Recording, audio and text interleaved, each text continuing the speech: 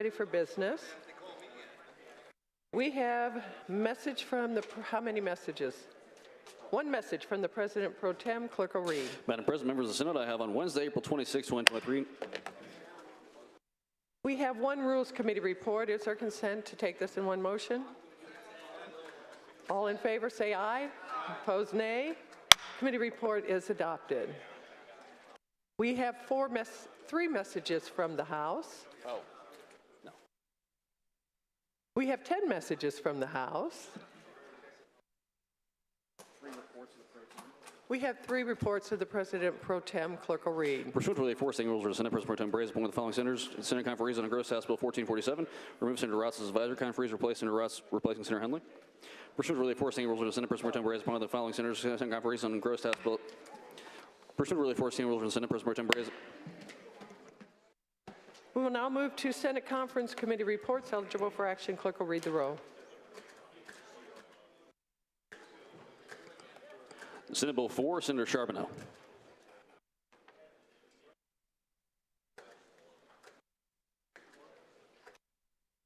Senator Charbonneau calls, Conference Committee report for Senate Bill 4. Clerk will read. Public Health Commission. Senator Charbonneau to present the report. Thank you, Madam President and members of the Senate.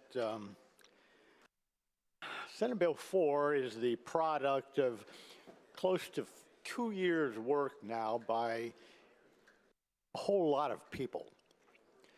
And what we've ended up with here, I think, is a paradigm shift. I've said that a number of times, a paradigm shift for the state of Indiana. We have historically been great at treating sick people. We continue to do that as our $15 billion Medicaid expense increases to 17, projected to increase to $19 billion in just a few years. It's never going to change. We're never going to bend that curve until we start treating people, preventing them from getting sick. This is a preventive health bill.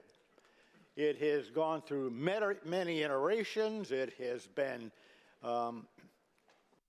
added to, massaged, both in the Senate and in the House. And I think where we have ended up is a very good bill that is going to move us into the next level of health care, which is preventive care in the state of Indiana. And I ask for your support of this Conference Committee report. Discussion. The Conference Committee report, Senator Becker. Senator Becker to speak on the Conference Committee report. Oh, to question, Senator Charbonneau, do you yield? Senator Becker. Thank you, Madam President, members of the Senate. Senator Charbonneau, I know you worked very hard on this, and I appreciate it very much. Would you just, I know that there were some changes in the House, so I wanted to make sure that I was up to speed on this. Is it still an option for local health departments whether they take the money? Yes, absolutely. It is the county commissioners must take action before this would affect. The county commissioners on behalf of the health department, would the health departments? Well, the county commissioners on behalf of the county commissioners. Of the county. Yeah. Okay, thank you. Permission to speak. Senator Becker to speak on the Conference Committee report. I just want to commend Senator Charbonneau for all his work on this piece of legislation. As he said, county commissioners have to take action on behalf of the county before the funds change.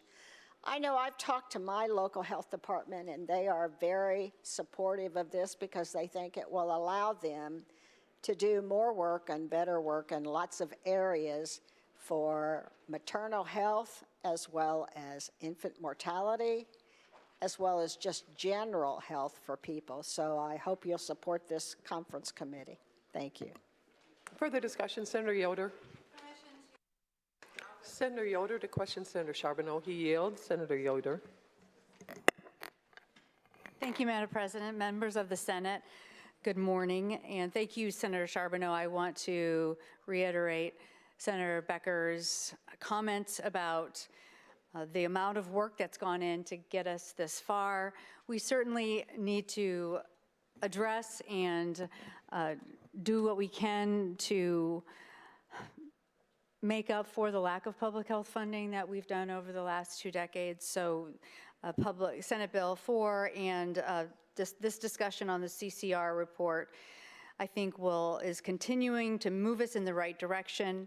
I've heard from constituents about transparency concerns. And can you speak to what is in Senate Bill 4 and how things changed in the CCR to address the issue and concern of transparency on how the dollars will be spent and whether or not our outcomes, there will be some accountability with the outcomes that we're looking for?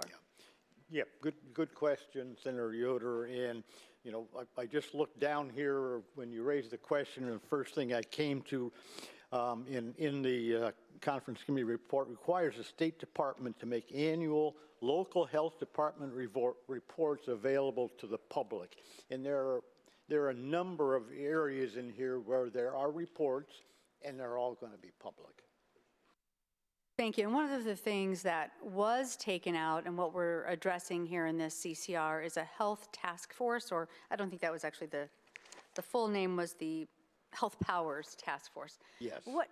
That was added in the House in an amendment, and this takes it out. Can you speak to that language and why the concern of keeping it in was there and why it was taken out? Yeah, I just did, you know, that was intent, the intent of the language, I think, was to take a retrospective look at what happened 2 years ago.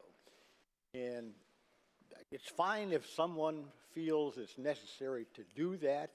It has no place in this bill. So the reason why it was taken out was more of a concern of germaneness of what Senate Bill 4, the purpose of that bill. Yes, and I thought both in the House and in the Senate that language would be ruled non-germane, but it wasn't. So, yeah. All right. Thank you for taking my questions and answering them. Permission to speak on the Senator bill. Yoder to speak on the conference committee report. Thank you so much, Madam President. And I just want to make some comments. Senate Bill 4, as we're looking at it, it doesn't address how we're going to pay for it, and we'll be talking about that later today.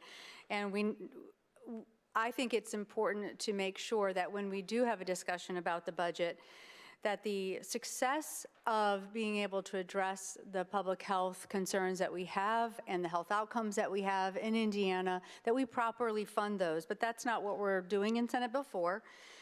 In Senate Bill 4, we're truly trying to address some of the abysmal rates of some important public health outcomes, some health metrics that have decreased, stagnated, have plummeted in some instances for Indiana throughout this state. And so I think Senate Bill 4 is, I said this before, but it's a measured approach. It has transparency built into Senate Bill 4, and it's an opt-in for counties to participate. And I think that those are reasonable measures and has levels of accountability that we need for good governance. Senate Bill 4 is a long time coming. I'm glad that we're finally going to be able to address it, and I look forward to the conversation about how we're going to fund it later on today. So with that, I'm asking you to support this legislation, and I once again thank you, Senator Charbonneau, for your leadership here, and to our ranking minority member, Senator Breaux, for her leadership thus far. Thank you. Senator Breaux. Senator Breaux to question Senator Charbonneau. He yields. Senator Breaux.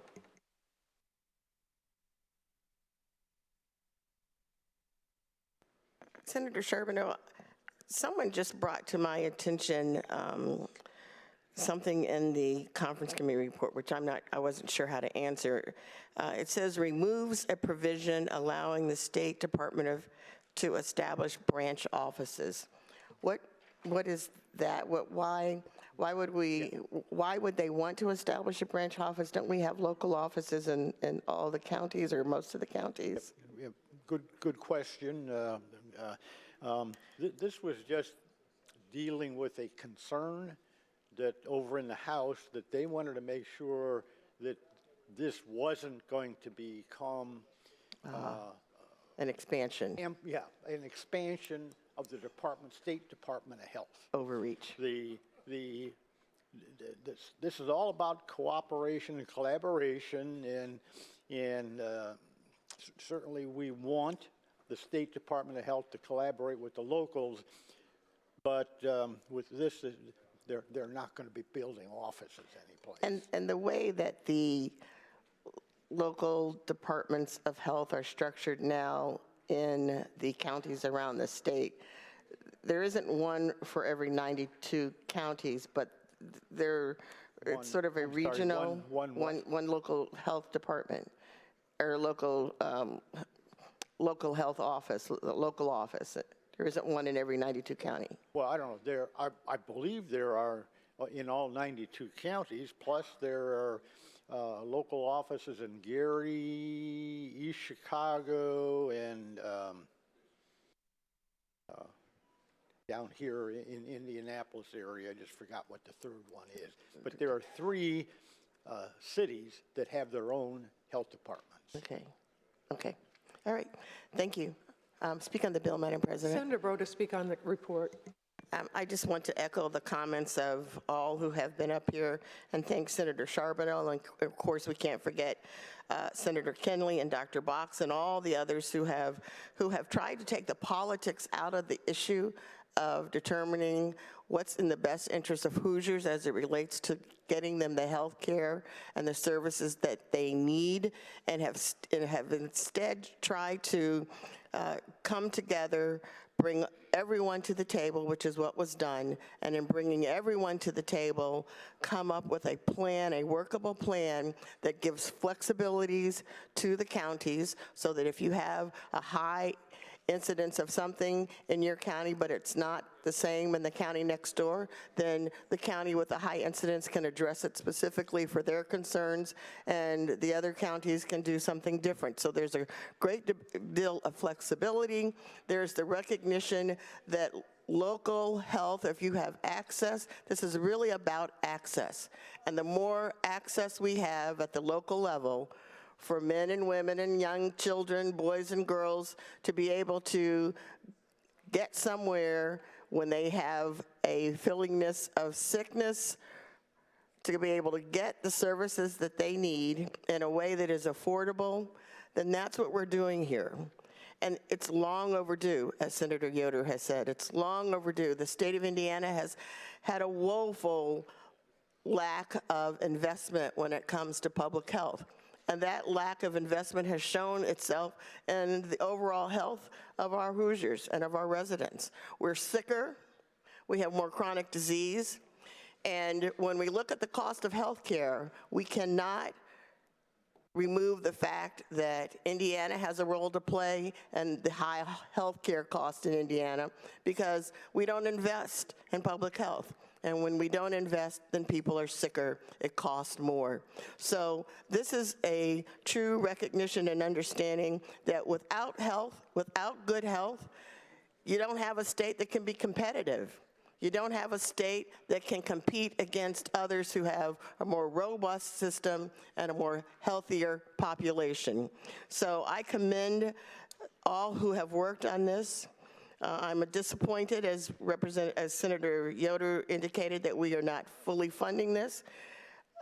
Right now, if we had funded it at the amount that they requested, it would have only taken us to the national average per capita, which is about $90. We're not going to be funding it all the way, so we're not even going to reach the national average. But at least the discussion has begun, the priority has been placed, and so hopefully now from here, moving forward, we can try to get a healthier Indiana. Thank you. Further discussion? Senator Charbonneau, would you like to close? Waves closed. Conference Committee report is placed on its passage. Machine is open.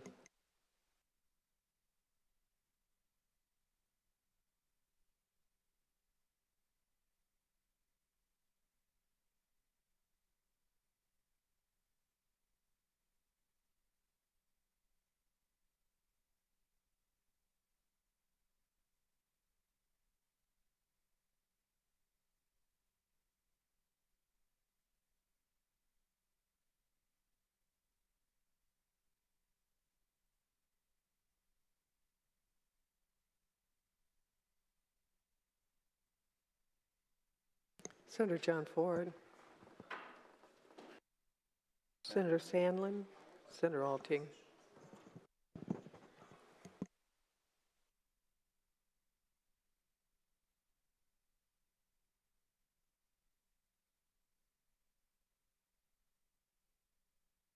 Senator Sandlin. Senator John Ford. Have all Senator Sandlin? We voted? Okay. Machine is closed. Clerk will tally the roll. Roll call shows 39 ayes, 10 nays. The Conference Committee report has passed. Secretary notify the House of the passage. Continue the roll. Senate Bill 20, Senator Brown. Senator Brown calls Senate Bill 20. Clerk will read. Alcohol matter. Senator Brown to Thank you, present Madam the bill. President, members of the Senate. There once was a girl named Torr. For 3 years, she wanted to explore. She wanted a drink to help her think. So now will you please support her? Discussion.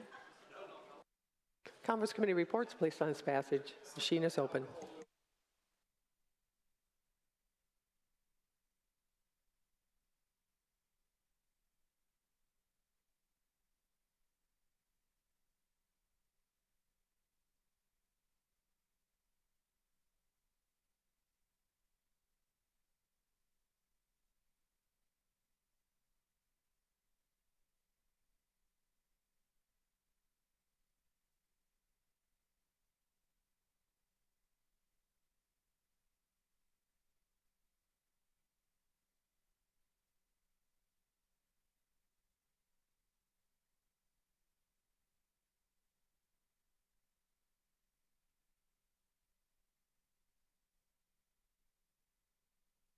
Have all senators voted?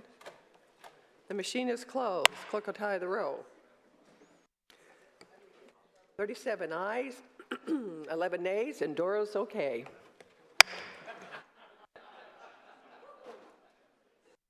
Continue. Senate Bill 187, Senator Sandlin.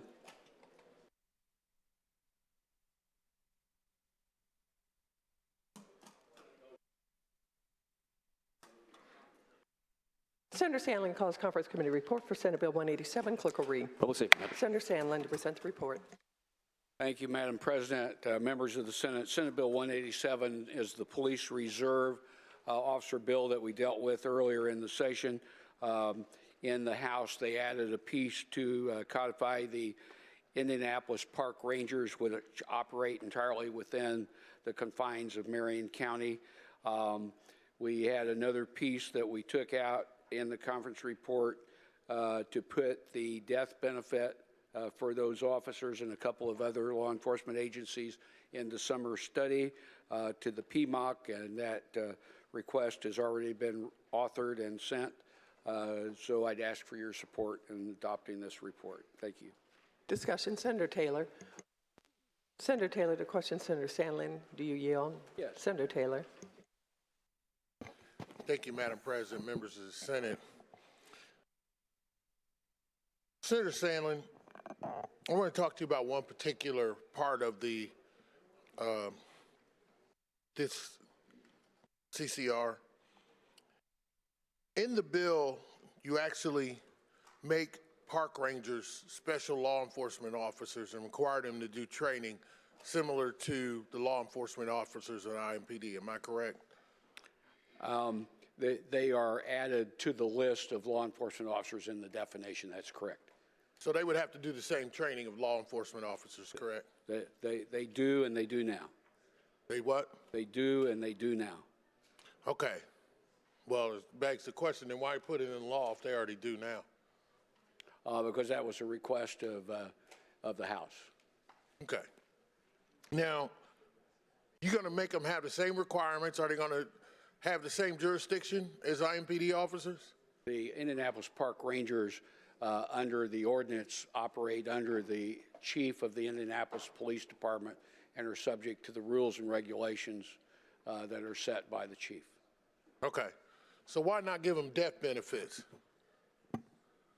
Well, if it was up to me, Senator Taylor, I mean, I would have left it in, but the request is to go through PMOC, which has been my experience when we added death benefits to the DNR, the ATC, and the gaming police department. We went through PMOC to have the actuaries look at the impact and came out with an affirmative recommendation, turned that into a bill in the following session and got it adopted. So really following that same process. So you're saying that if PMOC actually approves death benefit or other benefits, then we come here and we actually pass a bill on that?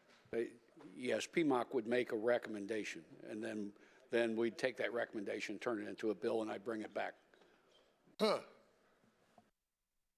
Well, we're going to have a bill later on. I don't think we're doing that this year, but we're going to have a bill later on for the public defenders that went through PMOC, and we don't have a bill to give them retirement benefits. Did you know that? I have no idea. Okay. Speak on the resolution, on the conference Senator committee Taylor to report. speak on the report. Well, this is a principal thing for me. Just so you all know, I have 6 parks in my district. Those parks are patrolled by park rangers who put their life on the line to protect the citizens of Indianapolis who are playing in the parks. And for some reason, we have determined that they don't need death benefits. We've actually had it in the bill and actually took it out in this piece of legislation. And then we stand here and we say it should go through a process, which is the Pension Management Oversight Committee, where all these benefits, retirements go. And we're going to come back here in the legislature and we're going to approve it next time. First of all, none of us is promised tomorrow. I pray that we are all here tomorrow. But the second part of this is we're talking about death benefits for people who put their life on the lines for us. And this is not how we treat our law enforcement officers. I'm going to vote no symbolically, and I pray that we do come back next year and we give death benefits to park rangers who put their lives on the line in my city because they protect the people. One more piece of this. We're going to have discussion later on about retirement benefits and people who went through PMOC and actually got approved and was discussed for retirement benefits. There's no guarantee that when this study goes to PMOC that we're going to pass this legislation. And I hope that we all stand on principle at some point in our career to stand up for the people who stand for us. That's what I'm doing today. I'm going to vote no on this conference committee report. Further discussion? Yes, Senator Sandlin, would you like to close? Thank you, Madam President. You know, I'd be all in favor of pushing this forward with benefits, but that's not the process that we have to go through. We have to make sure that our pension plan and fund is actuarially sound and taking it through the summer study to ensure that that's the case is the appropriate mechanism. So I'd appreciate your support here. Conference committee reports placed on its passage machine is open.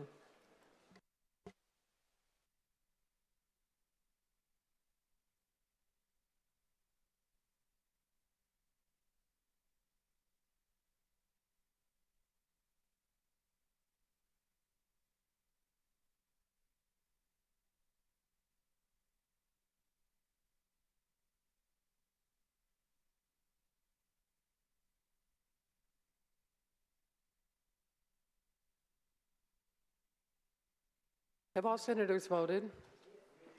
The machine is closed. Clerk will tally the roll. Roll call shows. 41 ayes, 7 nays. Conference Committee report is passed. Secretary notify the House of the passage. Continue the roll. Senate Bill 242, Senator Leising.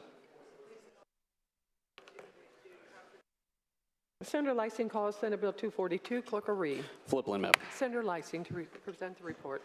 Madam President, members of the committee of the Senate, I want to thank the members of the Drainage Task Force as well as the conferees on this issue of floodplain management.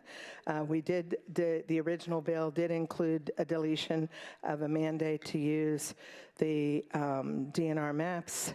And then what this bill now does is it gives people applying for a permit for the floodplain administrator to issue a permit either by using those maps or an engineering study. All of our floodplain administrators by June of 25 will need to take a management course that can be done relatively easily, but we know that some of them probably will benefit greatly from that, as will property owners. And then when you do apply or appeal as a property owner for a decision, a different decision, the DNR has up to 120 days, and then you can make a choice of whether or not you want to use the engineering study or their data if you don't hear back from them in 120 days. When you sell property, you will have to disclose to the owner if, in fact, it's under the Federal Emergency Management Agency flood insurance map. I really appreciate your support, and I look forward to working with all Republicans and Democrats on this issue in the Drainage Task Force this summer, because I think we have lots more issues to work on. Thank you. Further discussion, Senator Qaddoura. Senator Qaddoura to speak on the Conference Committee report.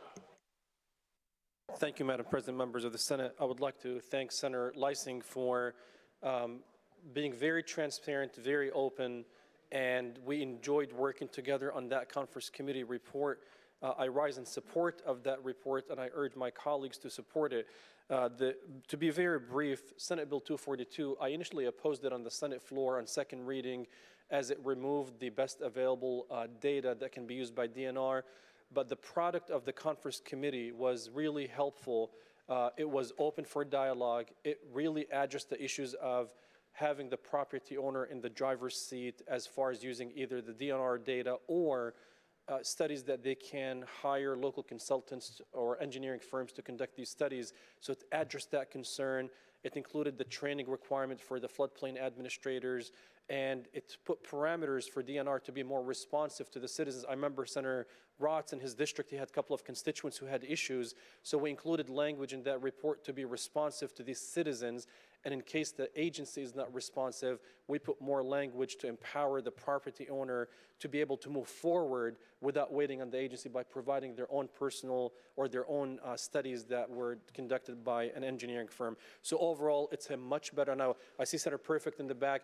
So, thank you, Senator Perfect. We worked on some of these market-driven ideas earlier on. We were thinking about those. So the bill is in a much better place. The property owner is in the driver's seat. It addresses everyone's concern, and DNR is supportive of the bill. So I appreciate everyone's support. Thank you. Further discussion. Senator Leising, waves closed. Conference Committee reports placed on its passage. Machine is open.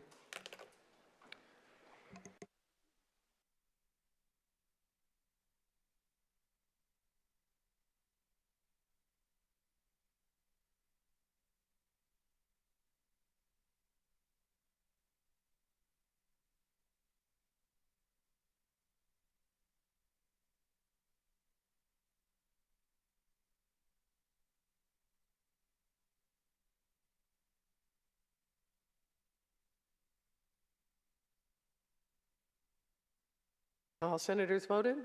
Machine is closed. Clerk will tally the roll. Roll call shows 40 ayes, 9 nays. Conference Committee report is passed. Secretary notify the House of the passage. Chair recognizes Senator Breaux for a point of personal privilege. Thank you, Madam President, members of the Senate. I, along with Senator Qaddoura, were conferees on Senate Bill 242, and I just wanted to thank you, Senator Leising, for the process. It was transparent, it was inclusive, and collaborative, and I think the bill is a much better product as a result, so thank you for that. Continue the row. Senate Bill 380, Senator Raatz. Senator Raatz calls conference committee report for Senate Bill 380. Clerk will read. Various education matters. Senator Raatz to present the committee report. Thank you, Madam President, members of the Senate. The only change in this conference committee, there was some language that was deemed non-germane in Senate Bill 100, and our staff determined that it would be eligible in 380, and it's simply that if a student takes an algebra course prior to entering high school, that algebra course would count towards their credit. I appreciate your support for the concurrence, or excuse me, conference committee report in Senate Bill 380. Discussion. Conference committee reports placed on its passage. A machine is open.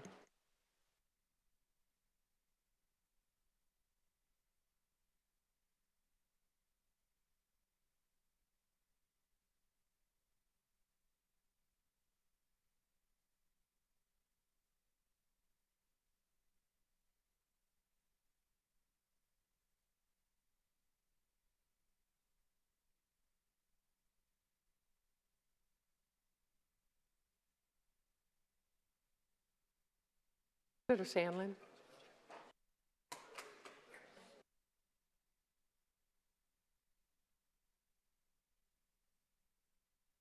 Senator Sandlin.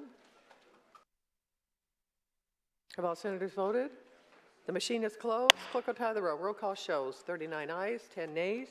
The conference committee report is passed. Secretary notify the House of the passage. Continue the roll.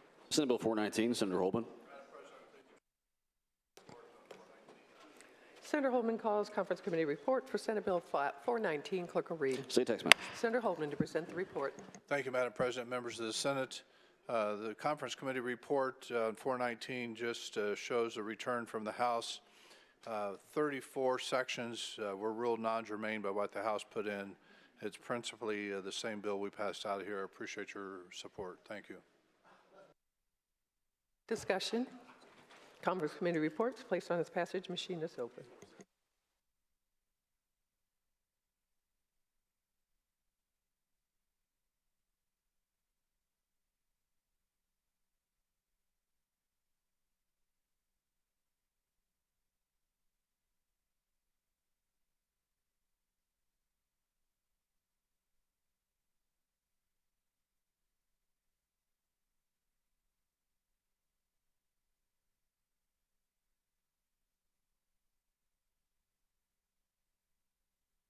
Machine is closed. Clerk will tie the roll. Roll call shows 49 ayes, 0 nays. Conference committee report has passed. Secretary notify the House of the passage. We will now move to Rule 86M. Conference committee reports eligible for action. Clerk will read the roll. House Bill 1021, Senator Rogers.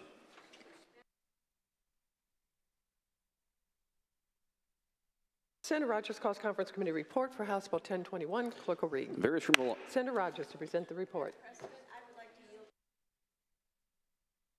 Senator Rogers yields to Senator Freeman to present the bill. Madam President, thank you, members of the Senate.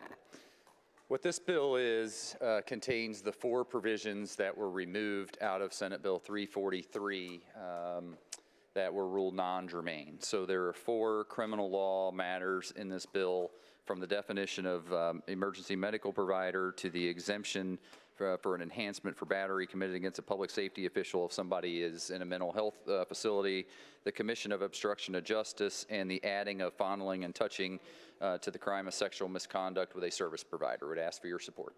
Discussion. Senator Randolph. Senator Randolph to question Senator Freeman. Do you yield? I do. Senator Randolph. Thank you, Madam President, members of the Senate. Just one question I've got. And I saw the involuntary part concerning the exemption, but my question is in terms of what happens if you've got a voluntary commitment and the individual has a relapse and he commits a battery? Will that person be exempt as well? Senator Randolph, they have to be committed or in the process of being committed under Indiana Code 1226. So I think it's going to be, frankly, a case-by-case basis, and if they meet that definition of being in that process of 1226. in this case, and I was thinking about playing the devil's advocate, because I support what you're doing. I'm just trying to involuntary, I understand, because at that point, you're doing it because you have an issue, you've been a danger to someone. Voluntarily, you're recognizing that you got a problem and you commit yourself. But while you're in the process of being treated, you have a relapse. And during that relapse, you commit a battery. And I'm just thinking, to hit a person with a felony in terms of that, I don't know. Senator Randolph, what you just said, I would argue to you, if they're out of the facility, I think the enhancement still applies. The enhancement only would not apply while they're in a facility under treatment or in the process of being committed under Indiana Code 1226. And I would argue to you that they're probably not competent anyway at that point, would be my argument, and therefore the exception would apply. Yeah, because my question deals with when they're in the facility itself and they voluntarily commit themselves because they recognize they have a problem. And then during the process of the treatment, while they're in the facility, they committed.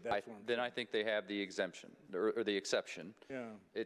But what I took your question to be is when they're out, or let's say they're treated, then they're removed from the facility and they're out among the public. I think if they, then that would not apply at that case. It's only when they're in the facility undergoing treatment. Yeah, I think in the future we got to look at that situation because it could occur and everything. And absolutely. I don't know how to deal with that and everything. No question. Thank you, but I do support what you're trying to do. Yeah. Thank you, Madam President, members of the Senate. Further discussion? Thank you, Senator Freeman. Senator Freeman, would you like to close? Waves close. Conference committee reports placed on its passage. Machine is open.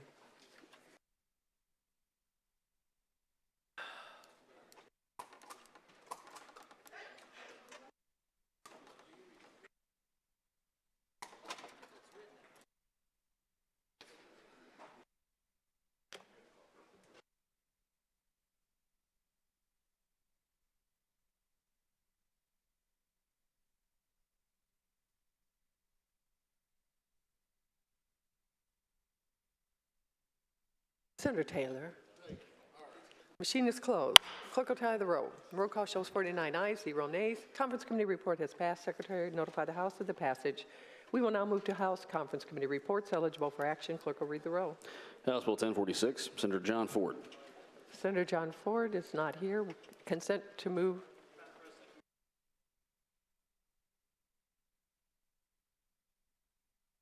Senator J.D. Ford. Do we have a motion for that? Have we? Let us go to the end of the row and come back. Continue. House Bill 1106, Senator Messmer.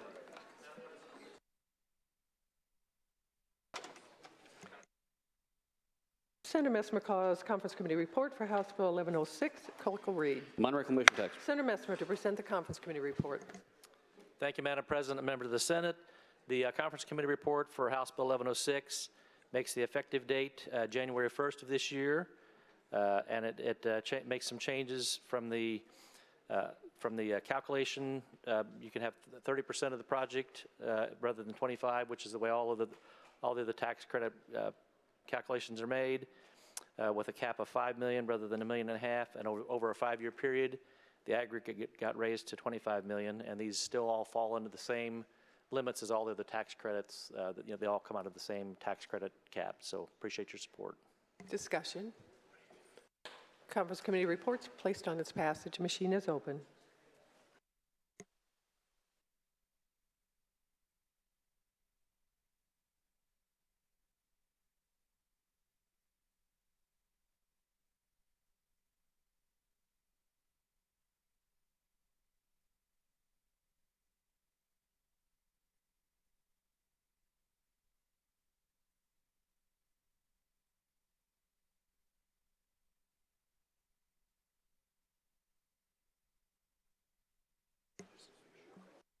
Machine is closed. Clerk will tally the roll. Roll call shows 48 ayes, 1 nay. Conference committee report is passed. Secretary notify the House of the passage. Continue the roll.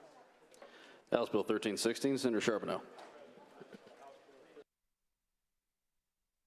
Senator Charbonneau calls conference committee report for House Bill 1316. Clerk will read. Aye, favorable. Senator Charbonneau to present the report. Thank you, Madam President and members of the Senate. House Bill 1316 is the IFA agency bill, and what we've done in the conference committee report is provide more oversight for the Indiana Finance Authority. It's not creating any more seeking approvals for any of this stuff from the IFA. It's just consulting and reporting. That's basically what the bill does, and I would ask for your support. Discussion. Conference committee reports placed on its passage. A machine is open.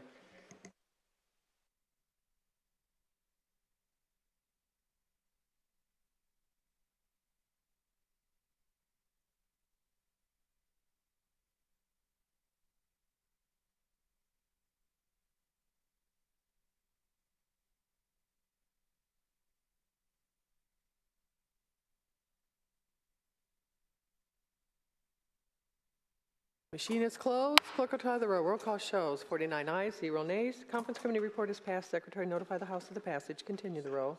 House Bill 1402, Senator Niemeyer.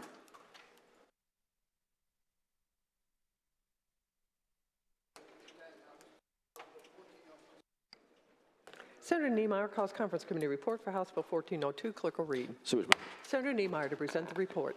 Thank you, Madam President, members of the Senate. The change here in the conference report are, it provides if a group of people on an on-site sewage system and they decide to change to another system, some locality or some companies coming in, it has to go before the IURC Commission to make sure the rates do not change for this new systems going in for the ratepayers. It makes locals' ability, if they don't want to go with the technical board, if they want to appeal, that gives them a process to appeal to the board back on the system maybe they want to look at more in their locality. So that gives them that ability to appeal to that board. They can't make the change on their own, but gives them the right to appeal to the board. It changes the residential septic system to the residential on-site sewage system. So that's another change. It's a technical change in it. And it incorporates House Bill 1647 in this language. It's a bill that passed the Environmental Committee in both House and Senate unanimously. It passed the Senate here, I believe, almost unanimously, and went back over there, and there was a strip and insert on that bill, so it put that language into 1402. So that's what the changes do, and I appreciate your support. Discussion. Yes, Senator Young. Senator Young to speak on the report.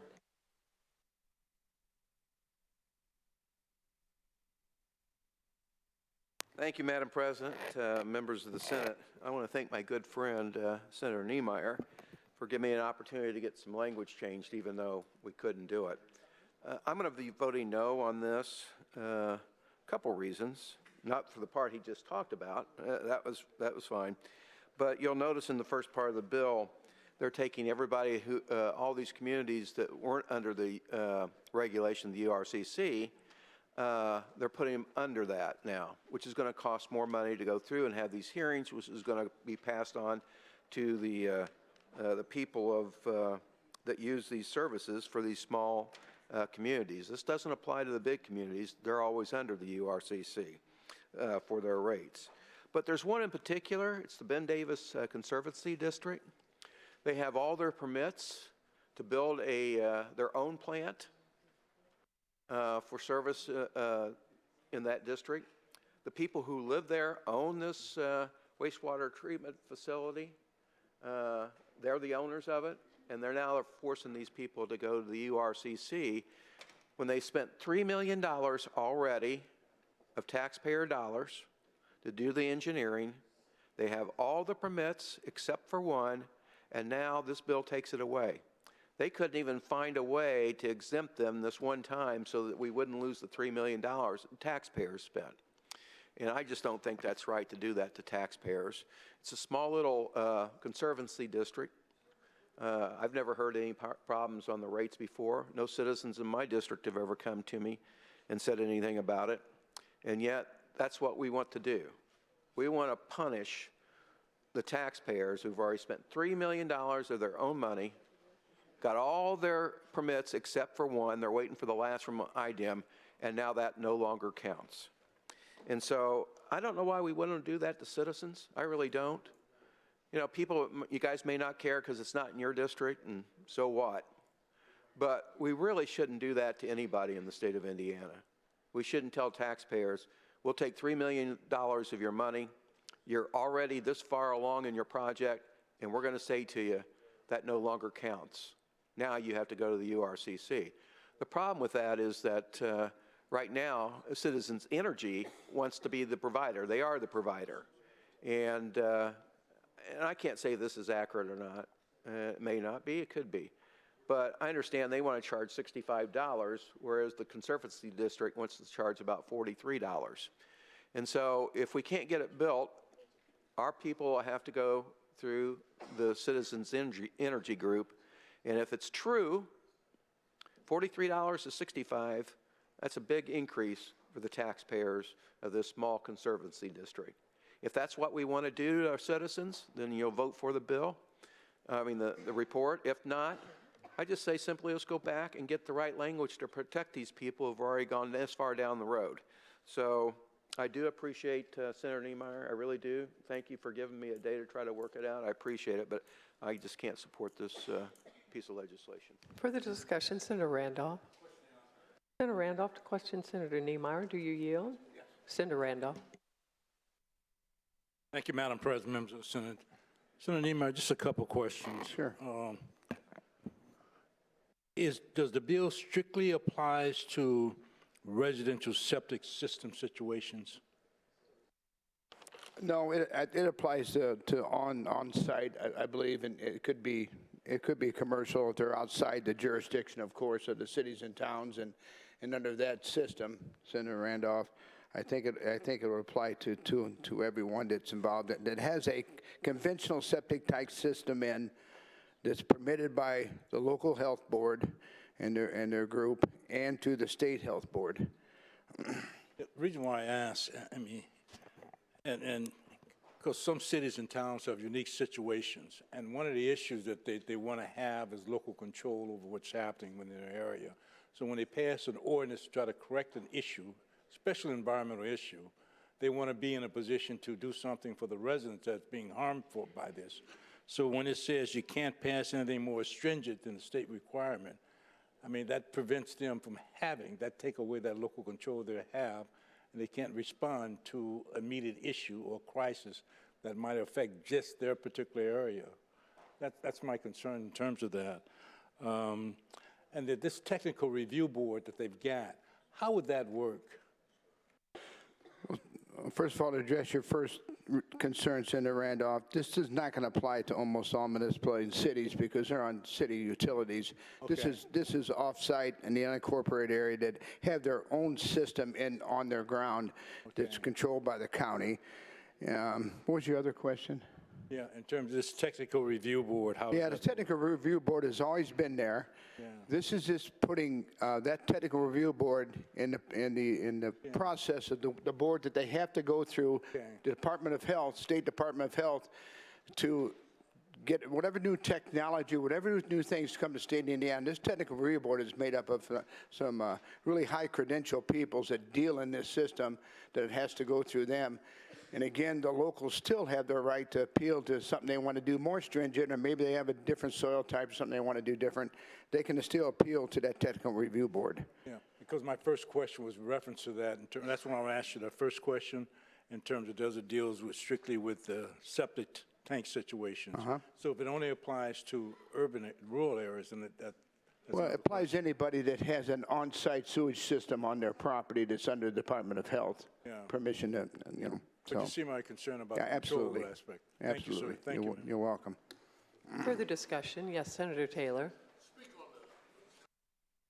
Senator Taylor is recognized to speak on the conference committee report. Thank you, Madam President, members of the Senate.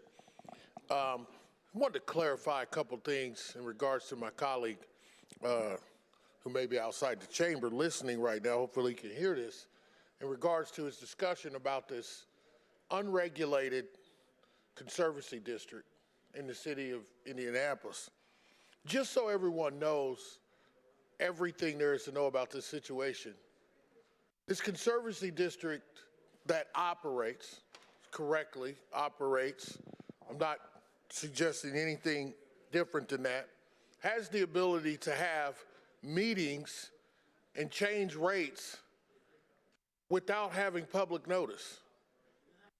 They have the ability, and I guess they have the resources now, to actually build a new treatment facility. The ironic part about this whole situation is the jurisdiction in where they want to build the treatment facility is not even in the jurisdiction where the people are going to be served. Let me repeat that. The land that they purchased to build their treatment facility is not even the land, does not even exist in the jurisdiction where the people are going to receive services. And I just want to clear something up, because what the bill says is really clear. It says before they disconnect people from the existing sewer and treatment, they have to notify the IURC. That's good public policy. That's good public policy for you, good public policy for us. And I just wanted to clear those things up. I didn't even know that this conservancy district, which actually serves some of my constituents, even existed until this year. That's how under the radar they operated. They charge rates. These people voluntarily are part of it. I'm not saying anything nefarious about that. But this just puts some transparency in place. So I'm asking for your support and support for the legislation. Thank you. Continued discussion. Senator Niemeyer, would you like to close? Waves closed. Conference committee reports placed on its passage. Machine is open.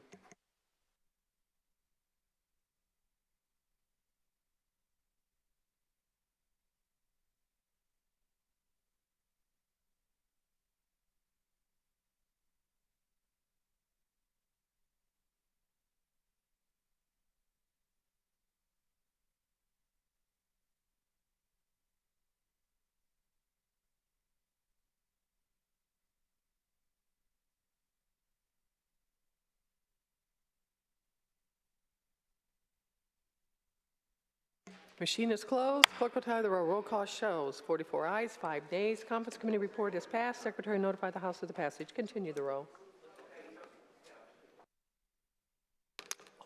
Excuse me. We have a report from the President Pro Tem. Clerk will read. Madam President, I hereby report that pursuant. Continue the roll. House Bill 1483, Senator Raatz.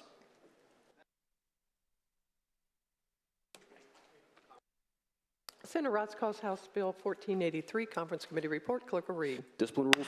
Senator Raatz to present the report. Thank you, Madam President, members of the Senate. This conference committee report eliminates some reporting requirements and puts another sentence in there on bullying. I appreciate your support for this concurrently. Discussion. Conference committee reports placed on its passage. Machine is open.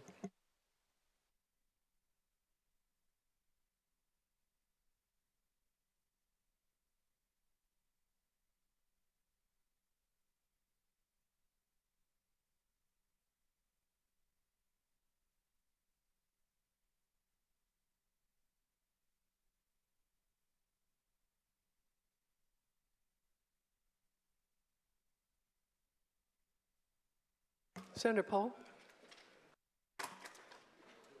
Machine is closed. Clerk will tally the roll. Roll call shows 46 ayes, 3 nays. Conference committee report is passed. Secretary notify the House of the passage. Continue the roll. House Bill 1513, Senator Charbonneau.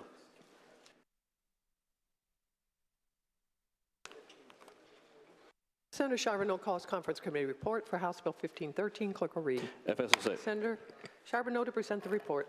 Thank you, Madam President, members of the Senate. House Bill 1513 is the FSSA agency bill, and the conference committee report does two things. It first of all removed copay that of $1 that had been put in the Appropriations Department in the Senate.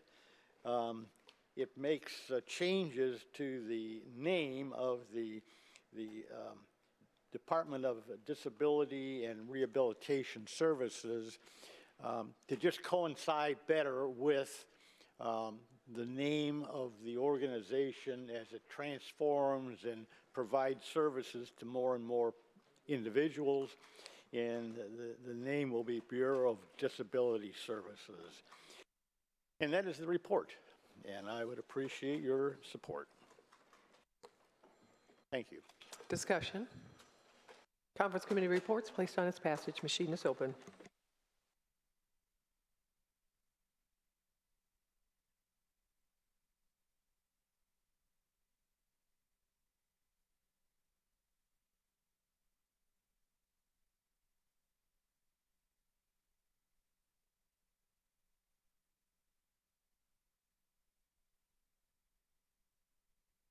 Machine is closed. Clerk will tie the roll. Roll call shows 49 ayes, 0 nays. Conference Committee report is passed. Secretary notify the House of the passage. Continue the roll. House Bill 1601, Senator Glick.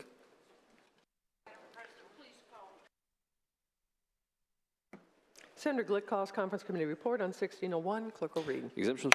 Senator Glick to present the report. Madam President, members of the Senate, 1601 is a simple bill that calls for some exemptions from permitting requirements in regard to logging operations. The Conference Committee does change some definitions of forestry operations and waterways. It also provides that activities that are conducted in compliance with the Indiana Logging, Forestry, and Best Management Practices Field Guide, which is published by the Department of Natural Resources. If those logging operations are conducted in compliance with that, state permits will not be needed, except in the case of a state permit, which will be required if there are permanent negative impacts on isolated wetland areas outside of the waterway or the activities conducted failed to comply with the Best Management Practices Guide. Those are the changes in the bill. I ask for your support. Discussion. Conference Committee reports placed on its passage. Machine is open.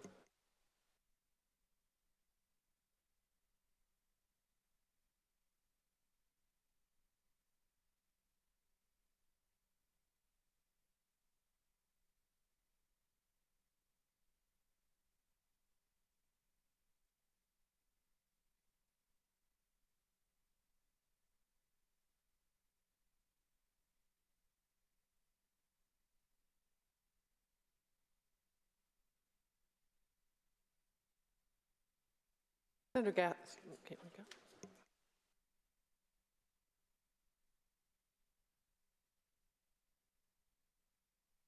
Machine is closed. Clerk will tie the roll. Roll call shows 49 ayes, 0 nays. Conference Committee report is passed. Secretary notify the House of the passage. Continue the roll.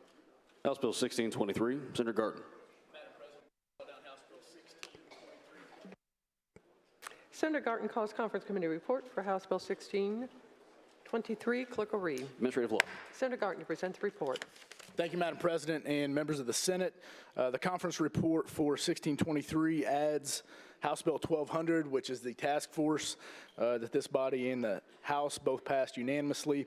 It also contains some clarifying language around rulemaking for the state chemist regarding pesticide use.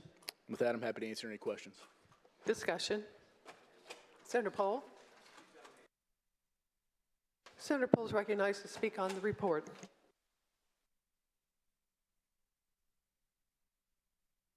Thank you, Madam President, my esteemed colleagues.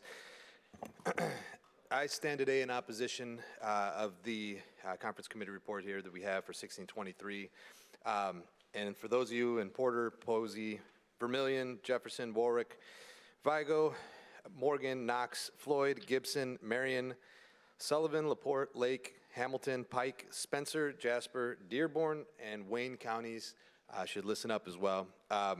Ultimately, what 1623 originally did was roll back the the protections and the regulations that have been promulgated by IDEM as it pertains to coal ash.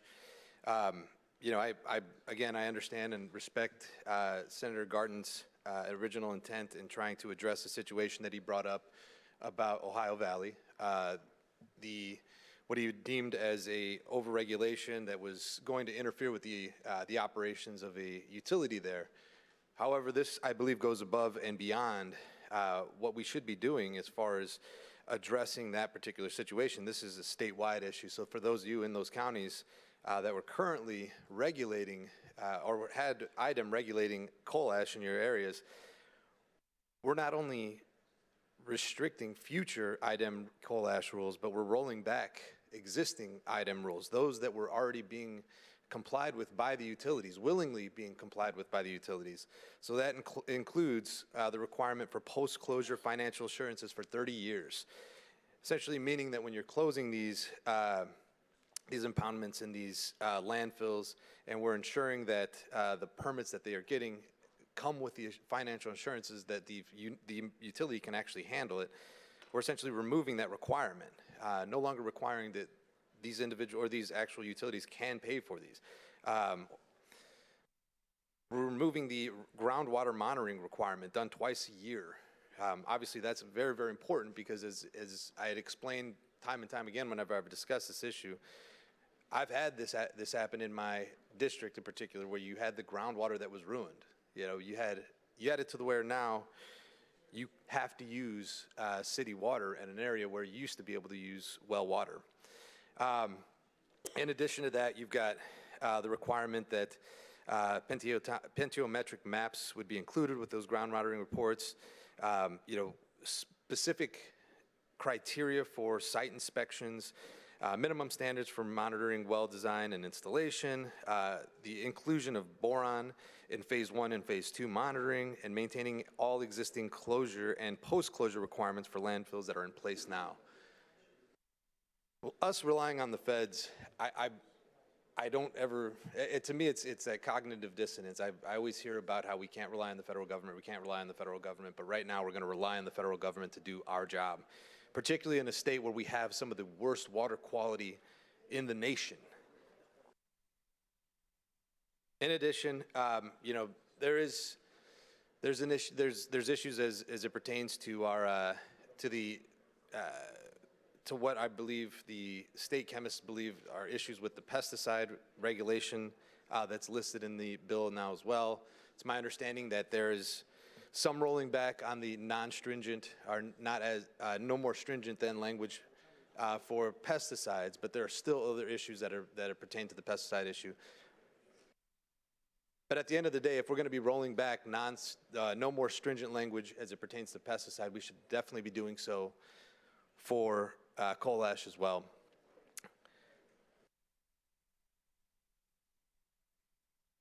I really, really struggle with the idea that, you know, when we legislate, you know, we want to do so in a way that we're making the state better.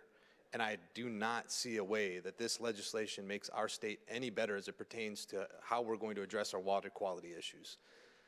You know, that's not a Democratic issue. That's not a Republican issue. That's an issue that conservationists, that everyday people, they want to know that what is in their ground, what the water that's in their ground, the water that's in their floodplains, the water that is in their lakes and streams is clean. And what we're assuring is, if we want to actually take action on that, we're going to have to wait for the federal government to step in. I don't know about you, but that is not an approach that I think we should be taking as a legislature. I ask that you oppose this, the CCR, and I'm giving my full opposition on this. Thank you. Discussion. Would you like to close?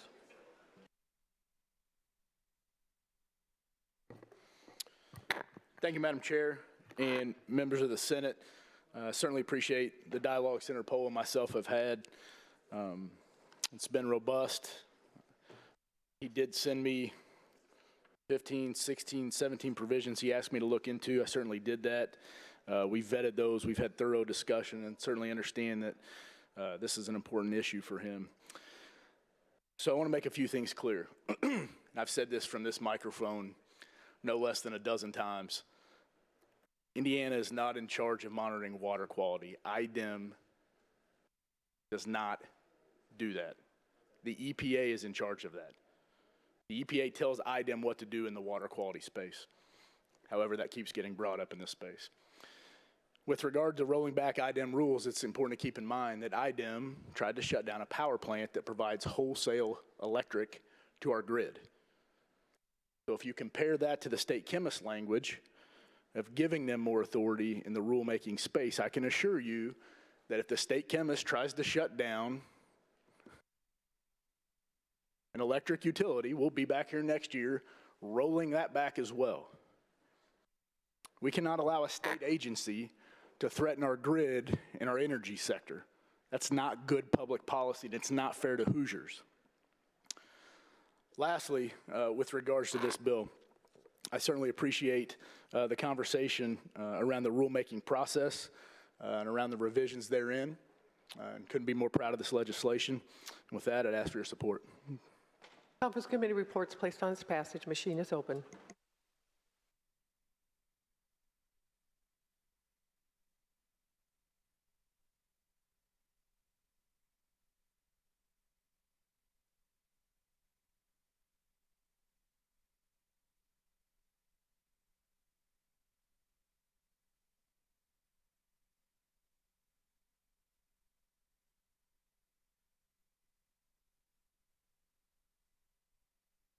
Senator Bassler.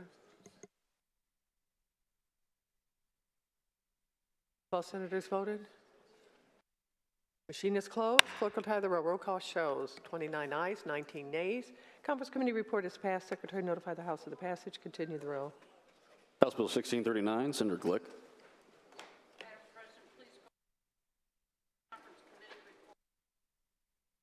Senator Glick calls Conference Committee report for House Bill 1639. Clerk will read. Worship. Senator Glick to present the report. Madam President, members of the Senate, this is the Watershed Development Commission.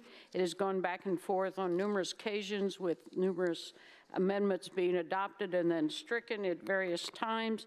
What this Conference Committee report does is provide that the board of a Watershed Development Commission includes a representative of each second-class city. That would be generally the Allen County or the city of Fort Wayne, if Fort Wayne is in the watershed. It also calls for the largest, if there is no second-class city in the county, then it would be the largest city in that county that is available and is in the watershed. That person would participate in the commission. It also calls for if the present water basin or river basin commissions wish to adopt the water basin language, they can do so. And there are certain restrictions in the bill that calls for them to retain some of the powers that they have under the statutes which created them, including the Maumee River Basins, the St. Joe River Basin, the Kankakee River Basin, and some of the others. I urge your support. Discussion. Conference Committee reports placed on its passage. Machine is open.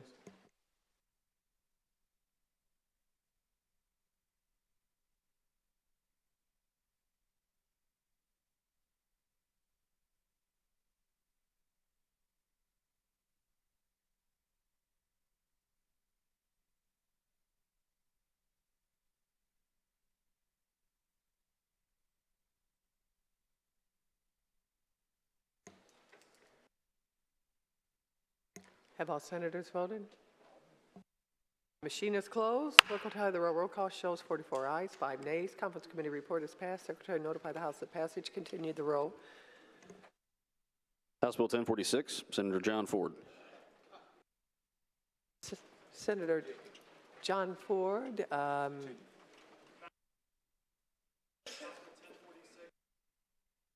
Senator J.D. Ford calls House Bill 1046 Conference Committee report, yields to Senator Deary to present the report.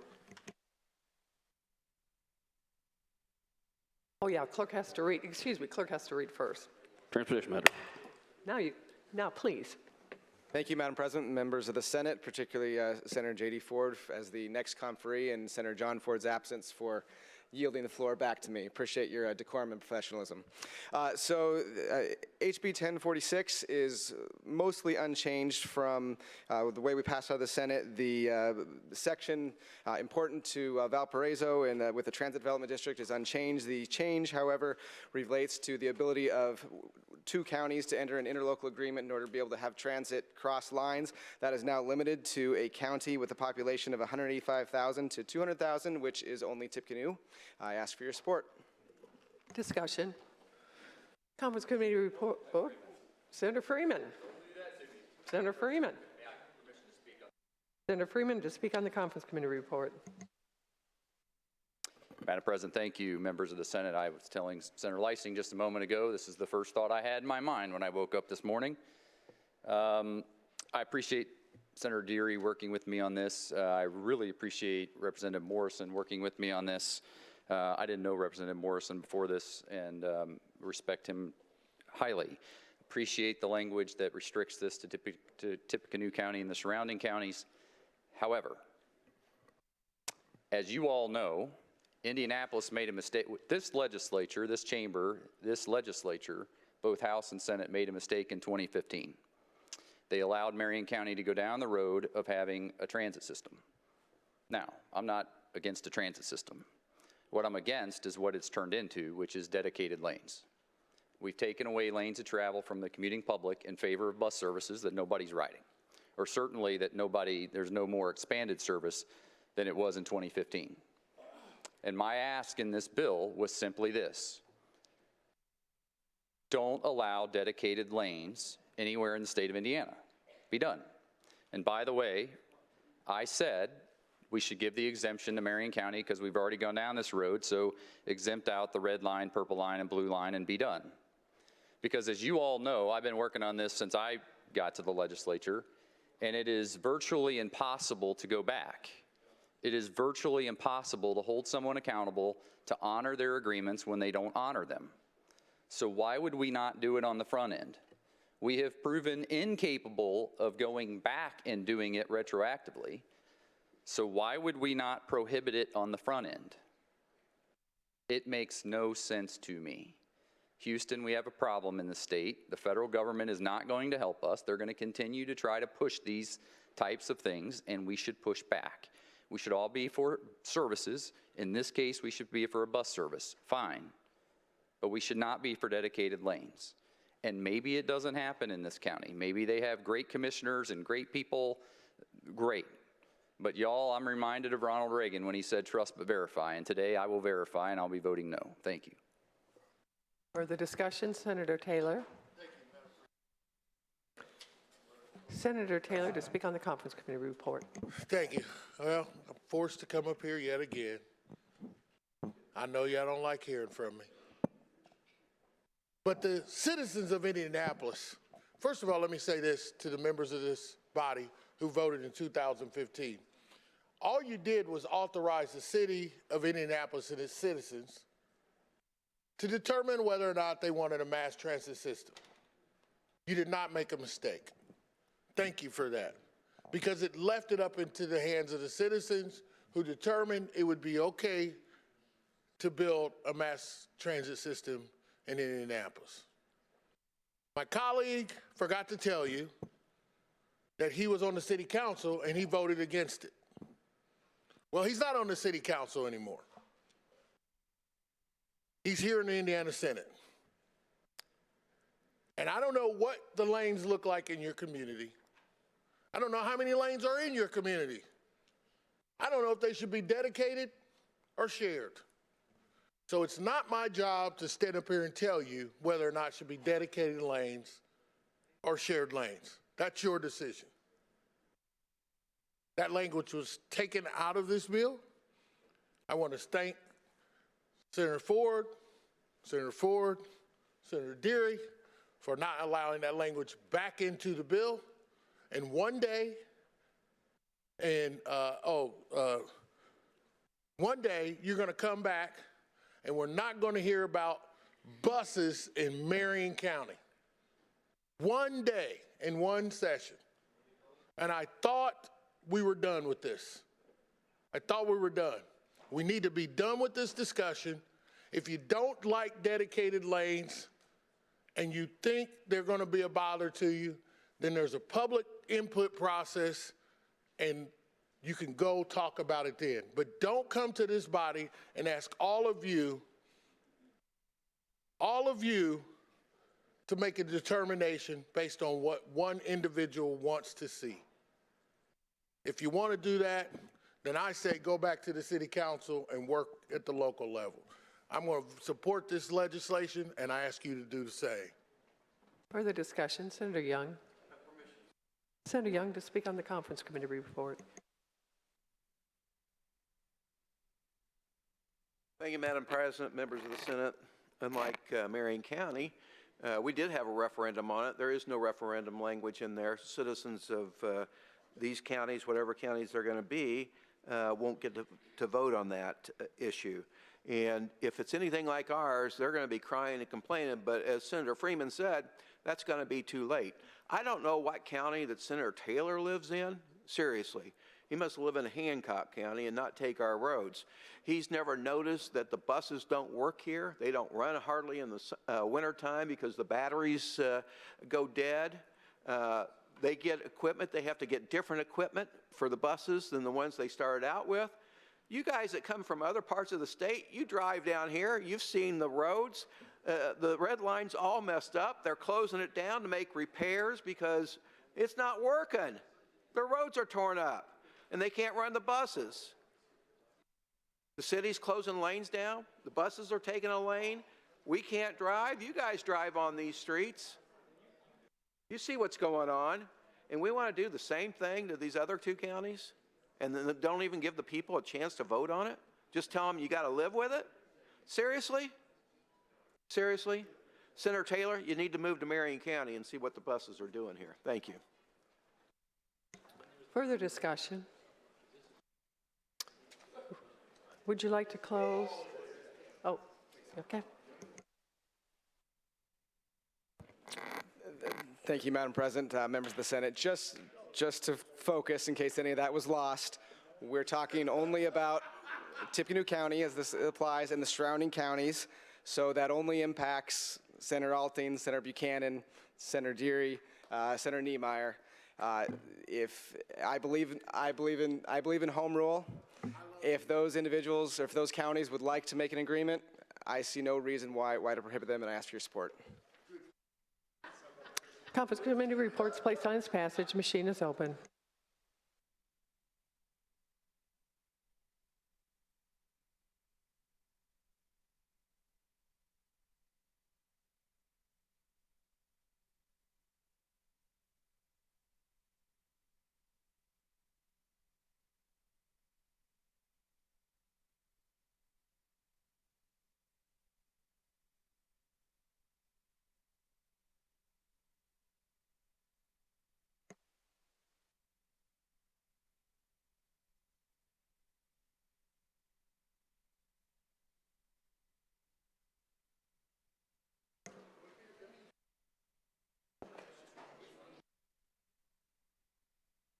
Machine is closed. Clerk will tally the roll call shows 35 ayes, 14 nays. Conference committee report is passed. Secretary notify the House of the passage. That concludes our House Conference Committee calendar. Is there further business to come before the Senate at this time? Senator Holdman for an announcement. Thank you, Madam President. Members of the Senate. Senate Majority members will caucus at 12:30. 12:30. Further discussion, Senator J.D. Ford for an announcement. Thank you, Madam President. Members of the Senate Democratic Caucus will caucus upon the recess. Further business to come before the Senate. Chair recognizes President Pro Tem Bray for a motion. Thank you, Madam President. Members of the Senate, I move that we do now recess until the fall of the gavel. Senate stands in recess to the fall of the gavel.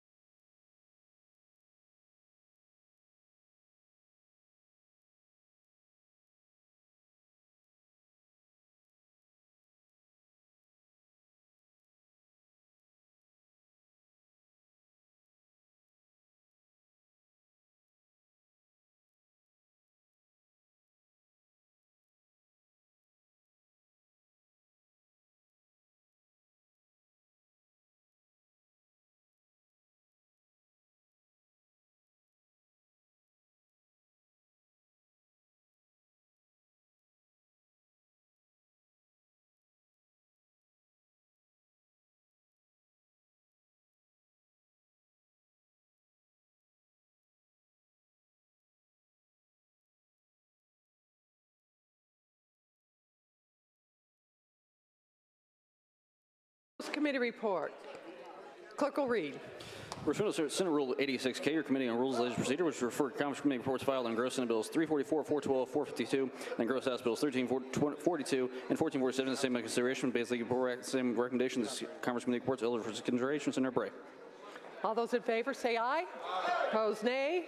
Committee report is adopted. We have 5 messages from the House.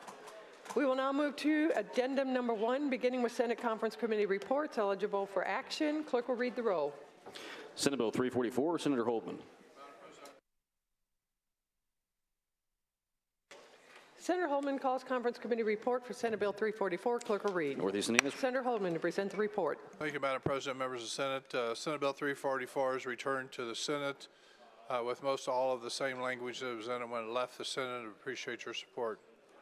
Discussion. Conference Committee reports placed on passage. Machine is open.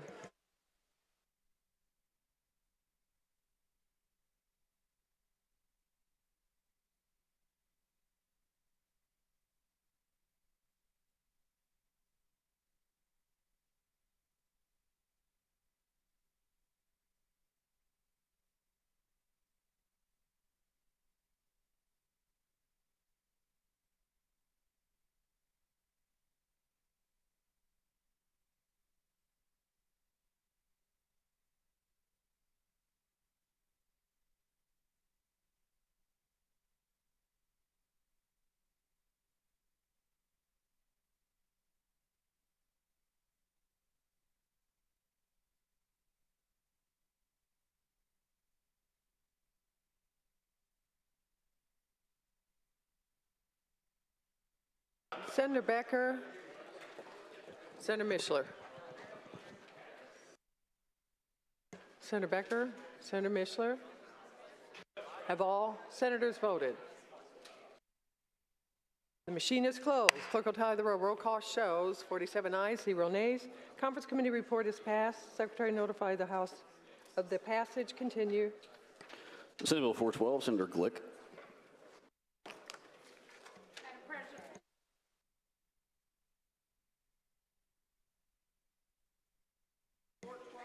Senator Glick calls Conference Committee report on Senate Bill 412. Clerk will read. Natural Resources. Senator Glick to present the report. Madam President, members of the Senate, this is the DNR agency bill, and the conference committee that came back to us from the Senate, from the House basically takes out the language which was on page 1 of the bill and the start of page 2 that had made reference to preventing waste and talking about the commercially mineable coal resources waste, which is methane gas. That was included in another bill that's already passed, so it's no longer needed in this bill. I appreciate the adoption of this report. Thank you. Discussion. Senator Randolph. Senator Randolph to question Senator Glick. Do you yield? Senator Glick yields. Thank you. Senator Randolph. One quick question. Does it minimize or affects the Army Corps of Engineers authority in terms of dealing with sentiments at all? The Army Corps, it does not get involved in this at all. So Good. Bingo. Thank you. Further discussion. Senator Glick, would you like to close? The waves close. The Conference Committee reports placed on its passage. The machine is open.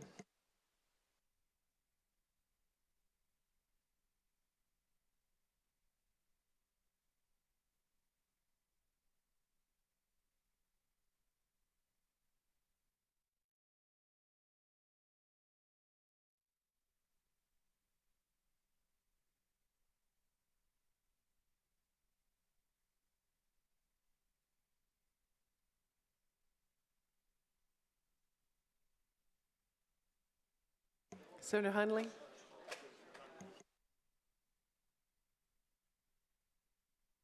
Have all senators voted? The machine is closed. Clerk will tally the roll. Roll call shows 39 ayes, 9 nays. Conference Committee report is passed. Secretary notify the House of the passage. Continue. Senate Bill 452, Senator Bassler.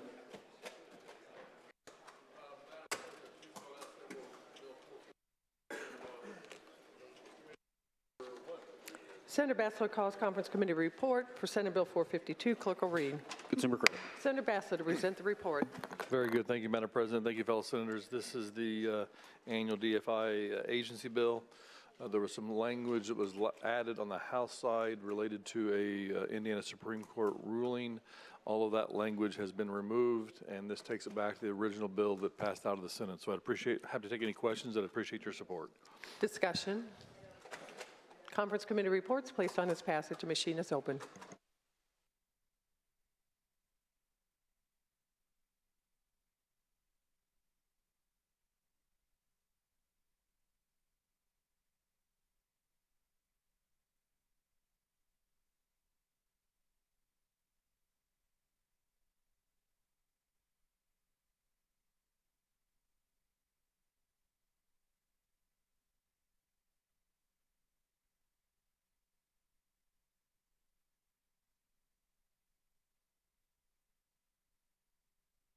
Senator Bohacek?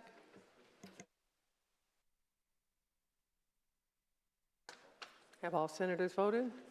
The machine is closed. Clerk will tally the roll. Roll call shows 41 ayes, 7 nays. Conference committee report is passed. Secretary notify the House of the passage.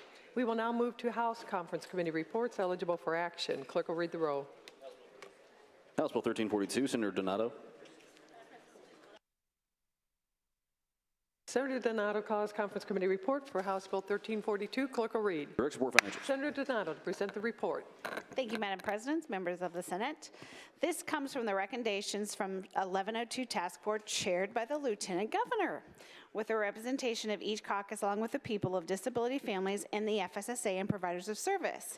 We asked 1102 Task Force to make these recommendations last year in HEA 1075, and this bill is the implementation of them. It creates a statewide training curriculum for direct service professionals, that is individuals taking care of people with disabilities, so that they can standardize training for the whole state and also provide a career ladder for training so DSPs can move up their profession if they so choose. It also creates a DSP registry so that provides services can look up the level of training that a DSP has and see if there's any substantiated cases of abuse, neglect, or exploitation. The goal of this bill is hopefully to provide the best quality of DSPs to care for our Hoosiers with intellectual and developmental disabilities, and I ask for your support.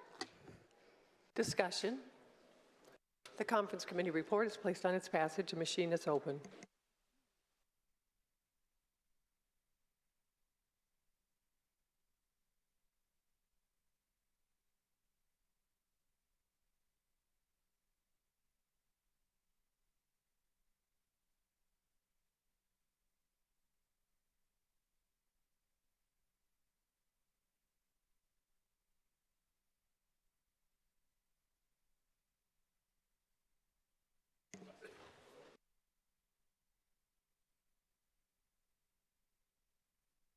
All senators voted? Right.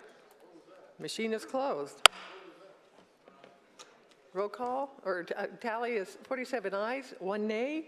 Conference committee report is passed. Secretary notify the House of the passage. Continue. House Bill 1447, Senator Donato.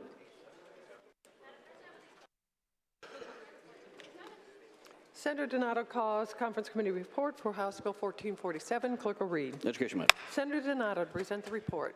Thank you, Madam President, members of the Senate.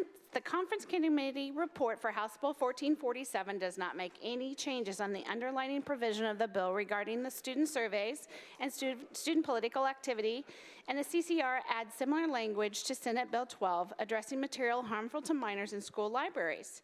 The language removes the defense of crime of dissemination of material harmful to minors for school libraries, but does not change existing law for public libraries.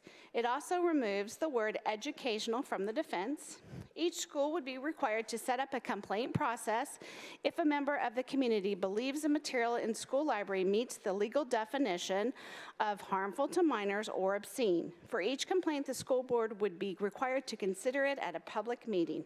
I'm happy to answer any questions, and I appreciate your support. Discussion. Senator Becker.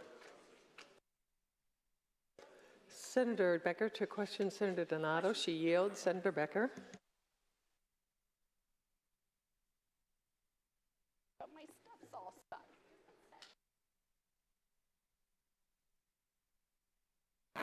Thank you, Senator Donato. I just had a question. I know that the bill that we originally passed, which I did not support, made felons out of school librarians under certain circumstances. Does this bill do that? There would be a process to go through, an appeal process that would go through the school board, and there would be the potential of a prosecutor to look at it. But that would be a process that has gone through the school board to prosecutor. So it would just depend on the local prosecutor as to whether they wanted to prosecute a librarian? There would be a long process to get there. What's the process to get there? So you have to go through a public meeting, and the school board would decide whether the material would be removed or not. And then if they continued to proceed. If they removed it after the public hearing? Then we're done. Then we're done? Yes. Okay, and if they don't, then you go up? Then it could potentially go to a prosecutor, yes. Okay, thank you. I think permission to speak. Senator Becker to speak on the Conference Committee report. I'm not sure what I'm going to do. I may vote for it because it's certainly a lot better than the original bill was that left here originally.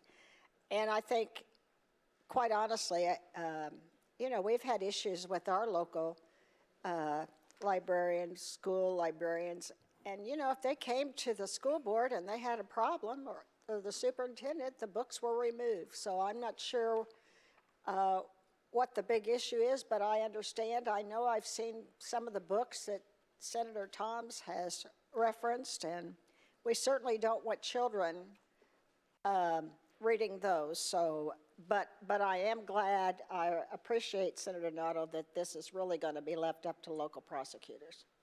Thank you. Further discussion, Senator J.D. Ford. Senator J.D. Ford to question Senator Donato. Do you yield? Senator J.D. Ford. Thank you, Madam President and members of the Senate. Thank you, Senator Donato, for answering some of my questions. In the Rules Committee, Senator Yoder asked you a question about some of this language that's now in the Conference Committee report. And you mentioned that Senate Bill 12, or parts of this is now contained within the Conference Committee report, but isn't there also new language that we haven't seen before contained in the Conference Committee report? Yes. Okay. And did that language go to the House of Representatives as well? It was not heard in the House. Okay, thank you. And can you go to, do you have page 3 of the Conference Committee report? Okay, on line 20, I don't remember, and so please help me. Line 20, community member within the school district or within the school district in which the charter school is located. Was that in the initial bill? I don't believe so. Okay. And so I'm wondering, because that wasn't there, that this might potentially open it up to people who don't have any kids in schools, and any community member can just walk in and have an issue with some of these books. Could you see it that way? I think there's potential for that. I would be one of those people. I'm a grandmother, not a mother, and my grandchildren go to a district that I don't currently live in, so I would be a community member. I'm an example of a community member. Okay, all right. And I think that's great, but what if you don't have any connection or any students in the schools? Do you think that folks should be able to walk in and prevent books from being in our school library? Again, that would be an appeal process. It would go to the school board, and they could decide whether they would allow it or not. Okay. So it would be local with local. Okay.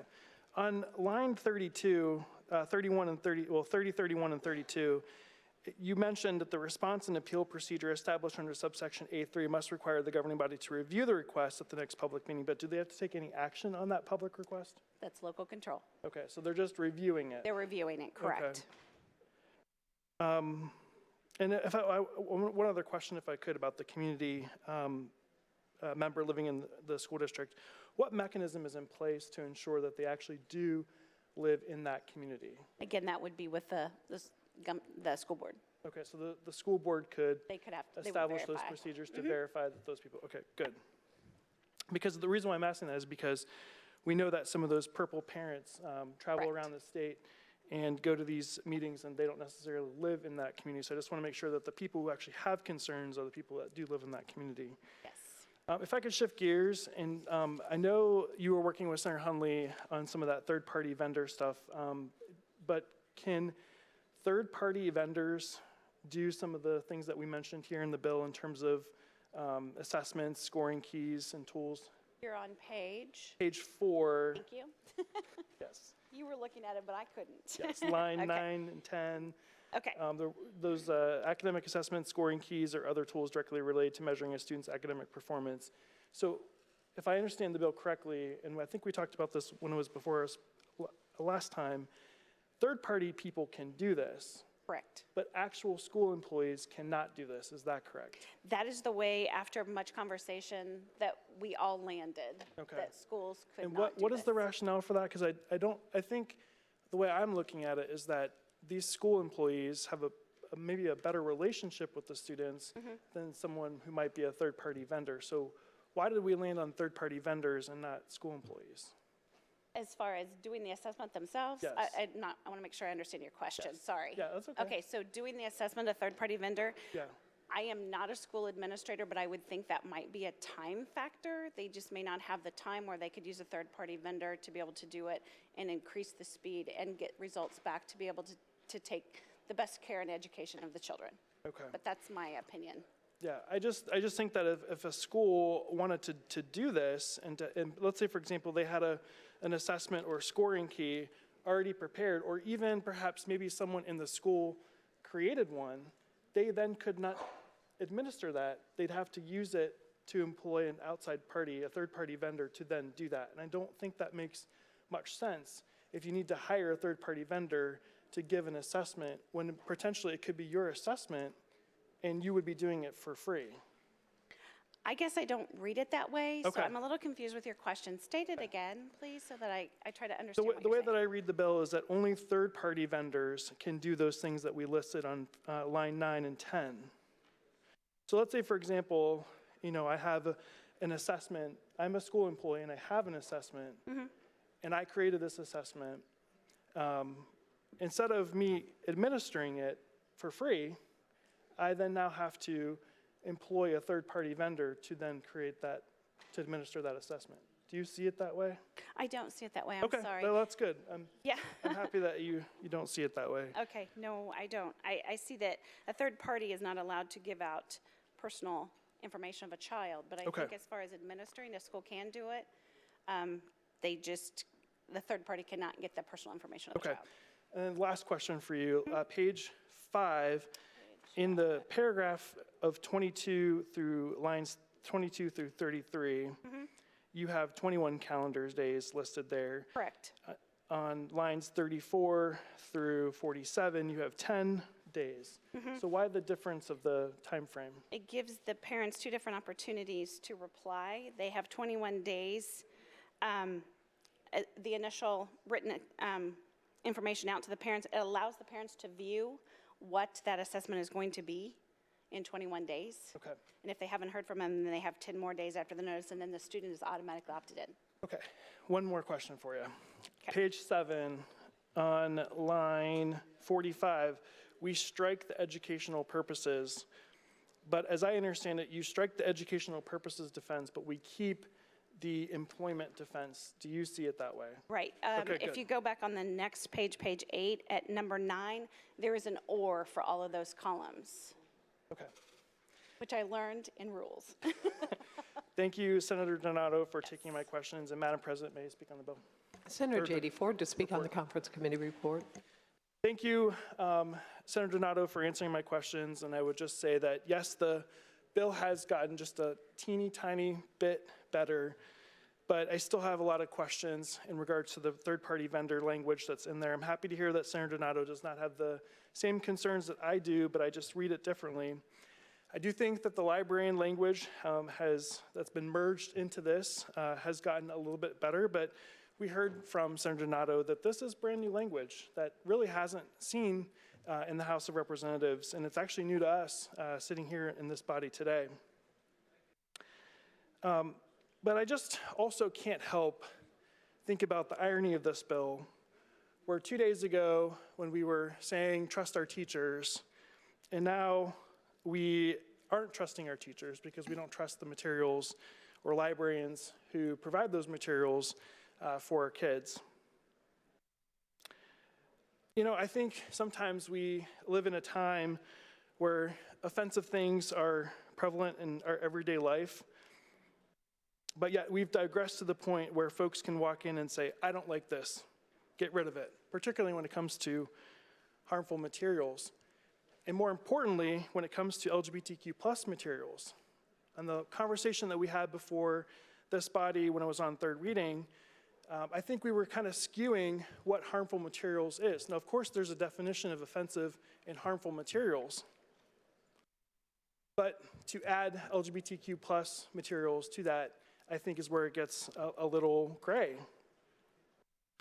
And I think also that we're listening to the purple parents who tell us that there is porn all over our schools.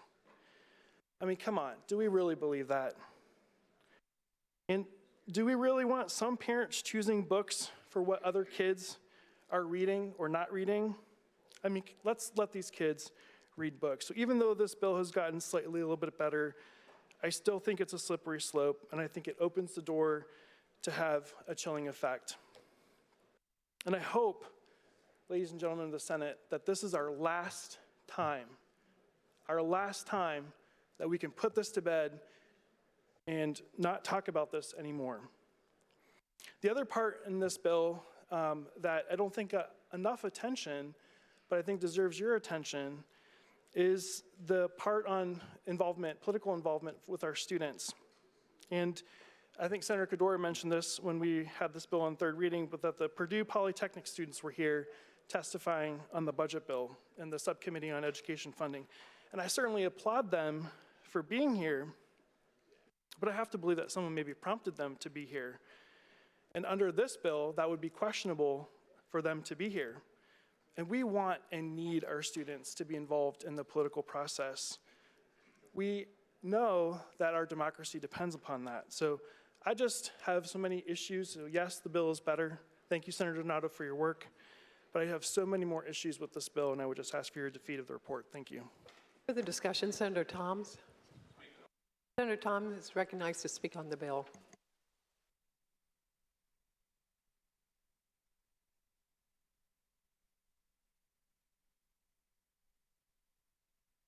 Thank you, Madam President, members of the Senate. A rose by any other name is still a rose. Yeah, this bill, Senate Bill 12, is in this measure. And I think it has been discussed quite a bit. I want to thank Senator Donato and her presentation. The books that we were talking about are absolutely obscene. We know that. I just want to share something with all of you here. The issue of this bill here, the subject of this bill, wasn't confined to just this Senate. It wasn't confined to just Indiana. There's people that are worried about what their children's, as we all are, see in schools. This morning, Margie and I were sitting at breakfast, and she was showing me on her phone, she's reading off the emails that came into her because of the folks that had been corresponding with each other, praying for this bill. And you mentioned Purple for Parents, but there was more than just that group. I just want you to know, I'm only just sharing that with all of you. Margie read this whole list of emails to me as a result of people sending each other emails to pray that we finally get this bill passed. And it really got to me of these people that we don't know who wrote personal letters to let Margie and I know they were praying about this. And they came from not just across the counties around Evansville, the 4 or 5 counties there, but up and down the state, but also what got me was they came from Tennessee and Kentucky and South Carolina and North Carolina and Georgia. So I'm just sharing it with you. This, what we do here, it went beyond our borders. And I just want to thank everybody who worked hard on this measure to get it this far and that we got it. And I enjoyed all the debates and everybody's opinions on it. But I just want you to know there's a lot of people that was very interested in this and their hearts are in it and they wanted to share that with us and I wanted to share it with you guys. So thank you very much. Further discussion? Senator Donato? Oh, Senator Taylor. Senator Taylor is recognized to speak on the committee report. Thank you, Madam President, members of the Senate.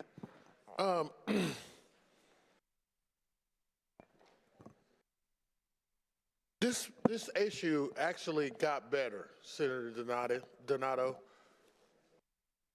And I do want to thank you for making it a better discussion. But one of our colleagues has this thing that he does when he gets to the microphone, and he says that it's the pleasure of the chair whether or not we hear a certain issue. My good buddy Ron Alting stands up here and says this all the time. And I think we are all chairs of a committee. It's a committee of one, who we are and what districts we represent. We are the chairs of our own committee. And the reason why I say that to you is because my colleagues and your colleagues in the House never got to talk about this issue. And here we are. There are few people in this body that sat down with maybe some people on the other side of the building and said, hey, let's come up with this compromise and let's keep the ball rolling. The problem is, folks, the very same people who we are all, depending on what side of the issue we're representing, never got to chime in. That's the public. Senator Thompson, the people that wrote you didn't write you about this language. They couldn't have, because this language didn't exist. They couldn't have written Senator Donato about this language, because this language didn't exist. I just saw it today. And as an attorney, I can look and see obscene matter described in 3549-2. It's easy to go to the Indiana Code and look what obscene is. And then matters harmful to minor. It's easy for me to go and see what that means. But what about the people who you all say that you're doing this for? They had no say in it. I find that ironic, because that's who we're here to represent. This is a very serious issue. This is an issue about children, and we should all take it seriously. Now, with all due respect, there are some people, I was in the committee when this bill, Senate Bill 12 came up, and a lady handed me a book, and it was a book that she thought should be banned, called, I forget the name of it now, but The Hate You Give.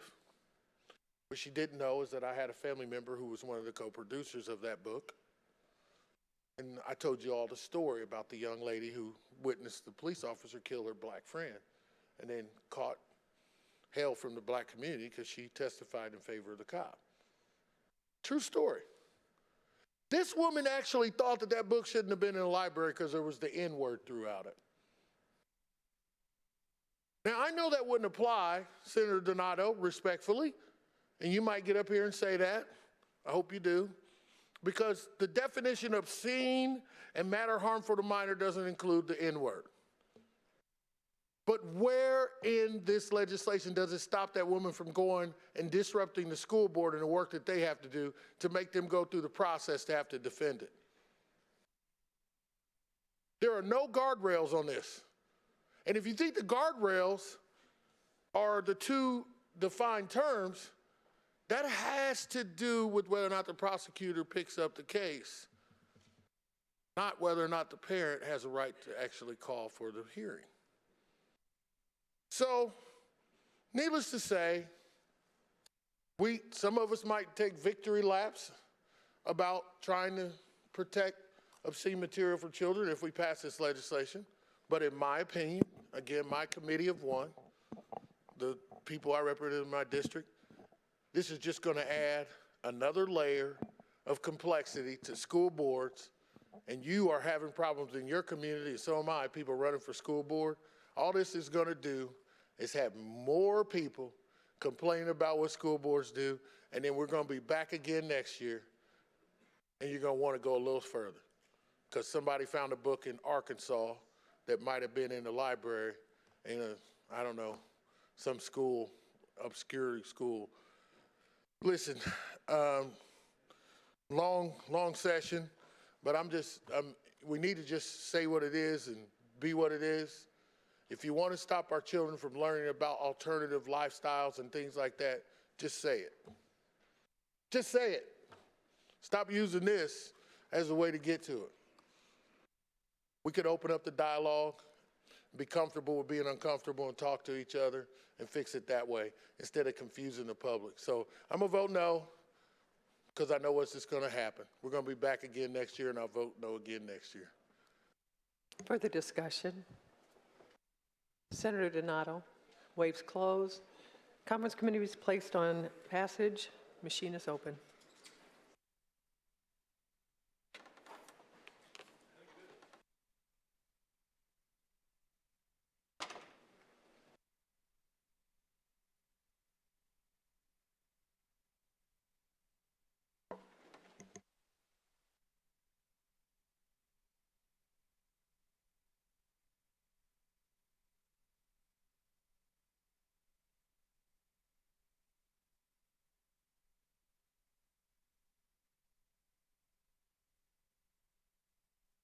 Senator Bray.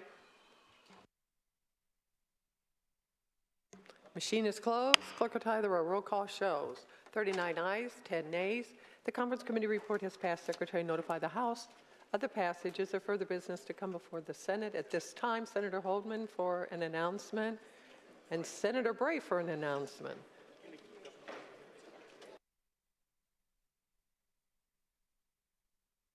Thank you, Madam President, members of the Senate. Senate Majority members will caucus upon adjournment of the next Rules Committee. Senator Bray for an announcement. Thank you, Madam President, members of the Senate.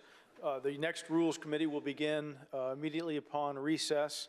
The bills that will be heard on in this version of the Rules Committee are House Bill 1050, House Bill 1200, House Bill 1266, and House Bill 1647. That's 1050, 1200, 1266, and 1647, again, immediately following our recess. Further business to come before the Senate at this time. The chair recognizes President Pro Tem Bray for a motion. Thank you, Madam President, members of the Senate. At this time, I move the Senate do recess until the fall of the gavel. The Senate stands in recess until the fall of the gavel.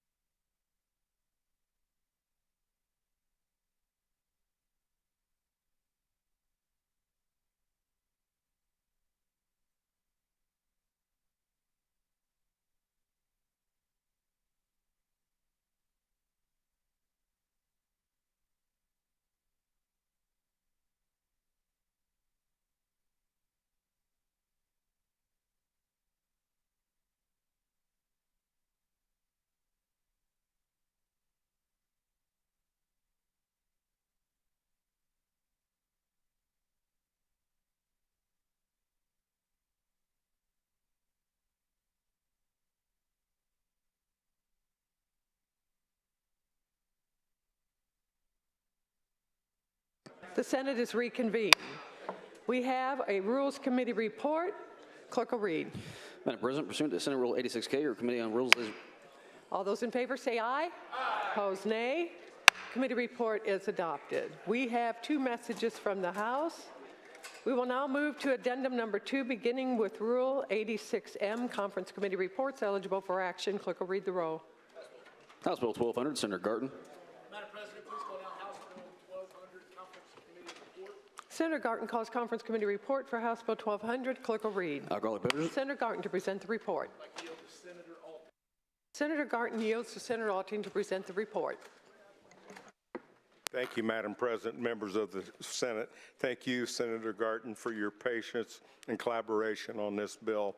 This is a very good bill. It's equivalent to House Bill 1217 that we passed, we passed unanimously out of Public Policy Committee. It's about 98% of this bill. If you bear with me, Section 1 in this pertains to entertainment complex language. It expands the radius from 4 miles to 5 miles to include the campus for the Newsfields language, to make sure that they include it as the campus is expanding. It also expands the entertainment complex to a capacity of at least 200 individuals, which will include the Garfield Parks area here in Indianapolis. Section 2 deals with, I know many of us have seen, particularly in the beer industry, how our beer wholesalers brings the portable wagons with the kegs in it and the taps on the side. Well, they have been so generous to allow our nonprofits also to use that at functions to raise money, as well as to store food in at festivals and stuff. This cleans the language up to make sure that everything that we're doing now will allow them to do that legally. Section 3 deals with the ATC agency bill closing a vape loophole. And what it basically says is that a licensed distributor must purchase e-liquids from a licensed manufacturer. That's all it says pertaining to that. On Section 4, technical correction using the word located in Indiana.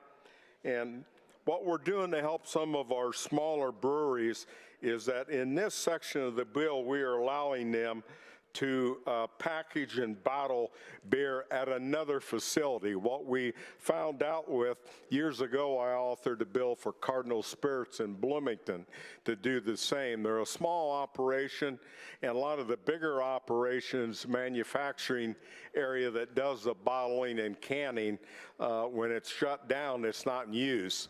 So this allows the little guy, so to speak, to come over and use their equipment to bottle or can their particular product and bring it back.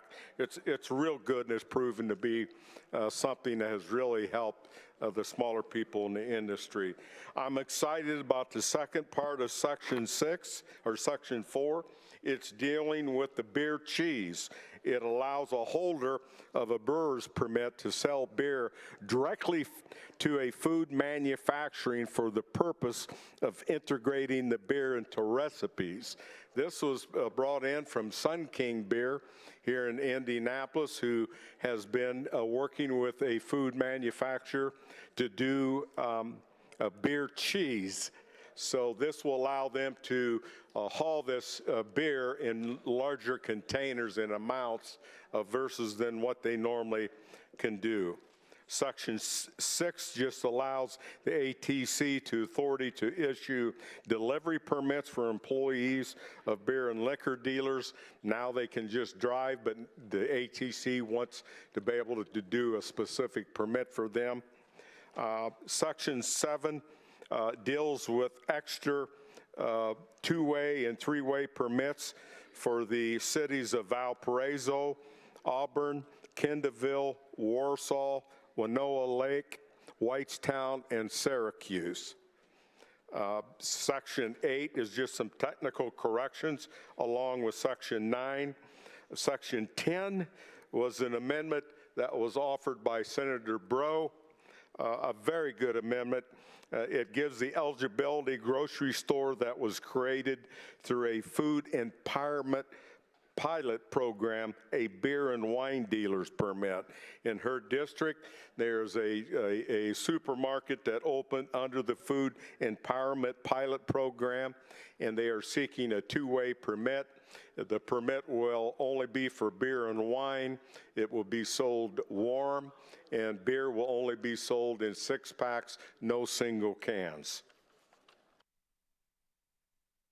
Section 11, what we call in our industry the Huber language, which promotes what a artisan distillery can produce from 10,000 gallons a year, which is present law, to 20. We're doubling it. The Hubers have been extremely successful and are the only artisan distillery in Indiana that has reached that with around 10,248 gallons to date. So congratulations to the Hubers. Section 12 goes back to the packing and bottling language. Section 13 was an amendment by Kyle Walker, offered by the Indiana Restaurant Association. It allows minors to sit in a bar area with a person who is 21 years older to eat, but not at the bar itself where alcohol is poured. I'll give you an example of perhaps an Applebee's, that when you go in, they have a dining room, they have a bar room with the bar, a gold bar that might divide that to high-top seats. They'll be able to sit in the high-top seats as long as they're accompanied with someone 21 years of age or older, and you got to order food to be there. It's a real plus for our restaurants, gives them a little more seating under the existing floor plan. So thank you, Senator Kyle Walker, for bringing that.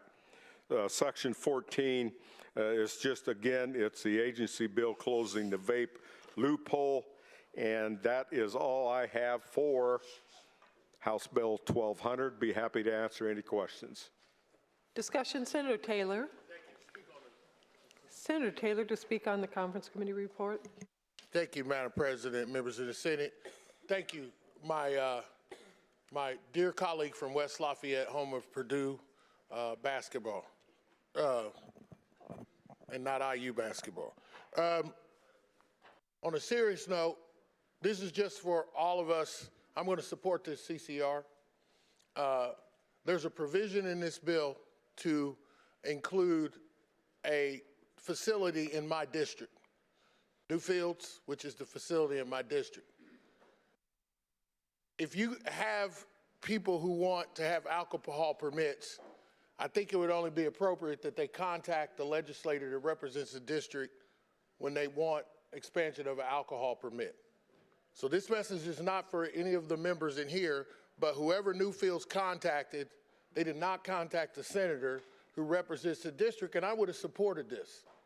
And I'm going to support it because I think it's something to do. But if you're going to have legislation, Senator Alting did a great job with this expansion legislation. We did this for Madam C.J. Walker, a couple downtown things, and now we're expanding it out to Newfields. But if you want this kind of stuff to go right and not have me get up here and say something about you, contact your senator. Thank you, Senator Alting, and support this legislation. Further discussion? The conference committee, Senator Alting, would you like to close? Waives close. A conference committee report is placed on passage. Machine is open.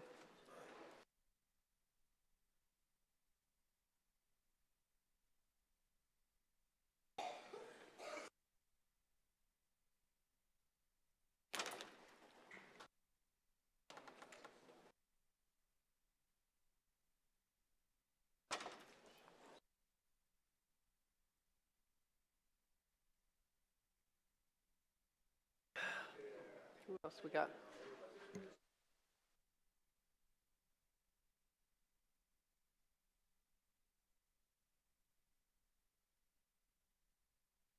Machine is closed. Clerk will tally the roll call. Shows 40 ayes, 10 nays. Conference committee report is passed. Secretary notify the House of the passage. Continue the roll. House Bill 1647, Senator Garden.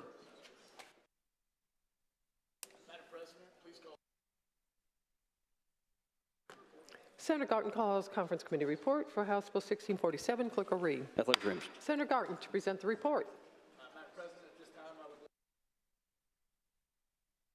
Senator Garten yields to Senator Johnson to present the report.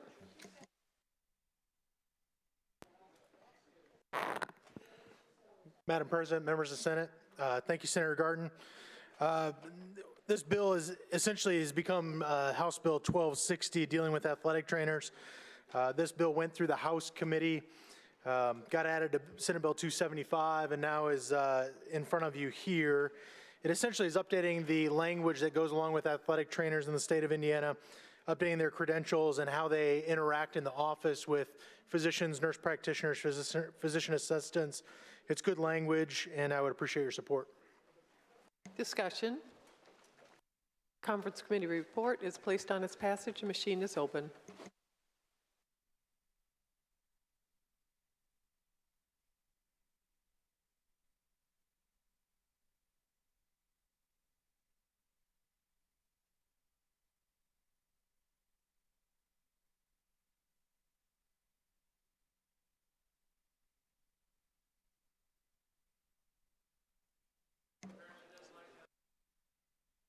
So the machine is closed. Clerk will tie the roll. Roll call shows 49 ayes, 1 nay. Conference committee report has passed. Secretary notify the House of the passage. We will now move to House Conference committee reports eligible for action. Clerk will read the roll. House Bill 1050, Senator Kreider.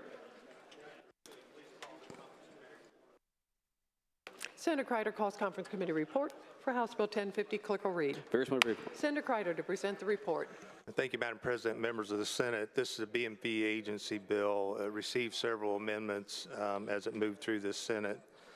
One of those amendments, Senator Leising's amendment, her bill on reporting of electric vehicles, was taken out.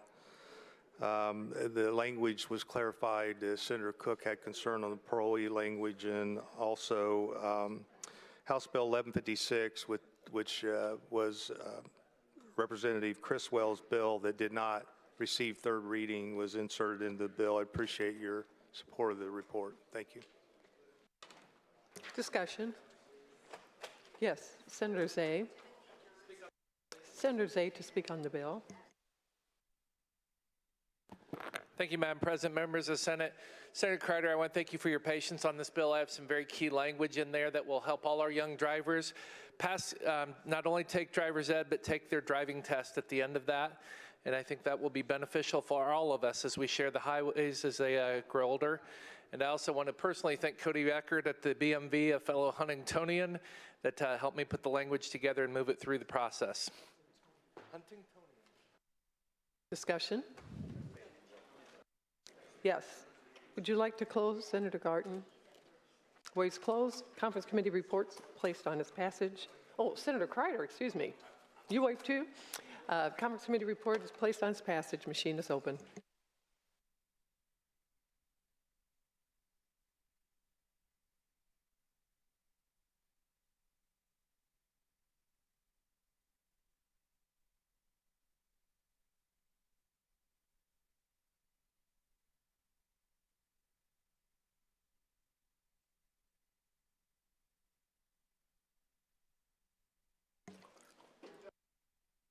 Machine is closed. Clerk will tie the roll. Roll call shows 42 ayes, 8 nays. Conference committee report has passed. Secretary notify the House of the passage. Continue the roll. House Bill 1266, Senator Zay. Senator Zay calls conference committee report for House Bill 1266. Clerk will read. Senator Zay to present the report. Thank you, Madam President, members of the Senate. I bring before you House Bill Good Idea number 1266. Representative Judy's been working on bringing some support around cybersecurity. He's been working with the Adjunct General here in the state of Indiana. This has come to us at this point of 2 to 3 years of hard work. We did have to strip out some fiscal stuff and get it to the contents of how that board would be made up. But this is a good step forward that I'm sure he'll be continuing to work. So happy to bring this forward and appreciate your support. Discussion, Senator Brown. Senator Brown to question Senator Zay. Do you yield? Yes, I do. Senator Brown. Here we go. Thank you, Madam President. Members of the Senate, I apologize, but some of my colleagues were concerned about cybersecurity. And do you think we should use serious passwords like Rumpelstiltskin? Would that be helpful? That may be helpful, but I would think you would use number and different graphics in there as well. Yeah. Further discussion? Senator Zay, would you like to close? Waives. Conference Committee reports placed on its passage. Machine is open.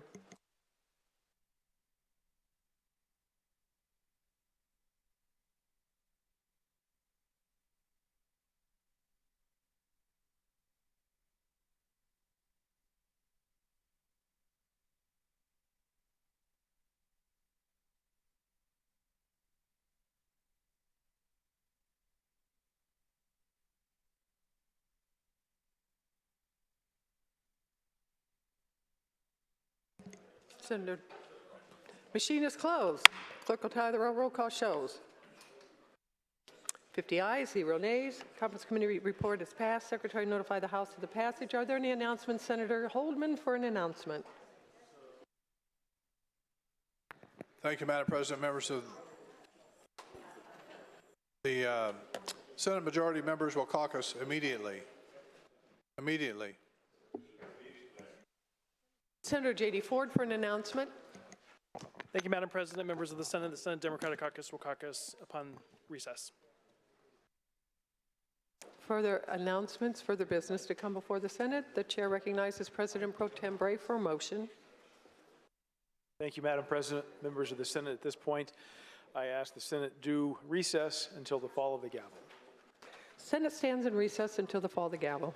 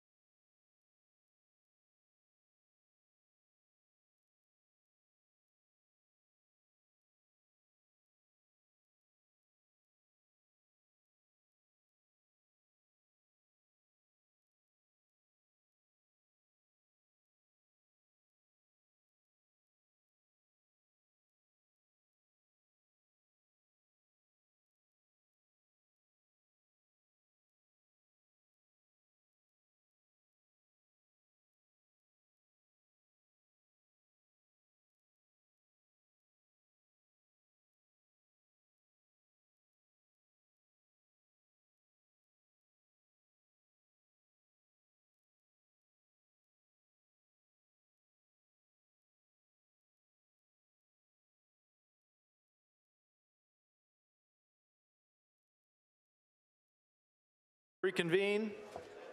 We have one Rules Committee report. All those in favor say aye. Aye. Opposed, nay. The committee report is adopted. We have 4 reports from the President Pro Tem. The clerk will read. Pursuant to Relay 4, Senior Rules, Senate President Pro Tem Bray has appointed the following senators to Senate Conference. The clerk will read. Pursuant to Relay 4, Senior Rules, Senate President Pro Tem Bray has appointed. The clerk will read. Pursuant to Relay 4, Senior Rules, Senate President Pro Tem Bray. The clerk will read. Pursuant to Relay 4, Senior Rules, Senate President Pro Tem. We have 7 messages from the House. We will now move to Addendum 3, beginning with Senate Conference Committee reports eligible for action. The clerk will read the roll. Senate Bill 8, Senator Charbonneau. Senator Charbonneau calls the Conference Committee report for Senate Bill 8. The clerk will read. Prescription drugs, rebates, and pricing. Senator Charbonneau to present the Conference Committee report. Thank you, Mr. President and members of the Senate. The Conference Committee report includes basically the language that we passed out of the Senate in Senate Bill 8. It did change the definition of insurer and includes language that passed in the House that the pharmacy benefit managers report specified information to the Department of Insurance every 6 months. That is the conference committee report, and I would appreciate your support for the legislation. Is there discussion on the report? Senator Breaux? Senator Breaux to question Senator Charbonneau. Senator Charbonneau, will you yield? Senator Breaux.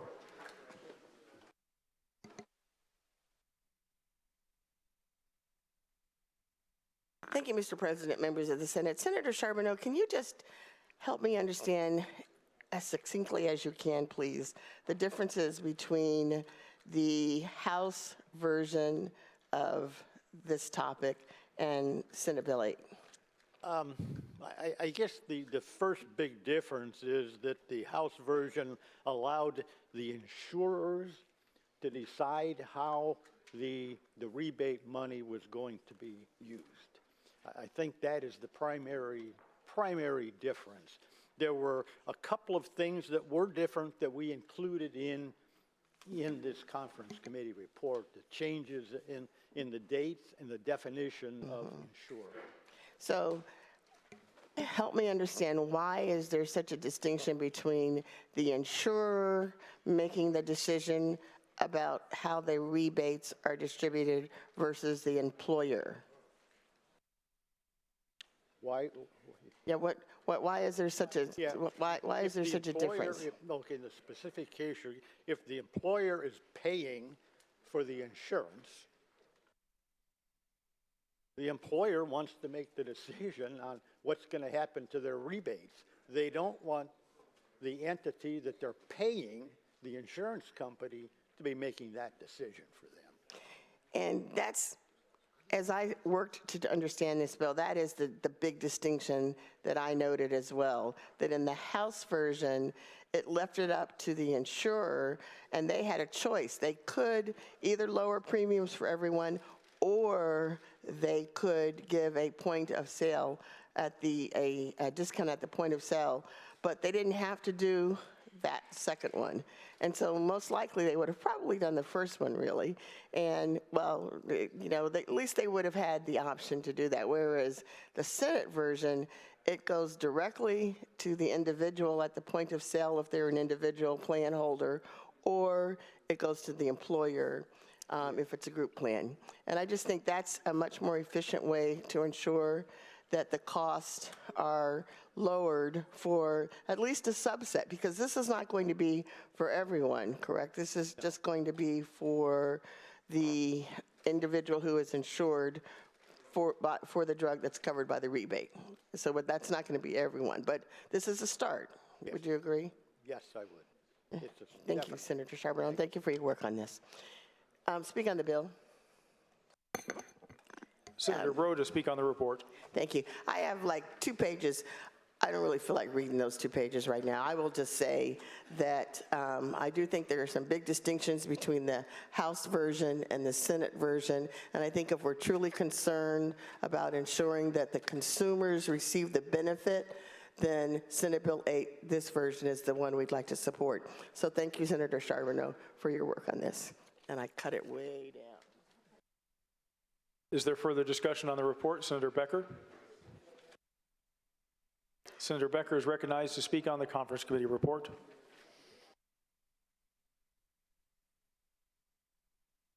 Thank you, Mr. President, members of the Senate.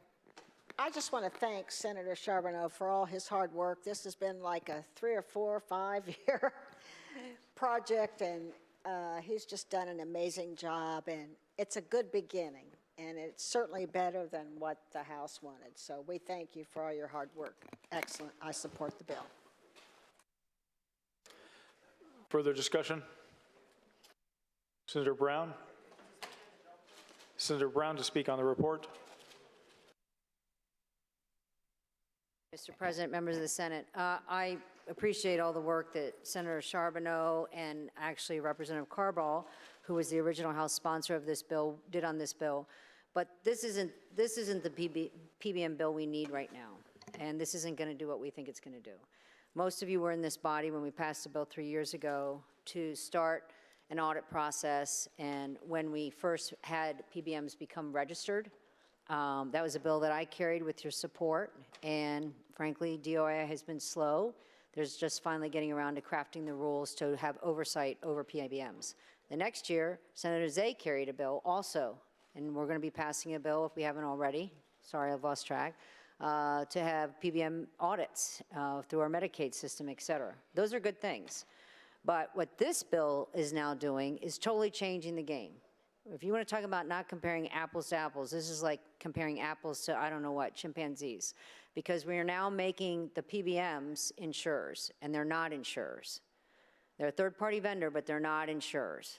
They don't have risk pools. They're only registered in the Department of Insurance because, frankly, we didn't know where else to put them. So that's a big problem in terms of how we regulate them. The other part of the problem is how we define rebates in this bill. It is overly broad. It captures some fees that are not rebates. And the biggest problem for me is that it's asking them to provide an estimate of the rebate. If you've worked in this space at all, you know that the rebates come at different times. And sometimes they are all sort of figured out mathematically at the end. And then the rebates are distributed. They can be distributed to your pharmacies. They can be distributed to the payers plan now, and we're requiring that. And there are options. It can go to the individual. It can all be used by the employer to help pay for the cost of the plan and lower everyone's premiums. That's an option. But there's no way to calculate that. And there's no way to calculate it. They're not all actually delivered at the point of sale anyway. So I appreciate the work on this, but this isn't going to get us what we want to do. And we've done, quite frankly, a lot to move the needle in the healthcare space. But this is just a little bit too much and adds too much confusion, so I can't support it. Further discussion on the report, Senator Bohacek. Thank you, Mr. President, members of the Senate. I have spent a lot of time with this bill with Senator Charbonneau, and we're to a point right now where we've got to take an affirmative step and show the insurance industry and the drug companies that enough's enough. Is this going to fix everything all the time? No, but it's time to make a good first hard step. And thank you, Senator Charbonneau, for your work on this, and I'm going to be happy to support it. Further discussion?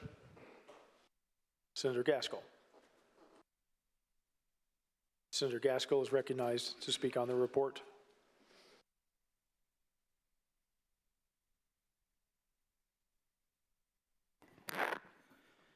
Thank you, Mr. President and members of the Senate. I also applaud the efforts that Senator Charbonneau has made here to try to come up with a bill that will help Hoosiers lower their health care costs. Unfortunately, I think it's not going to accomplish what we hope it would. And what I'm most concerned about is the small segment of Hoosiers who buy their health care insurance on the exchange, an Obamacare policy, basically. They're very expensive. They're hard for young families to afford. And it's already a requirement for those insurers to pay out at least 80% of what they collect in premiums in claims. And if they don't, they have to give the policyholders a refund at the end of the policy period to get them to the 80% level. So this is going to make it much more complicated for them to administer the prescription drug benefits within their policies. And quite frankly, I'm reasonably certain that this is going to create fewer options for those who have to buy their health insurance on the exchange. There's already a limited number of options, and I think this is likely to make it there be fewer options in the future. The other thing that we have to remind ourselves is that the majority of people who have health insurance in the state are covered through a plan that this is not going to be able to apply to because of the ERISA laws. So we're only affecting a narrow segment of the market. We're going to be affecting it negatively And I think we're going to have the opposite effect of what we're trying to do in this case. And I would encourage the members to vote against this conference committee report, and let's come back next year and try something else. Thank you. Further discussion? Senator Charbonneau, do you wish to close? Thank you, Mr. President. Normally I don't close, but there have been a number of things said here just now that I would like to comment on. First of all, and I agree, I have been smack dab in the middle of this PBM issue for at least 5 years. It is a very, very difficult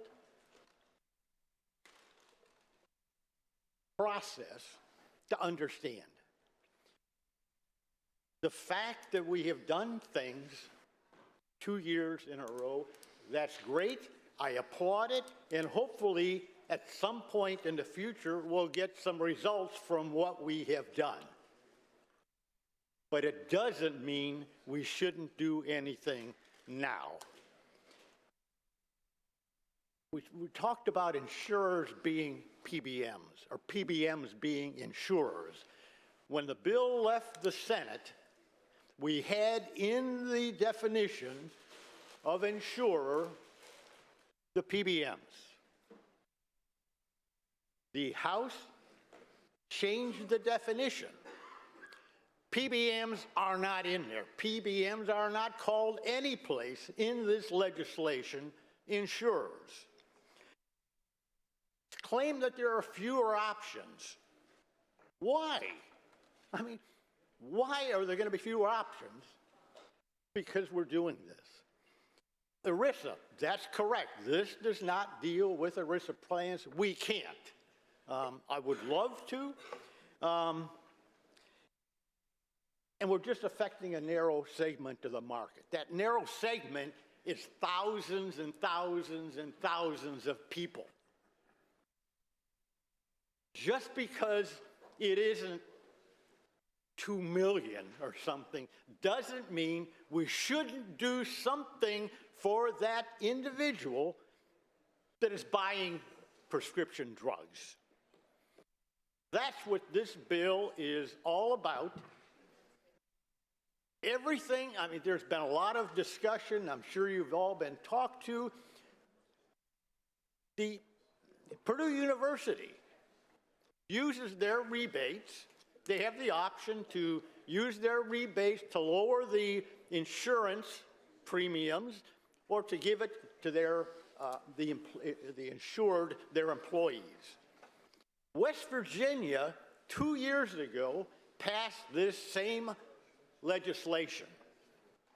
They held off a year, and they instituted it, well, it's a little bit over a year ago now. They have had no problems whatsoever with the implementation of exactly what we're trying to do here. I would appreciate your support for the bill. The conference committee report is placed upon its passage. The machine is open.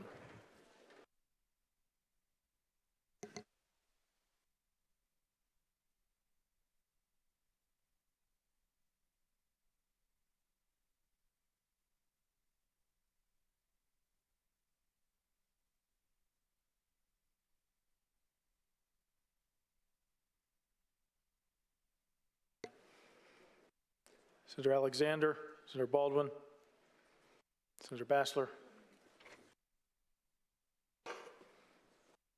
Senator Charbonneau,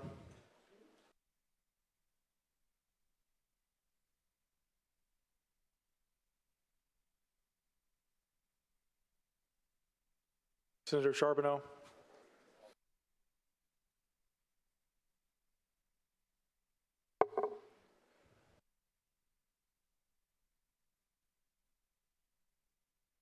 Senator Charbonneau, how do you vote? Aye. Senator Charbonneau votes aye. The chair is about to close the machine. The machine is closed. The clerk will tally the roll. The roll roll call is 40 ayes, 9 nays. The conference committee report has passed. The secretary will inform the House of the passage of the conference committee report. Continue the roll. Senate Bill 391, Senator Rogers.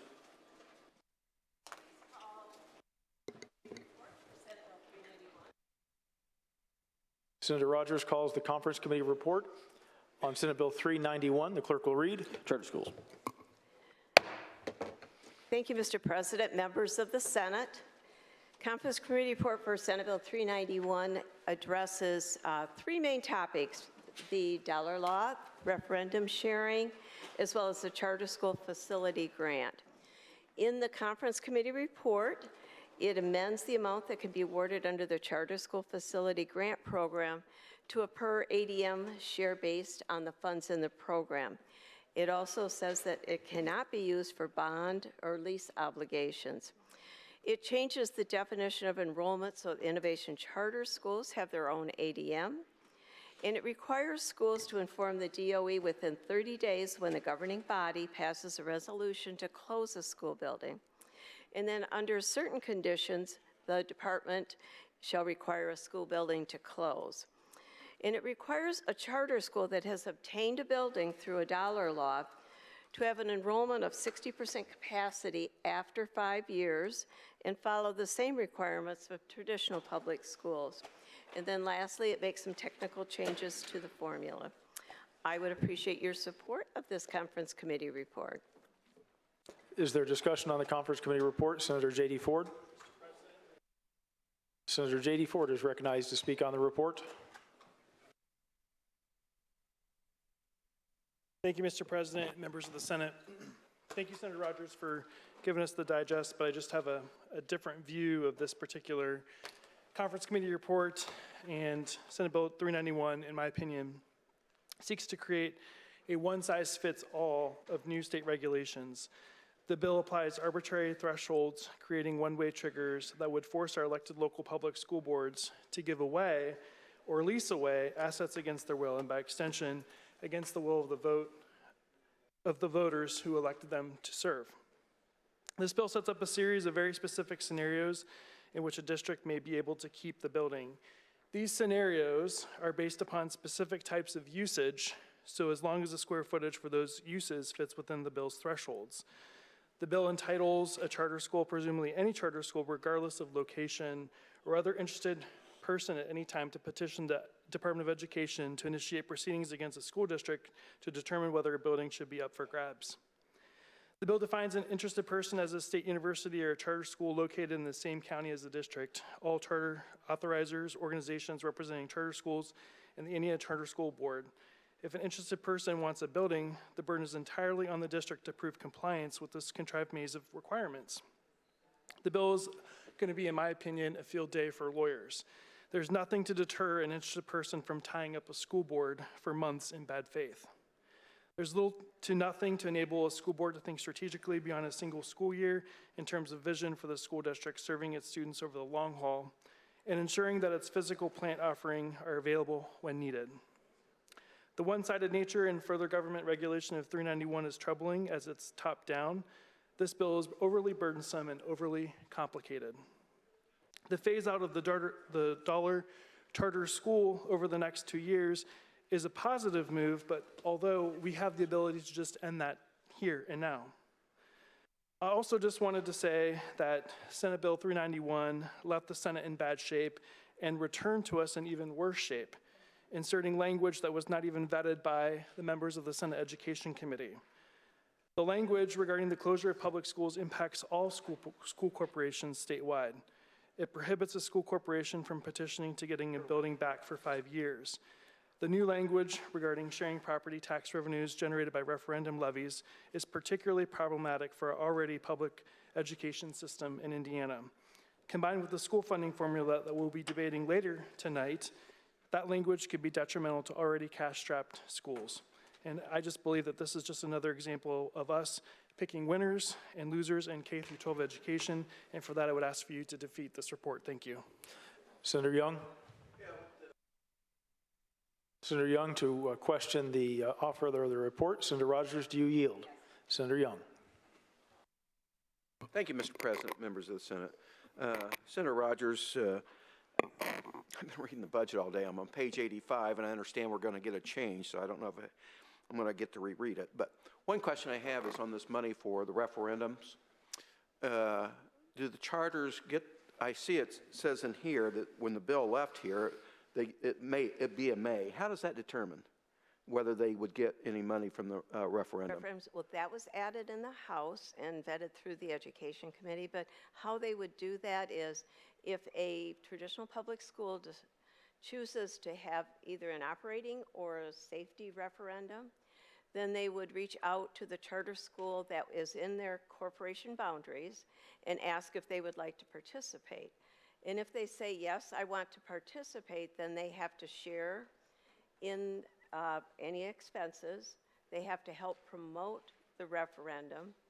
And then they also have to publish a list of items on their website showing that they are doing that. Okay.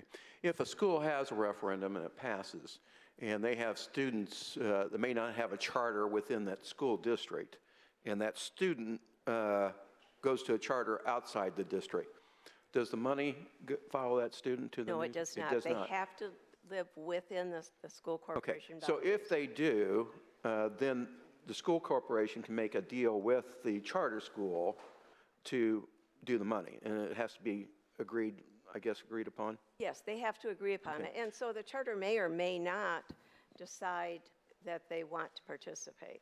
Okay, last question. At some point, I had heard that there was language that would allow the money to follow a student on a referendum to another charter school, but there is no language in here any longer that deals with that issue? No, they have to be within the school corporation boundaries. Okay, thank you very much. Further discussion, Senator Taylor. Senator Taylor to question the author. Senator Rogers, do you yield? Senator Taylor. Thank you, Mr. President. Thank you, Senator Rogers. Senator Rogers, I wanted to talk about a couple things that I'm a little confused or perplexed by. We keep referring to sharing of referendum dollars. Does that apply to the entire state? It applies to 4 counties, which are Lake, St. Joe, Vanderburgh, and Marion. Why are you only applying it to 4 counties? Because 80% of the charter school students in Indiana are in those 4 counties. So the other 20% that are in other counties, we don't care that Well, they're scattered, so. Well, but I mean, I guess, okay, so you've covered 80% of the charter schools. We left the other 20% out. Why do you think that 80% deserves the sharing of the referendum dollars? Because those are the ones that have the majority of students attending charter schools. But I mean, I know it covers the majority of charter schools. You said 80% of the charter schools are located in, so they're located in those counties, right? Well, 80% of the students are located in those counties. Oh, so let me say this. So 80% of the charter school students in the state of Indiana are located in Lake, Vandenberg, St. Joe, and Marion County. Correct. Oh, okay. Now that being said, the 80%, those students now get to share if, let's say, St. Joe Community Schools does a referendum, what could potentially the charter school receive from that referendum? Will be proportionate to the number of charter school students that reside within the school corporation boundaries. Okay, what could they use that money for? Well, would be for operations fund. Could they use it for capital? Certain capital they can. Could they use it for a pay raise for the charter school organizer? No. Isn't that operations? The organizer? Or the organizer, maybe. The authorizer? Maybe, no, there's a difference. There's an authorizer and there's organizer. So maybe, here, let me see this. Let me change like this. Do you think charter schools operate with just an authorizer? You don't think there's a management company that runs the charter school organization? Well, normally, as an example, in my community, they have principals, superintendents, just like in a school corporation. No. Maybe I'm missing something here. So have you ever heard of Crystal DeHaan Academies? I have. Have you ever heard of Indiana Life Science Academies? I have not, I don't believe. Well, do you have any academies in your area? Do you think they're just, a question I'm really asking, you think they're just run by this local board of people who live in the community?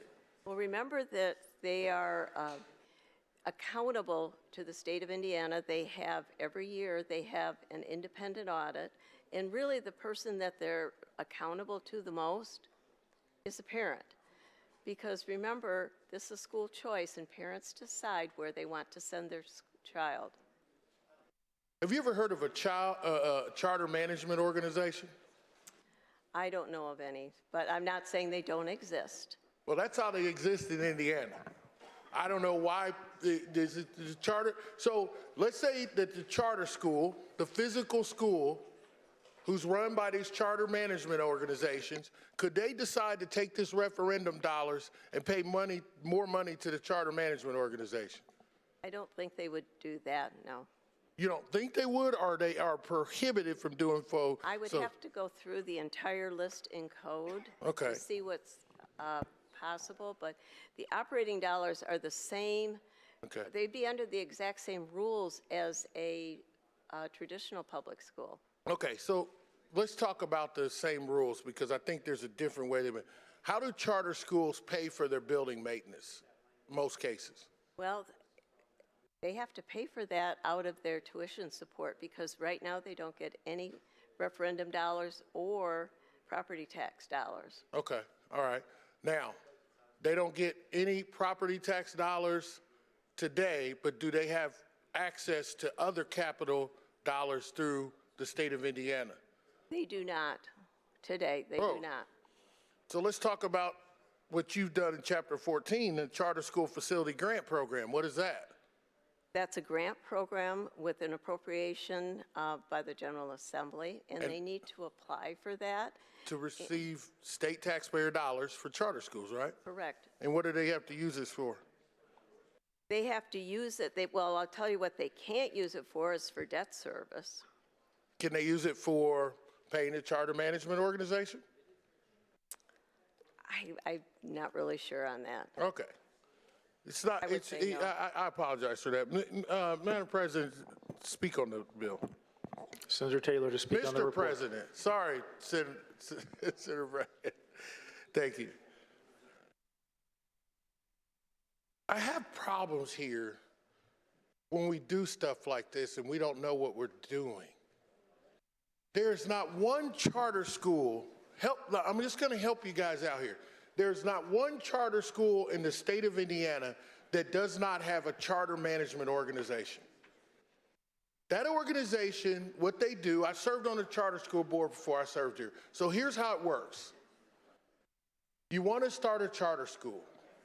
You find a building, and typically what happens is these charter management organizations come to town and they say, hey, we've got resources, we can buy this building so you can operate it, and then you lease it back from us.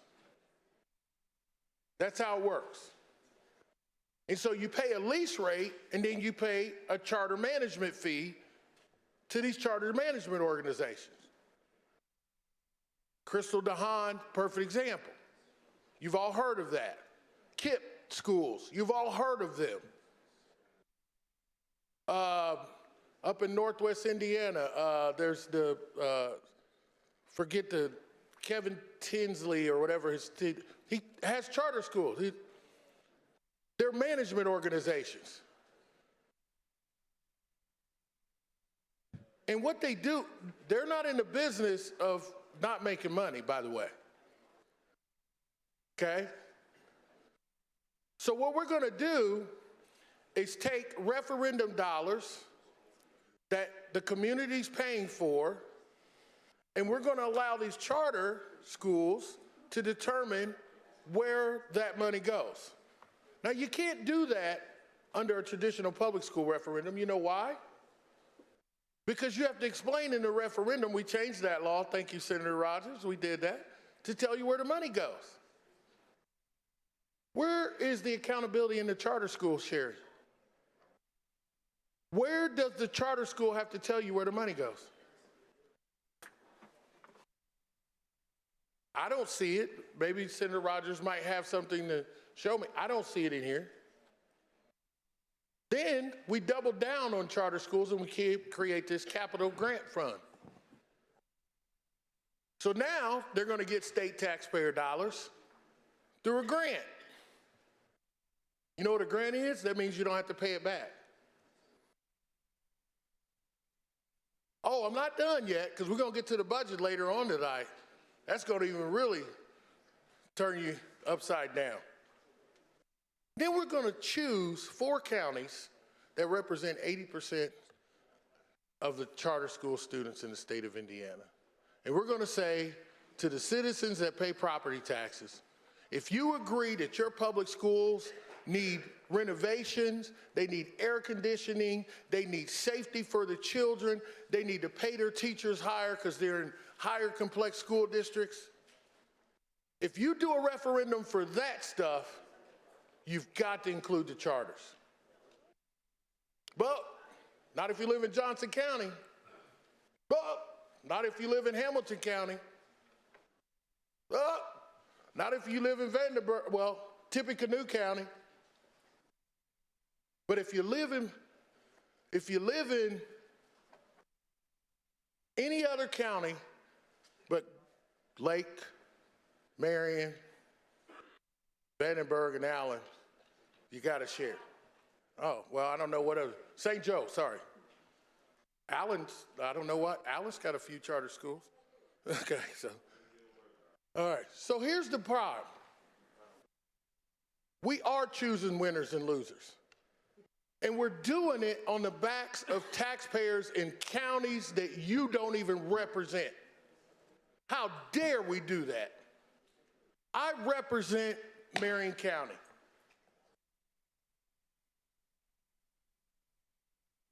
Not you, Senator Holdman, me.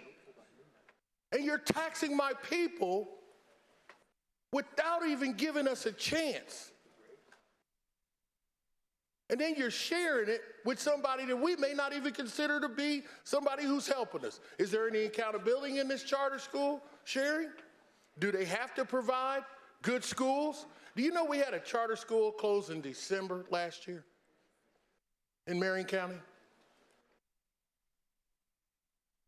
If this bill would have been in place, they would have had some of our property tax revenue. And they don't even have to, all they did is inform the teachers over the kids over Christmas break, don't come back, find another school. I wonder where they all went. You know this is not fair. So, for fairness, if you would have put in here that you got to share referendum dollars in any county, for fairness, maybe I would have considered it. But you're going to do it to me, you're going to do it to Senator Melton, you're going to send it to Senator Hundley, you're going to do it to Senator Becker, you're going to do it to Senator Niezgodski, but you ain't going to do it to other members. Come on, guys, we can do better than this. Vote this down and let's get to doing the business of work for this, all citizens of the state of Indiana, and quit playing around with it. Senator Qaddoura. Senator Qaddoura, to question the author. Senator Rogers, will you yield? Do we switch? Oh. Thank you, Mr. Senator President. Qaddoura. Thank you, Mr. President. Thank you, Senator Rogers, members of the Senate. A couple of questions.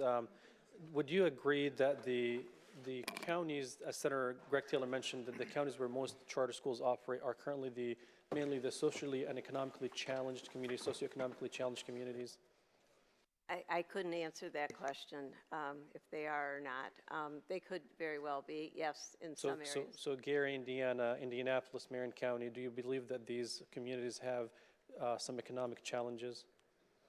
I think every area has economic challenges. Correct, but for example, the city of Carmel and Fishers do not have the same economic challenges as Indianapolis and Gary, correct? Probably not, no. Right. The reason I asked that question is to ask the question about the property tax sharing language. If assessed value is low in a community, regardless of where people stand philosophically or politically on the issue of traditional public schools versus charter schools versus vouchers, that's not my point. My question is, when we have different types of schools, regardless of their type, if they belong or they operate in the same community where assessed value is low, does dividing that assessed value among more schools, do you think that's a sound, reasonable fiscal policy? I guess I'm not following what you're asking. I can clarify. So in Marion County, in Gary, and other places where many of these charter schools operate, assessed value is low because the communities that historically have been marginalized. Let me be respectful of you. I'll wait for my colleagues maybe to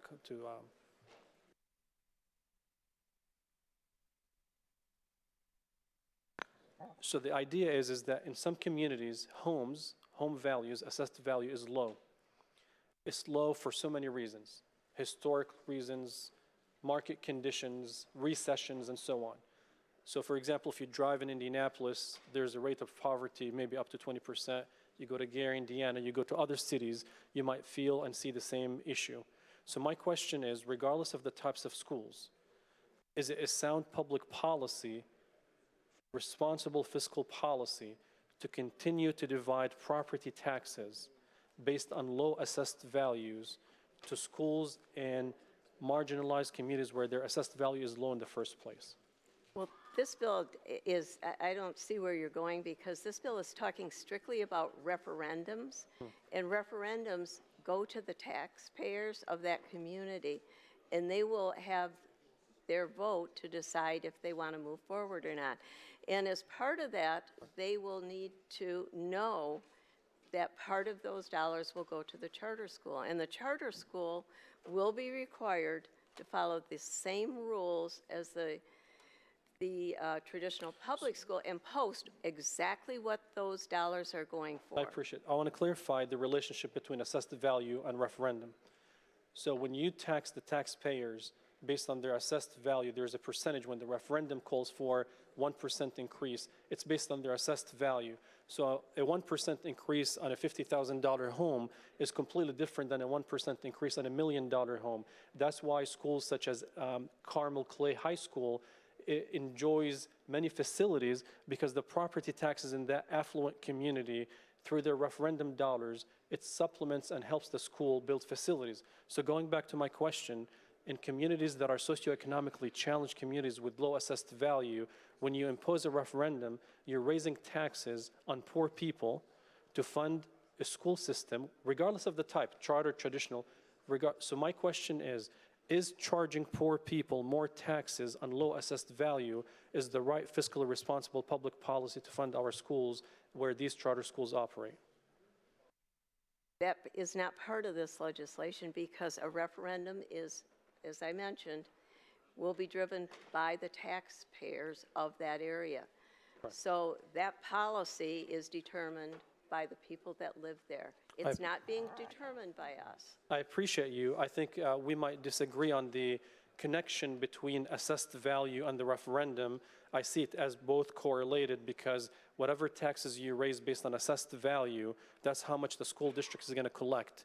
So basically, historically, we both serve on the education committee, and I enjoy working with you, and research has shown on a national level for over 50 years that funding schools, regardless of which type, based on property taxes, is not a sound fiscally responsible policy, because you will destine a student who was born and raised in a zip code where assessed value is low to a failure, because they don't have the same opportunities to get funded at the same level as a student who was born in the Carmel Clay school system. But I appreciate your response. My second and final question, we had this discussion about financial responsibility and transparency and accountability. And frequently I heard your comments about that they have to post the same information and so on. My question is, if, let's say that the school corporation and the charter school agreed to share these dollars, and the community, such as in my community, they attend school board meetings and they frequently ask the board, how have you used my dollars? Can you walk me through the process by which the citizens, the taxpayers, when they want to hold the charter school that receive taxpayer dollars, how can they hold them accountable to air their grievances or communicate with them in a similar open fashion to a traditional elected board, such as in a public school setting? Well, they have the opportunity at any time to go view and ask and look at any type of their financial statements. They have that opportunity. And again, once they start taking dollars that are tax dollars from that community, they will have their own fund that they have to keep it in, so. Well, I understand that many charter schools are registered as a 501c3 educational nonprofits, but would you be opposed to the idea that the charter schools should have elected boards that can be held accountable by the public in a similar fashion to traditional public schools, so that the public, open door laws apply, request for public information applies, all of these rules that traditional public schools have to live by also apply to the charter schools, in addition to what is required, the financial statements, the audits, I understand that piece, but the public access piece, the transparency piece, and holding people accountable. I live in Indianapolis, I represent the north side of Indianapolis. I don't have too many charter schools in my district, but they don't publicize publicly meetings where the public can show up and say, I disagree that you use the money for operations versus buying a bus versus giving teachers salaries. How do you mitigate that in case these charter schools start sharing these property tax dollars with the traditional public schools? Well, you asked about whether elected school board, and remember these, as you referenced, it's a 501c3. Right. By federal law, they cannot have an elected board. I understand that. So that's number one. And again, and I mentioned this earlier, the parents are really the ones that, determine, why do I want to send my child there? Right. So they are the number one factor in making sure that everything is in the way that it should be for their child, because we're school choice. Right. I appreciate you for answering my questions. Thank you, Senator Rogers. Mr. President, if I may speak on the bill, on the conference committee report. Senator Qaddoura to speak on the report. Thank you, dear friends, respected members of the Senate. If we are committed to choice, then the parents of 1 million students made the choice to send their kids to public schools, traditional public schools. That's what choice is about. If we are serious about choice, then the families of the 1 million traditional public students made that choice for decades, and they still love their public schools. They are held to a higher standard, and I firmly believe that any entity that requests more money, especially directly coming from the taxpayers through a referendum dollars, they should be held accountable at the same level that our traditional public schools are held accountable. My question about the 501c3 was precise, because by design, these schools were designed not to have elected officials. And my question is, why? What is wrong with being open and transparent? Why not hold entities that receive public dollars in the same equal fashion and same manner? I'll give you an example. I know it's state law, current law, that identifies charter schools as public schools, so I'm not going to engage in the semantics of existing law. However, please think through this. This budget that we'll debate later today has billions of dollars for Medicaid. Those dollars go to hospitals and insurance companies and physicians. We don't call them public hospitals. We don't call them public physicians. We don't call them public pharmacies, even though they receive state and federal dollars. So the criteria by which we define public here does not apply, even though the General Assembly have chosen years ago to determine that these types of entities are public. They still lack the transparency. Again, this is not a philosophical discussion about charter schools or the choice of the parents. I firmly believe in parental choices, and parents should choose where they should send their kids to any school. My issue is with the state choice of funding. It has been researched, and it has been deemed to be detrimental to the success of students when we fund their schools based on property taxes, not in Indiana, but across the nation. So to double down on a policy that created the achievement gap, especially for our students who are marginalized, who come from marginalized backgrounds, is doubling down on a policy that has failed our students for decades. It created an achievement gap that we can't close, no matter how many $1 million we throw at it. And it furthered the gap between schools that needs desperate funding today, such as IPS in Indianapolis, where the average age of some of their buildings go back to 1961. So please entertain me for a second, or just listen to me just for a second. When a school district's average age of their buildings goes back to 1961, and predominantly communities that have low assessed value, and now we're going to double down on sharing low assessed referendum that is based on low assessed value to further divide these limited dollars. In a way, we are pushing our schools to raise property taxes of our tax citizens by pushing them into a referendum. And I can also argue that this is basically shifting the state responsibility to fund education to the locals. I think these, again, I'm not here to make political statements or to hash the philosophical debate between different political parties or different citizens on charters versus traditional versus vouchers. But to me, looking at the actual policy itself, the consequences of the policy. Friends, I urge you, I know that sometimes in this chamber we debate bills, and we have already made our decisions in caucuses how we're going to vote on these bills. But what I would urge you to think through the policy. I was told by many of my colleagues that this is an amazing institution by which we are thoughtful and we think through policies and we want to do what is best for our citizens. So let's continue to honor that tradition, that this is an honorable institution, that we are thoughtful, not tied to the politics of decisions, but rather tied to the outcomes of the public policies that we are discussing. I urge you to do the research. And if I'm wrong, please share with me your research. You know, as a trained PhD person, I can tell you that I accept criticism, and we have to have thick skin when it comes to data and science, and to know that sometimes we are wrong, and sometimes we don't get it right. And this is not criticism of my colleagues or a criticism of this body, but we have examples of policies that we adopted for years that we came back and we said those are the wrong policies, that we should have not acted and we need to reform these policies. This is one of those. This is one of those policies that doubles down on a policy that is not effective, that creates an achievement gap, that is based on property taxes that fluctuate. It shifts the burden from the state to the local, and then it gives, this is different from giving sales tax money through the funding formula to charter schools. This is giving property taxes on a local level to an entity that, despite that the law requires them to be public and transparent, I ask you to continue to visit charter schools in your communities and see if you can have the same experience. I'll conclude by saying this. A few years ago in Washington Township, one of my school districts, they asked for a referendum. Over 500 people showed up to a board meeting to give their input about the plans and how the money is going to be used. Some of them were opposed, some of them were supportive. Are we going to hold any type of school, including charter schools, to the same level so that when they want to engage in these activities, the public is going to go there and is going to know who to hold accountable and call them when their property taxes are misused?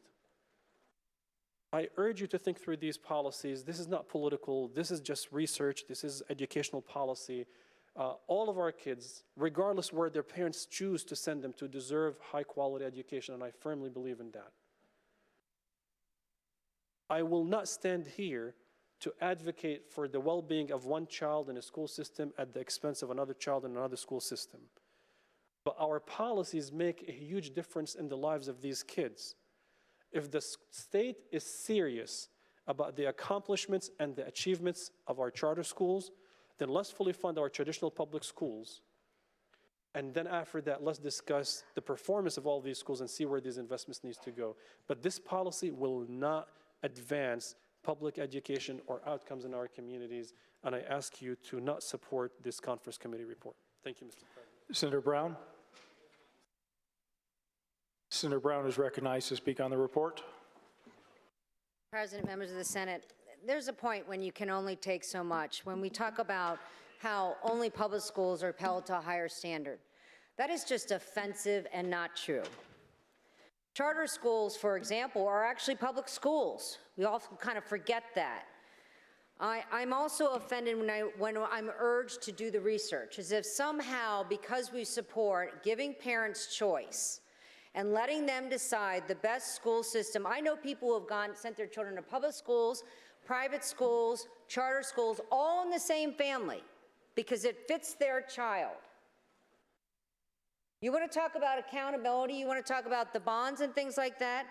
Well, I happened to be in this body when the Muncie school system had a little bit of a kerfluffle, if you will, because the $10 million bond they had was all spent in 1 year, not on what the bond appropriations were going to go for.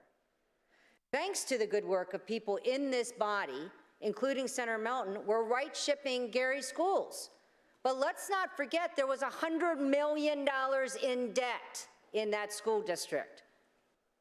And only because now people are going to be put in the right places there for oversight is that accountability system, the public school system up there, going to be righted.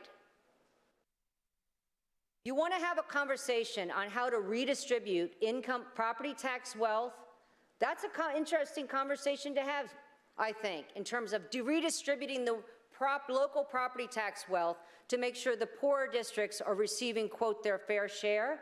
I would love to see how that would go in some of your districts. But that's an interesting task force. But that's not what this bill does. This bill tries to make sure that all of our children have opportunities, and have opportunities because we think that sometimes one school is better for a student than another.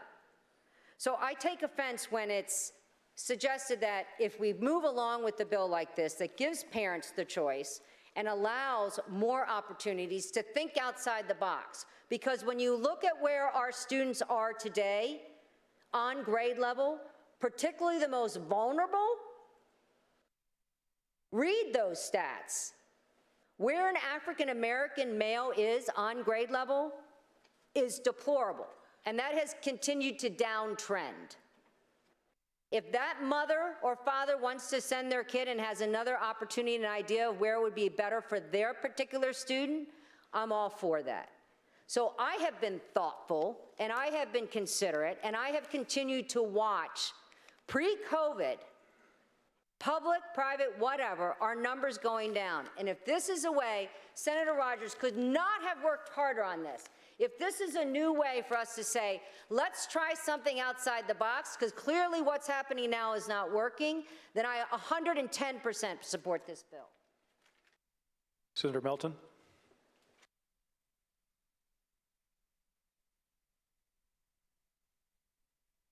Thank you, Mr. President, members of the Senate. A lot of valid points were brought up.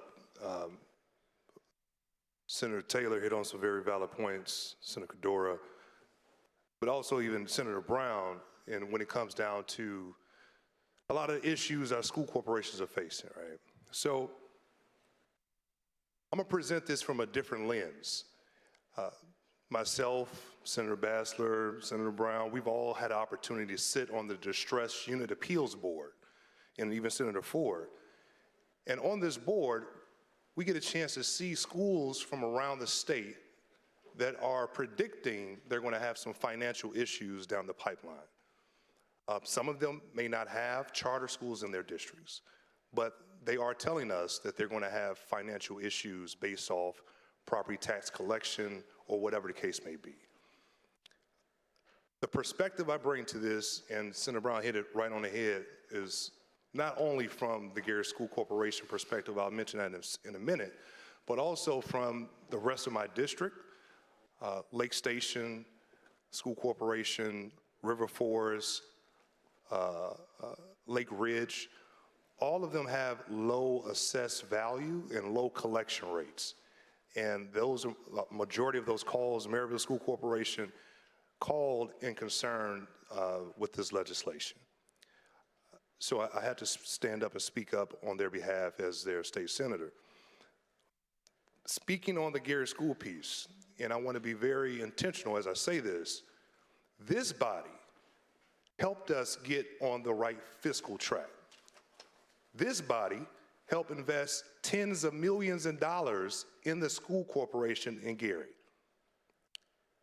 If we pass this bill, and this comes directly from the governor's office, once the district gets out of distress status, we could possibly lose over $1.8 million if this were to happen. And the question is, what if we need to come back to this body to address righting that fiscal ship? Then this next phase of policy kicks in, and we don't have the financial wherewithal to weather that storm. So I just come to caution that as we move forward, and with the selection of only 4 counties, that draws extreme concern for me, my constituents. Now, I'm not naive. I know that it's risky for me to talk about this because over half of my kids are in charter schools in my district. I know that. I realize that. But I also know that we're trying to save our public school system. And this body has helped us do that. So I talked to Senator Rogers. She mentioned to me, she said, hey, she realizes the issue that school corporations like Gary is facing. And we currently are exempt because we are in a distress status. But that distress status will be ending soon because guess what? This body, just a few days ago, we voted to create a new governance structure to start transitioning it back to local control. So we're on the right path, but this could potentially set us back. So I wanted to just bring this to this body so everyone can know that there will be repercussions now and in the future. Is there further discussion? Senator Randolph? Senator Becker? Senator Becker. Senator Becker to question Senator Rogers. Senator Rogers, will you yield? Senator Becker.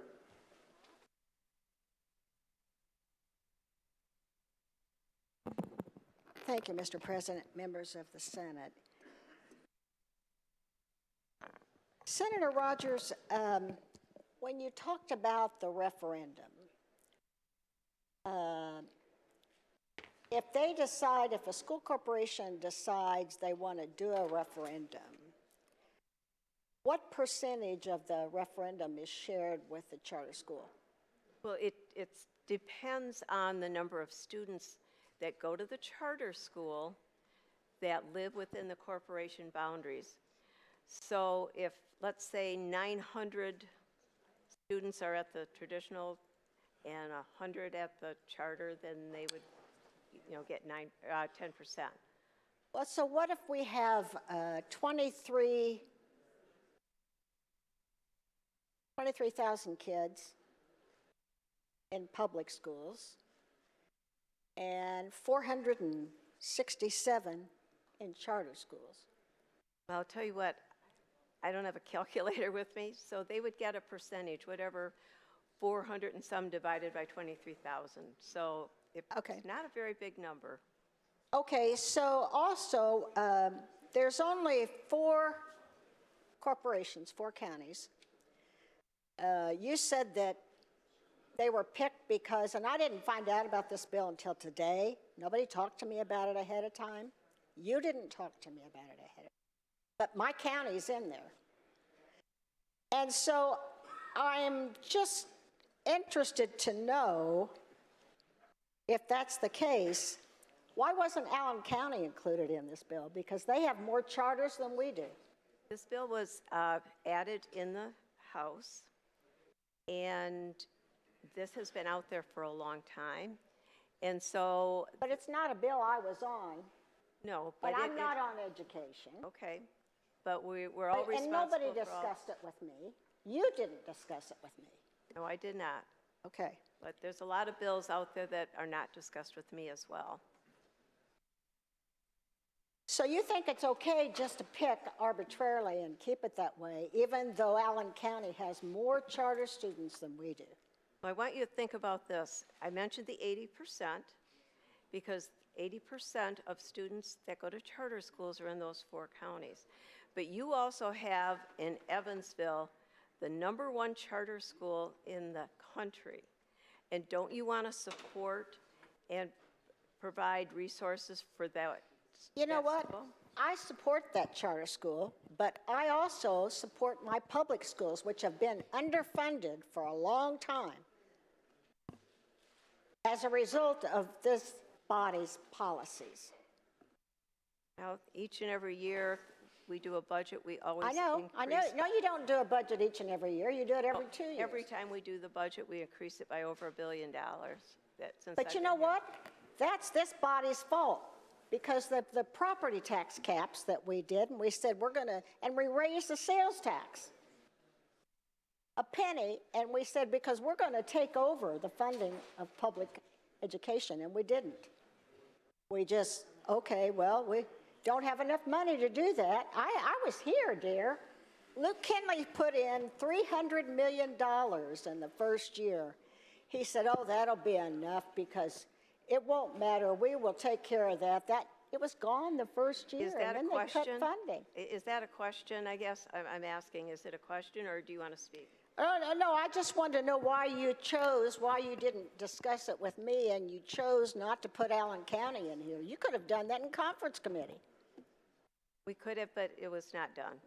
I understand. Permission to speak. Senator Becker to speak on the report.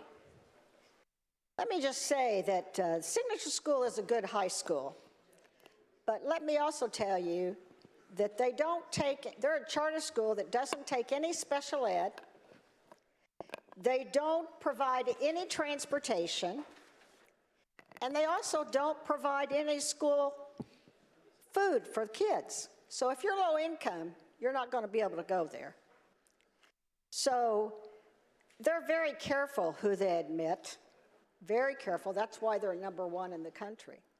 And that's fine. I applaud them for being a good school. But I want to also tell you, they were a magnet school created by the Evansville-Vanderburgh School Corporation long before we ever had charter schools. They've been around a long time as a magnet school before charter schools were ever thought about.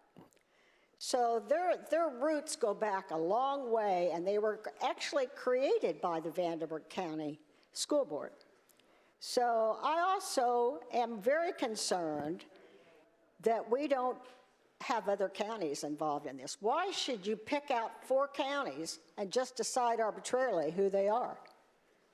I don't agree with that, and I think if you're going to do something like this, you ought to do it statewide, or at least do it with the majority of large counties. I am opposed to this bill, and I'll be voting no. Senator Randolph. Senator Randolph to question the author. Senator Rogers, do you yield? Senator Randolph. Thank you, Mr. Chair and members of the Senate. Just a couple of basic fundamental questions. And this came to my attention today, and I just want to get an understanding. In East Chicago, which is next to Hammond, Gary, Whiting, right in the middle, we've got some charter schools. And we had some issues concerning funding for the public schools. So I just want to get an understanding. If, in fact, they did a referendum, it didn't pass, but if, in fact, they were to do a referendum, the additional money that they would bring into the public schools, they'd have to share it with the charter schools that's right there? They would share it proportionally. So the charter schools, if someone is living within the boundaries of that school corporation, they would share it proportionally. They would share it. If, in fact, the charter schools were to initiate a referendum and it were to pass pursuant to this bill, will they have to share it with the public schools in East Chicago? Charter schools are not allowed to initiate referendum. They're not allowed to do that. So the public schools will do the work in trying to get a referendum passed, but they'd share it with the charter schools. but charter schools are not allowed to do a referendum Right. to share with the public schools. Well, what they would just do is if a traditional public says, we want to look for a referendum, and reach out to the taxpayers, they will contact the charter school, and the charter school can say yes or no. If the charter school says yes, then they have to post on their website what it's going to be used for, and they have to agree to it and share proportionally in the expenses. They have to pay part of the expenses. Yeah. Well, I understand that, but I'm just dealing with the dollars. Because if I were to work every day, and I've got a neighbor who does not, and I bring in a paycheck, I'm not required, okay? Or if I was required by law to give him part of my paycheck, even though I work for it, there's something about a fairness concerning that. And then that's the thing that popped in my mind. So a public school who's in dire need of funds, do a referendum, it passed, they've got to share it with the charter school. That's my understanding of what this bill does. But a charter school, because of law, cannot do a referendum, so which they're not in a position to be able to do a referendum that will benefit to the point where they have to share it to a public schools. Well, they can't initiate it, and Well, that's what I'm saying. Yeah. I understand they can't initiate it. But is it fair that they're not, and that's what I'm looking at from a fairness point of view, nut and bolts. Is it fair that the public schools have to share with the charter schools, but the charter schools are not in a position to share with the public schools for a referendum? There's something about a fairness on that bothers me. Let's think of it this way. You and I live next door to each other, and you send your child to the charter school, Yeah. and I send my child to the public school. Yeah. So your property taxes are going to my school, the public school, and if the public school has a referendum, same thing, those additional dollars, if they don't share with the charter, your school is not getting anything for that. So your tax dollars are going to support my child, but not yours. Okay. And in terms of the choice for a charter school, I have a choice in terms of that. Public schools have no choice at all. They have to take all the students. They can't reject a student and everything. But at any event, that is not on point to my example that I'm making. I'm looking at a fairness point of view. Public schools do a referendum, they have to share with the charter school. There's something about a fairness there, because if a charter school is not in a position to do a referendum till they can share with the public school, bingo. There's an imbalance. I mean, that's my thoughts. And I don't come from a wealthy community. My schools are struggling to the point of trying to pay back a $3 million loan that they borrowed based upon a soil contamination that was no fault of their own. And in spite of that, they had to cut back some services. And then the referendum came, but it didn't pass. So now if they do a referendum, even though they're in the hole right now, they're going to be further in the hole by doing a referendum if they have to share the money from that with the charter schools. Well, they would add, whatever the amount is they think will go to the charter, Yeah. they would add to the referendum dollars. But the thing is, and you got Lake County is one of 4 counties. You've got 92 counties in Indiana, and we represent all 92 counties. So 88 counties is going to be voting to make my schools, my public schools in East Chicago, pay to sustain charter schools, of which they have no direct relationship with at all. Well, remember, charter schools are public schools, and they have to accept any child. Well, that I understand. I'm just looking at the fairness of it. Everybody in here is going to be voting on whether or not East Chicago is going to be required to share referendum dollars with charter schools. But everybody in here don't live in East Chicago. And they don't deal with the financial restraints, financial conditions that the East Chicago public schools have right now. They did not have a soil contamination issue that developed overnight and everything. And there's something about fairness that sticks in my mind that bothers me about this whole thing. I wish that And I guess I'm with Senator Becker in terms of everything. Consultation brought to my attention, so at least I can be in a position to state my thoughts concerning how it's going to affect the people that I represent in that particular district. Not only do I represent people in East Chicago, but Hammond as well. It's not a wealthy district at all concerning school corporation at all, and they're struggling and everything. But there seems to be an extreme unfairness about everything, and that does not stick in the mind, though, in terms of that. That's like when we were kids at marble. I had 5 marbles, but the guy down the street had 50 of them. So Again, I look at it, it is fairness, because as I referenced in the example, is it fair that your property taxes are paying for my child, but not yours? But right now, we're dealing with this bill, and this bill hurts my city. And that's exactly the same thing. It hurts my public schools, and I've got an issue with that, okay? But thank you very much. I appreciate the responses. Senator Breaux. Senator Breaux to question the author. Senator Rogers, do you yield? Yes. Senator Breaux. Thank you, Senator Rogers. I was just sitting here listening to the debate, and I heard a couple of things that just kind of confused me. Senator Becker said that her school was #1 in Vanderburgh County because they didn't have to accept all students. They could select the top students. And then you're saying that the charter schools have to take anyone. Can you correct or tell me where the truth lies? Well, that's exactly correct. You have to take any student.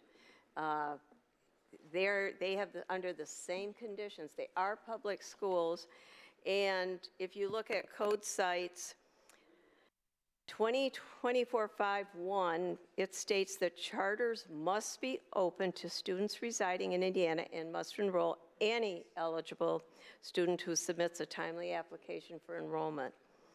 And it also says a charter may not establish admission policies or limit admissions in any manner in which a public school is not permitted to establish admission policies or limit admissions. So they have to take every student. And charter schools have a higher percentage of those on free and reduced lunch than traditional publics. And also they have a higher percentage of minority students. So there is no, they're not allowed to say that you cannot go. Okay. And that's in Indiana code, and I'd be happy to show it to you. And I hear what you just read, but I also heard what Senator Becker said. So there's a disconnect somewhere in there, either in the state law or the application of the state law.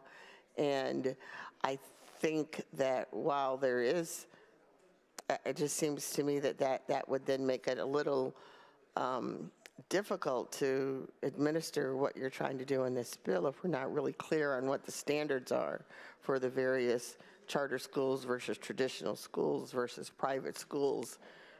Well, they all fall under the Department of Education, and so if they're not following the law, I'm certain that they would investigate. So again, I'm happy to show you where it is in Indiana code. Okay. Thank you, Senator Rogers. Further discussion, Senator Hundley. Senator Hundley to question the author of the report. Senator Rogers, do you yield? I do. Senator Hundley. Thank you, Mr. President, and thank you for yielding to my questions. I just wanted a point of clarification on what Senator Becker was actually asking about with why this doesn't apply to other counties that have large populations of students attending charter schools like Allen County. So I have Conference Committee Report number 5, which is not the one that we're talking about. But in that one, there actually was language in there that would have included Allen County. And that was on page 41 of that report, where it actually set a population size for the referendum. And so what I'm wondering, Senator Rogers, is why wasn't the language kept in that would have set the parameter for cities that have a population of at least 175,000 and that have at least 450 students with legal residence in that county who are enrolled in the charter school. Why wasn't that language adopted in? The language was changed to match the language that's in the budget. The language, well, we know we're still working on the budget, and so we know that we could have done the reverse, right? We could have changed the budget language to match the language that's in this legislation. So why wasn't it worked out that instead of choosing county by county for this one time in legislation, that we actually would just set parameters that would do what you're saying, which is in counties where there are a lot of children, here it says 450 at least, enrolled in charter schools, that they would get sharing. So I'm just wondering, why didn't we want to ensure that all these kids, that the money follows them? Well, as I mentioned earlier, 80% of charter school students are in those 4 counties. And those 4 counties were listed in the budget when it comes to any type of sharing. So we wanted to be consistent. So that's 80% if you slice the pie that way, right? But depending on which counties we take, I could have taken 7 other counties and said, well, 80% of the students are in those counties, right? So that also, you were a math teacher, so you know it just depends on how we slice the pie, on which 80% we're counting. But again, though, that's just legislation for today. And when I joined this body, I said to myself, I want to look at things with generational impact, with future focus in mind.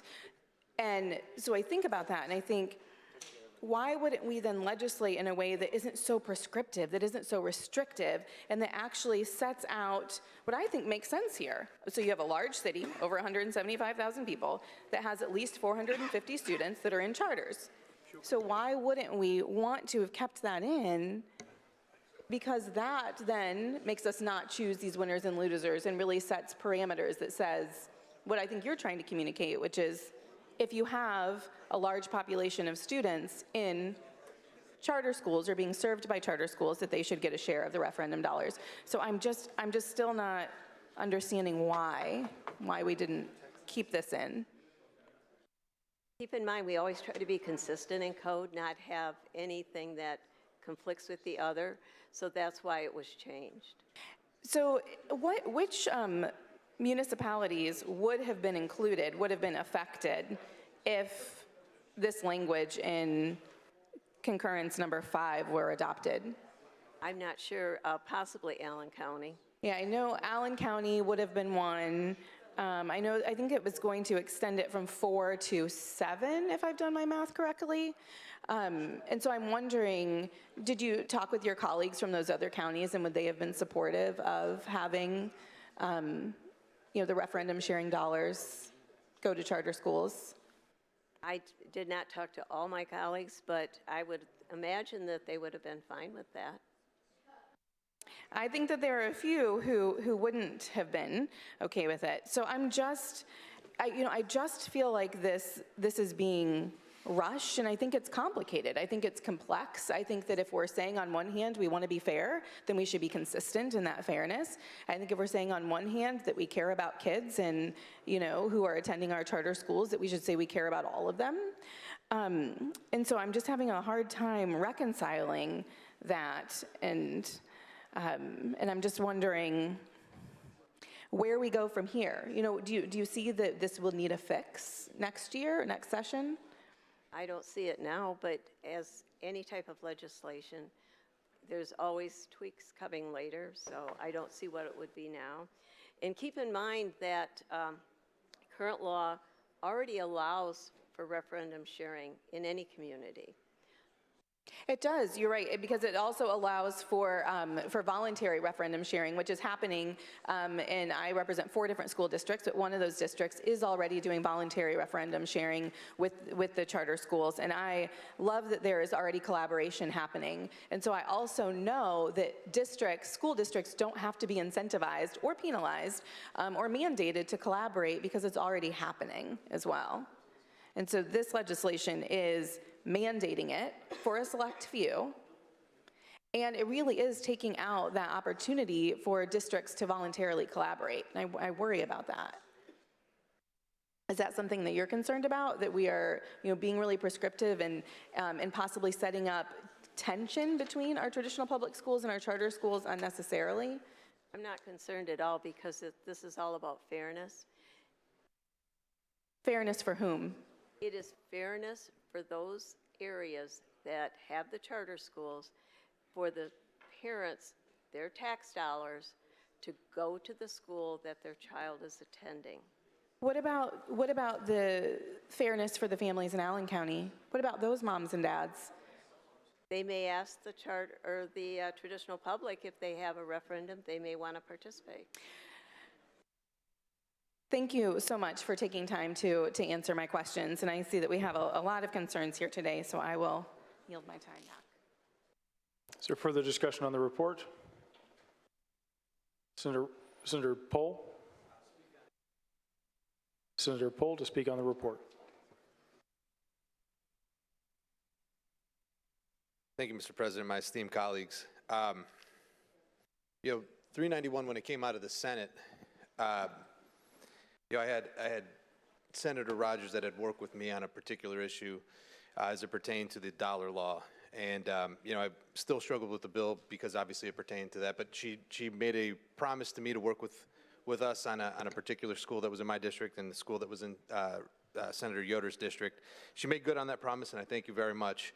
But this bill's returned to us with a number of troubling provisions. Obviously, we've talked ad nauseum as it pertains to the referendum sharing. One of the other provisions was the forced school closure, which, again, what it's essentially allowing is charter schools to file for the closure of certain districts because the administrators within that district have schools that are under the 60% threshold. And as we know, populations will move and change, but ultimately what we're saying is we don't trust administrators to make decisions for their district, and that is. It's awfully ironic because just a couple of days ago we were talking about how we do trust our administrators and the individuals that are running our schools when it pertains to how they interact and how they discuss issues with their teachers.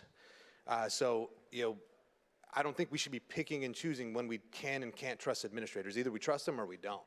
But as it pertains to the referendum, one of the things that I haven't really heard anybody speak about is any experience in actually running a referendum. I don't know if anybody in this chamber has actually participated in running a referendum. It is a very, very tough thing because we run as politicians, we run as elected officials, and we can talk about all the great things that we can do. And we can talk about, what we're gonna do about housing and what we're gonna do about crime and what we're gonna do about education. But ultimately, when you're going and you're running a referendum, you're going door to door and saying, I need you to pay more in taxes because of what we need to do with our school district, just our school district. You're talking to people that may not have kids in the district, may never have had kids in the district. That is a very tough thing to do. I watched my wife run a referendum campaign with fellow teachers in our district, day in and day out. You're talking about teachers that were working as the long hours that we know that teachers work, and then after school, spending countless hours organizing, going door to door, having the door slammed in their face, everything that we've done on the campaign trail, but you're asking people to pay more money, and that's essentially the bottom line that they're hearing. Now we're telling these school districts and the individuals that are running these campaigns, you're gonna have to give some of that to your competition. The whole reason that we're running these referendums, this was not something that was was even in existence 20 years ago, but as Senator Becker rightly pointed out, this chamber changed the funding formula for schools in a way that really starved them. And they had to start running these campaigns. They had to get out there in their community and convince them to buy into their school system. Now we're saying, oh, you guys got it too good. We gotta make this equal. We gotta go ahead and give some of that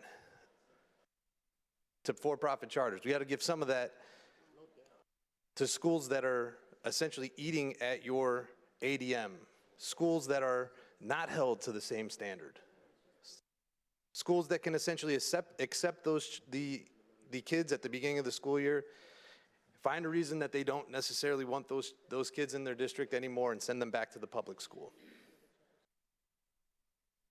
To me, this is further strangulation of the public school systems. And these four, and I've heard people say, well, it should be statewide. It shouldn't be statewide. It shouldn't be a thing at all. We should not be pushing for referendum sharing, particularly in light of the other things that we know that are coming within the budget and with other bills. So I stand in opposition, and I ask that you do as well. Thank you. Is there further discussion on the report? Senator Randolph to speak on the report. Thank you, Mr. President, members of the Senate. I don't have a long dissertation, but I'm just thinking about it. My wife has been an educator for 30-plus years, teacher and administrator. Normally, and currently she is an advisor for the Hammond and East Chicago School Board in terms of education and everything. And I recall Hammond did a referendum, and I recall the effort and work that they went through to get it passed. Knock on doors, letters, phone calls, you name it, they did it. And it passed, Hammond. And they had a big party celebration, and they honored and recognized her and her group for helping get it passed. And my thoughts are, if Hammond, and it barely squeaked by, if Hammond, public teachers, at that point, if we revert back to that time, and we had this bill in effect, knew that the money that they were getting to operate, to maintain the services that they're providing for the students was going toward charter schools, they never would have passed. Because they would have indicated that, why should we work this hard for public schools and we got to share it with the charter schools, and we still falling short of the services we need to provide for our kids in the public schools. That's my obvious thoughts there. The other thought, too, is the fairness of it. And I think everybody touched upon that. And this is not an issue about whether the charter or public schools or not. That's not the issue. The narrow issue is of fairness. You got tax dollars of people that live in a city or municipality, wherever, that's being utilized to educate their kids. And you're forcing them to share it with charter schools. But at the same token, charter schools are not in a position to share whatever funds they get with the public schools. The grants that are earmarked for the charter schools, is any of that grant money going toward public schools? Are they forced to share with public schools? No. I don't know why. Why is it that we're making this happen? I mean, we got to think about this now. We've got four counties, and these are counties that are not very wealthy counties at all. And we're asking this body to decide, you decide whether or not you're going to force these public schools to do a referendum, and if they do so, to pay the cost and expense of maintaining charter schools in their district. There's something about a fairness about that. And if nothing else, we teach our kids to be fair with one another. Billy, if you got some marbles, you share it with Jack. That's your brother. Susie, if you've got a doll, play with Katie, and then you guys can share. That's what we teach. So what example are we setting now if everybody in here who has a vote, who represents different 88 other counties, to come to these four counties and dictate to them what their public schools should do in terms of rent? This is not a good bill. This is an issue that should have been brought to the attention of the people it affects. It affects my district. It affects my district. It affects Senator Melton districts. It affects Senator Poe's district. Talk to us. Let us know what your thinking is, and ask us, how can we help you do what you want to do without hurting us? Because you're asking each one of you to hurt the people in my district, and that's not fair. Even if you say it's not fair to me, and I can say that easily, is it fair to the kids that's within the respective district? And I maintain that it's not. If, in fact, you're concerned about the welfare of kids, be about the welfare of the kids in my district. They're children. You don't know them. At least have the humanality to say this is going to affect kids from the respective districts, and this is not in their best interest. If it's not in their best interest, maybe we should go back to the drawing board. That's all I ask you to do. A year is not going to make or break the situation. Vote it down, come back next year, and all the players involved get a chance to put their input in it and come up with a solution that everybody can live with. Right now, this situation, this solution cannot be lived with by the people within my district. And I'm asking you not to hurt the children in my district. That's all I'm asking you to do. Not to hurt the children in my district, and you're going to be hurting them. Because if, in fact, you go to a parent and say, do a referendum like you did before, it's defeated before, it definitely be defeated fine. If you do a referendum, you're going to have to share it with a charter school. Parents going to back up. Public officials going to back up. Teachers going to back up. No.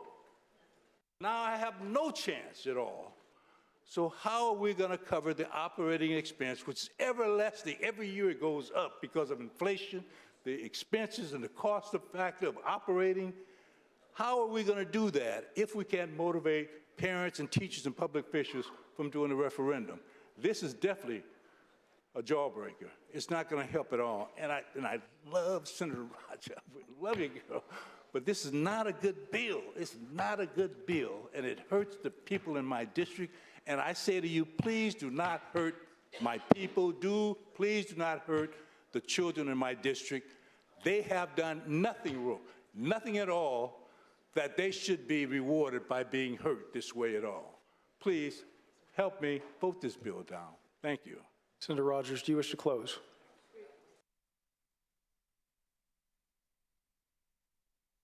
Thank you, everyone, for your patience and for all the robust discussion. It leads me to believe that everybody in this chamber really, really cares about education.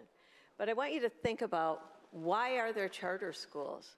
There are charter schools because their parents have chosen to send them to those schools, and they feel they are getting the best education.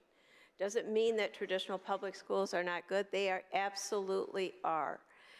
But I want you to think about the fact that when one person goes to a traditional public, the other person goes in that same community to a charter, they are not receiving any funds from that community. So this is about fairness, and I urge you to vote yes.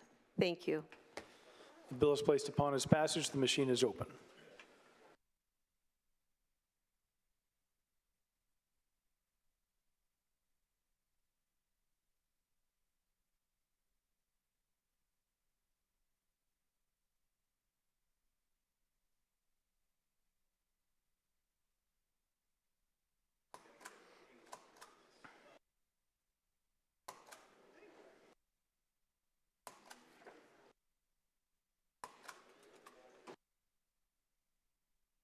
Senator Durnell. The machine is closed. The clerk will tally the roll. The roll call shows 36 ayes, 13 nays. The conference committee report has passed. The secretary will inform the House of the passage of the conference committee report.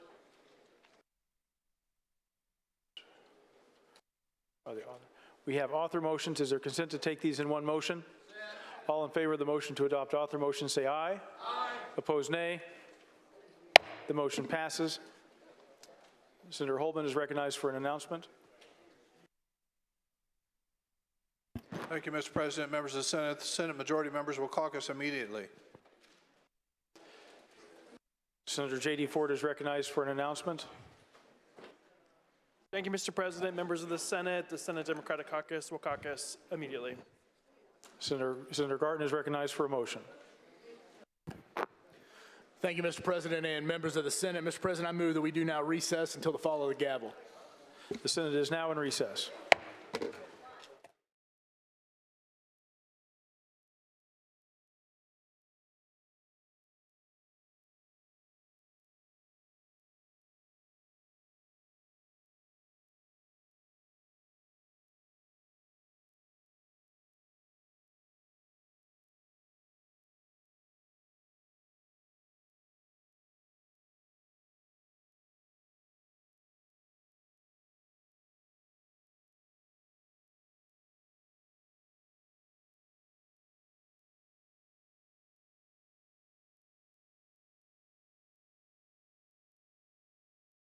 Continue the roll. Senate Bill 434, Senator Mishler. Senator Mishler. Oh, I guess we should have. To go the other roll. Oh, I guess we're out the other roll. There's Mishler. Oh, no, it's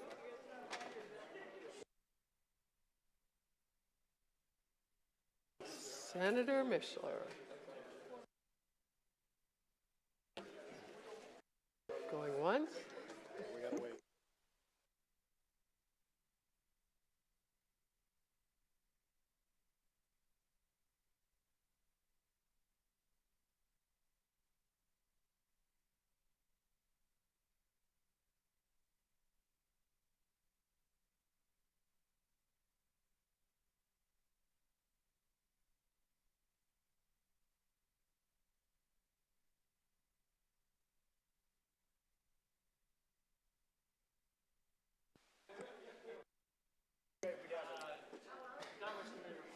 Senator Mishler calls Senate Conference Committee report for Senate Bill 434. Clerk will read. Economic Development. Senator Mishler to present the Conference Committee report.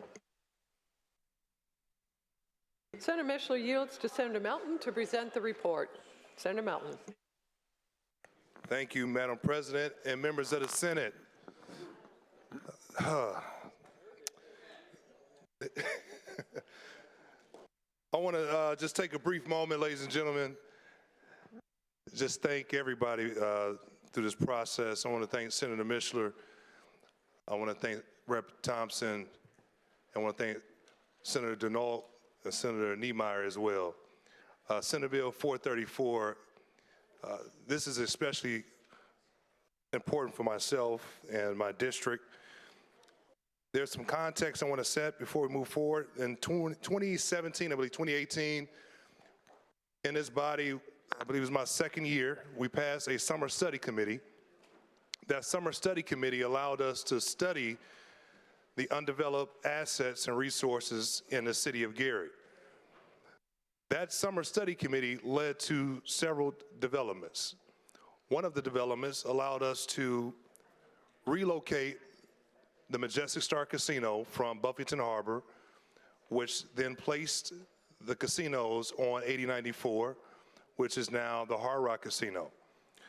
The city of Gary, and I just want to take a moment, and I want to thank my predecessor, Senator Erling Rogers, for her work on the casino legislation over the years. But that legislation gave us the opportunity to go from the lowest revenue generating casino in the state of Indiana to the highest revenue generating casino in the state of Indiana for the past 2 consecutive years.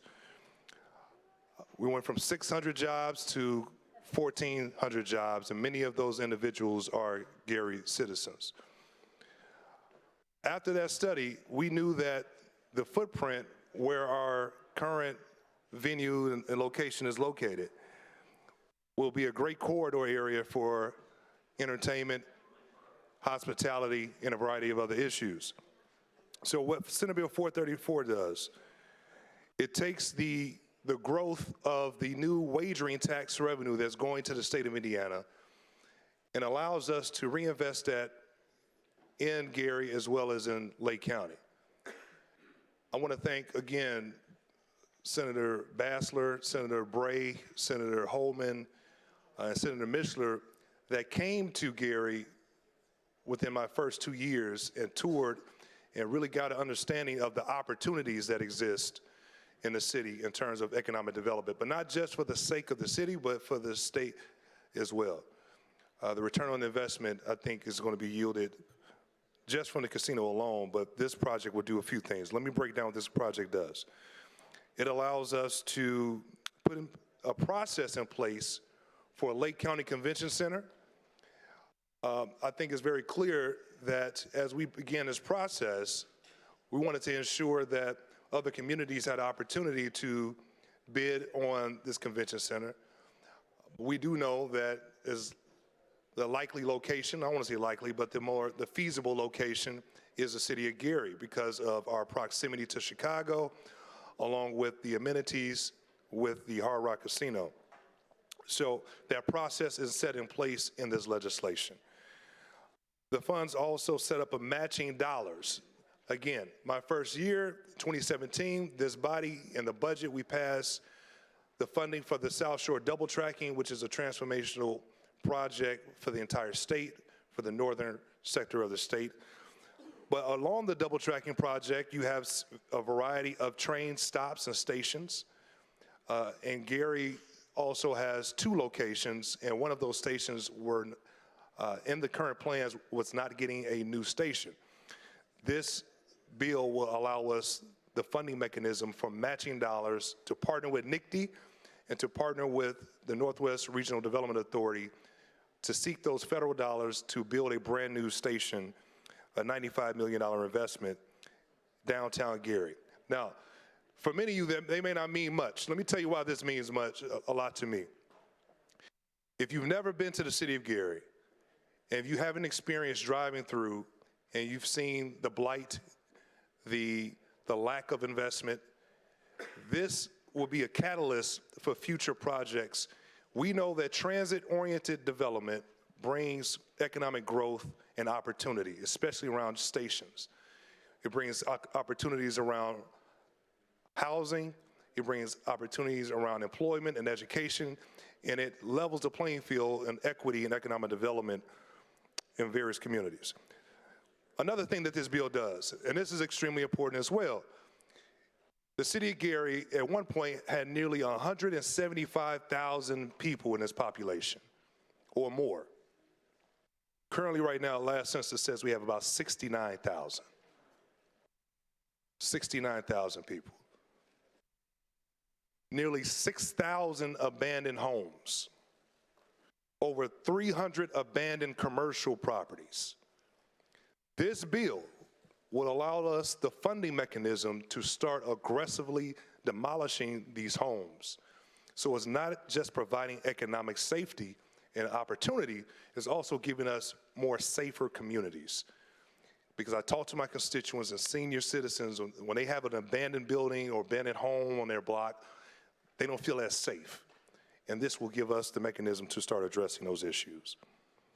So, again, the potential convention center, matching funding for the Metro's train station, funding for demolition, all of these are catalysts for greater economic growth and development. This body and the people of Gary, I'm telling you, ladies and gentlemen, we have a unique opportunity to take this city. And I say this as someone that grew up here and grew up in this city. There was a point in time that I felt like the world turned its back on Gary. Growing up, seeing blight. Now, my colleague, Senator Charbonneau, grew up in Gary. And the Gary that him and my parents tell me about, I can't even imagine the bustling downtown, the shopping, the entertainment. I can't fathom that. But I think this will be a catalyst and a starting point to make Gary one of the greatest American comeback stories in our history. So I'm asking that this body will support this legislation. Now, one of the changes that did occur in the House version that I'm a little bit disappointed in, and I'm hopeful that we will eventually address, is that my original version supported public safety. And let me tell you why this is important to me from a public safety perspective. Again, growing up in Gary in the early 90s, we had a bad stigma, quote unquote, being the murder capital of America. That's not something I'm proud of, but that was one of the facts that folks labeled us as. My concern right now is that we have to couple public safety with economic growth and development. And right now, my concern is that, and this is recent data that was given to me, currently, non-fatal shootings that occurred last year, this time last year, 22 non-fatal shootings. Currently, this year, in 2023, we're at 40. 67% increase. Homicides in 2022, this time last year, 13. In 2023, right now, we're at 17, a 31% increase, and we are not even at the end of the year yet. The original version of this bill would have provided funding for public safety to help provide, we actually took the same funding structure that Senator Kreider and so many others worked on for Indianapolis to pay for overtime, to pay for equipment and training for our officers. But the House version does not include this, and this is one of those issues that we're not settled on. So with that being said, although that is not in here, this is still a very good bill that will put us on the right track of economic growth and opportunity. And I want to thank everyone. I want to thank Representative Slager as well for helping us get us through the finish line on the House side. But I'm asking for everyone to vote. And again, I'll tell you, that same young boy that felt like the nation turned its back on the city is feeling like we have an opportunity to make this the greatest comeback story in American history. So I ask for your vote.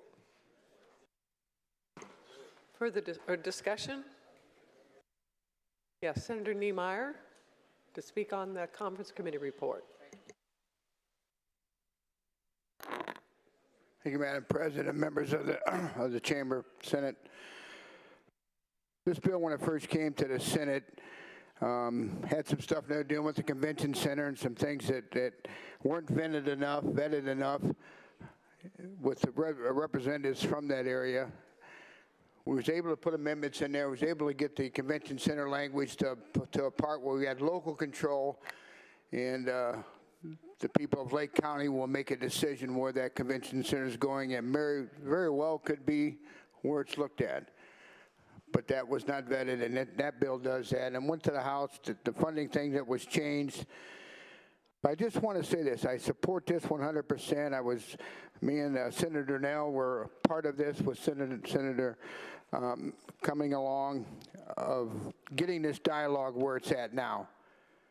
This is a great opportunity for the city of Gary. I've lived there all my life in that county. They've got to take advantage of this system, what we're doing here today. And everybody's going to be watching that and making sure hopefully that happens as we go forward, because it is the economic city of Lake County no matter what. It was, and it needs to get there again. And so I want to thank everybody involved in this bill where it started. I was not happy when it started because it was kind of left out of of what was going on in the forming of this bill, and myself and Senator Nell. But it got to a point where it needs to get to. And again, and to support the city of Gary to make sure this works and make sure they do this right. So thank you. Further discussion? Senator Melton, would you like to close?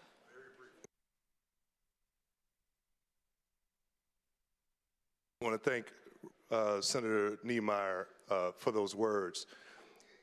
As he talks about the opportunities, let me just close by saying this. And every year, I invite this body, anyone that when it comes to Gary, I'm still waiting on Senator Garden to come to. He stopped through, but he didn't come visit me. But anyway, I'm not going to hold that against him. We're going to keep going. I think when we look at what this state is looking for in projects in terms of return on investments, I think we can produce that and more, not just for the city, but for the county as well for the state. Not many cities can say that they have an international airport. Not many cities can say that they have 3 Class 1 rail lines. Not many cities can say they have a deep water seaport.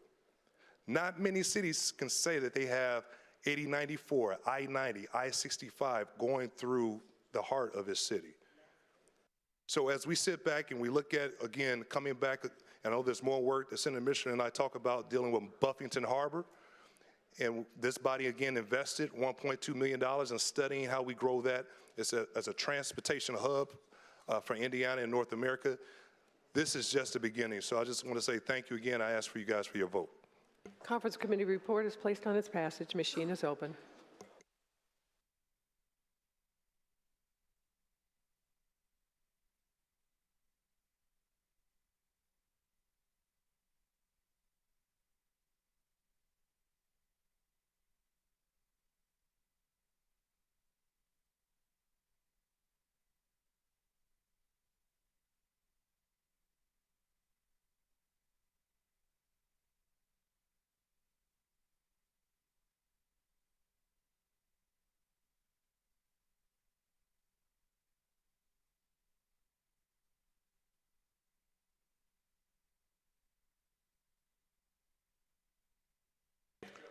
Machine is closed. Clerk will tie the roll. Roll call shows 49 ayes, 1 nay. Conference committee report is passed. Secretary notify the House of the passage. We will now move to House Conference Committee reports eligible for action. Clerk will read the roll. House Bill 1638, Senator Raatz. Senator Raatz.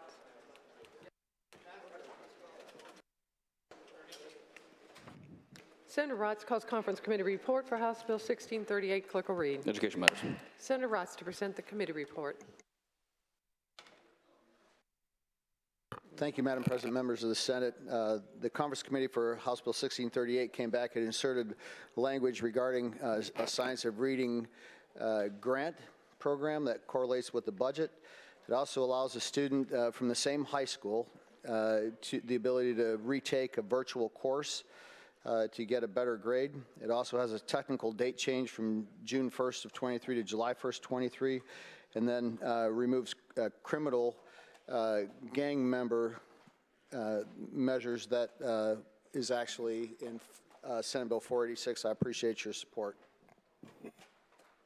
Discussion. Senator Hunley. Senator Hunley is recognized to speak on the conference committee report. Thank you, Madam President and members of the Senate. I want to thank Senator Raatz and Representative Behning for all the conversation that we had around this conference committee report. And it does some really great things. I mean, I am excited that we are going to establish the Science of Reading grant so that teachers who are interested in continuing their education to get Science of Reading endorsements or reading certifications, that they'll be able to apply for funds to help them do that. I also really like that it is reviewing standards that may be obsolete with emerging technologies, and so I do appreciate that. It still didn't address my concern about reporting of certain data that will no longer be required to be reported publicly, and that includes information about which students or how many students are enrolled in CTE programs, special education, high ability, and it wouldn't require that districts report out publicly high school diploma completion disaggregated by certain categories. And so while this is doing many great things that I am really excited about, and I have talked to IDOE about ensuring that certain data points are reported out publicly, I'm still going to have to stand in opposition until I can have those assurances that all the necessary transparencies are still codified in code. Thank you. Yes. Further discussion, Senator Bahacek. Senator Bahacek to speak on the committee report. Thank you, Madam President, members of the Senate. I still struggle with this intermediary funding. It seems like it may or may not be tight enough for my liking. I'll be voting against the bill. Thank you. Further discussion. Senator Ross, do you want to close? Waves. Conference committee reports placed on its passage. Machine is open.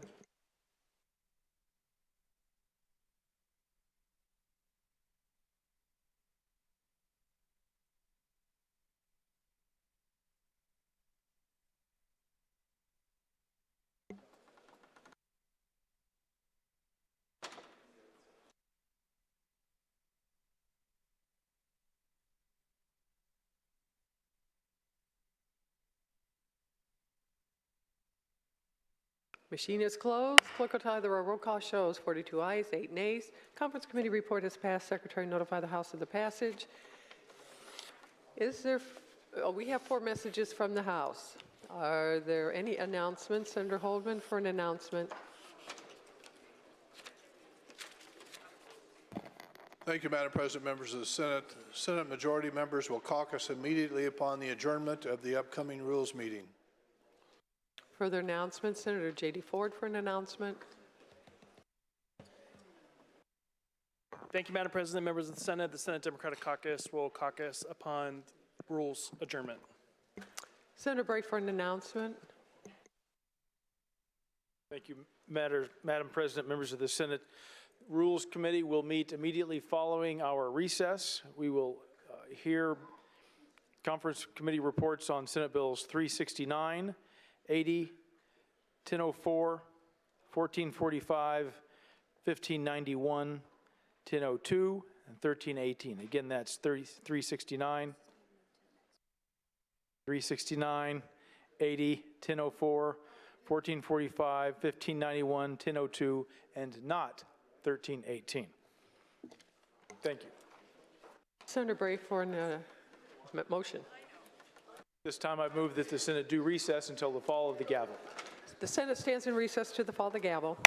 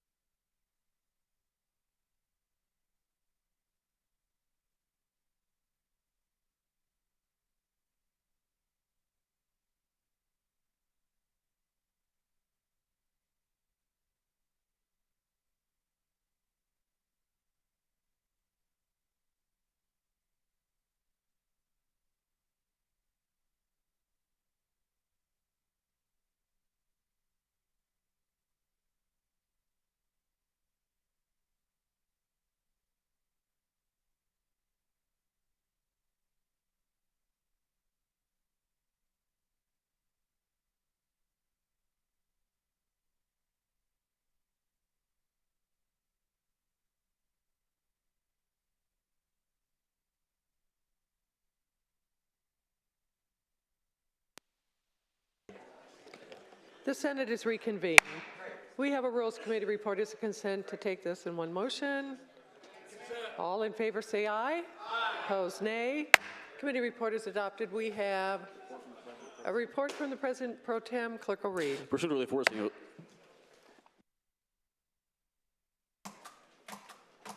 We will now move to Senate Conference Committee reports eligible for adoption. Clerk will read the roll. Senate Bill 80, Senator Freeman. Senator Freeman calls Conference Committee report. Senate Bill 80. Clerk will read. Code revision corrections. Senator Freeman to present the Conference Committee report. Madam President, thank you. Members of the Senate, this is the Technical Corrections Bill. Thank you. Discussion.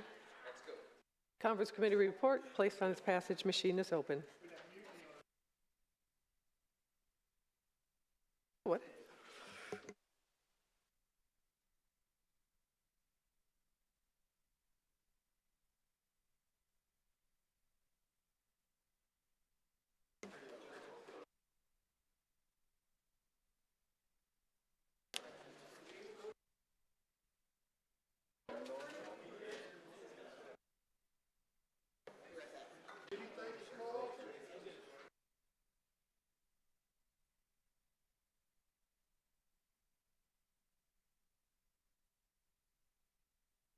Machine is closed. Clerk will tally the roll.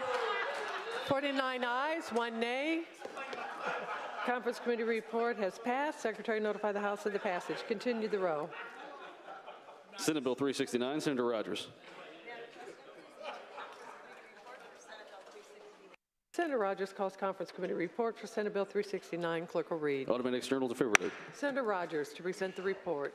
Thank you, Madam President, members of the Senate. I think, as you all know, I carried a lot of legislation this year, education, housing, but this is one of the most important bills that I've ever carried, and it's about AEDs and Jake's Law. And what I want to say is that it requires, it at one time requires schools to have an emergency plan as well as to ensure that there was an AED on site. However, there were changes in the House, and those changes include that it came from a shall provision to a may. It does require the Department of Education to conduct a statewide survey of all schools to determine the number of AEDs, as well as the school corporation existing policies for sudden cardiac arrest. Publish a report and report it to the General Assembly. And schools can apply for a school safety fund to purchase AEDs provided they have developed a venue-specific emergency plan for sudden arrest. And I want to emphasize how important this is because 2 hours ago my daughter texted me, and this is what the text said. CPR on student at City Track meet right now. I don't know if there's an AED just left in an ambulance. So it tells you how important this is. And I want to thank and recognize Julie West, who's in the balcony. She has devoted her life to educating and helping people all over the country. So no other family has to endure the pain that she has of losing a child. This has been a 2-year journey getting this legislation to this point. And Julie, we thank you so much. So please, help me support Julie by passing Jake's Law. Discussion. Yes, Senator Qaddoura. Senator Qaddoura is recognized to speak on the Conference Committee report. Thank you, Senator Rogers. I want to acknowledge Julie. A couple of years ago when I first got elected, I had the privilege of meeting with Julie West and her family and other teachers and other individuals. Out of a tragic incident, she turned it into inspiration to help and support and ensure that our kids across the state of Indiana have an AED available at their school to protect and save lives. My heart was touched by that tragic story, but the inspirational journey that Julie has been embarking on to convince us as legislators to support AEDs. It's something that I deeply care about, and I was hopeful that we can fund this in the budget. We're going to continue working on this, Julie. I appreciate you, and I urge my colleagues to support this bill. Senator Bohacek. Senator Bohacek's recognized to speak on the Thank you, Madam President, members of the Senate. Jake West was a young man, high school kid from my district. And sadly, I got to meet his mom because of the death of her son. That's terrible. But hopefully we can take this tragedy of losing a child this young and try to make it better. I know 2 years ago we provided training for coaches and sponsors of athletic programs so they can identify these the symptoms of sudden cardiac arrest. And now we're going to have the actual device to revive these kids if this happens. I appreciate your support, and I'm very sorry to the West family, but thank you, Julie, for all that you do. Further discussion. Senator Rogers, would you like to close? Waves closed. Conference Committee report is placed on its passage. The machine is open.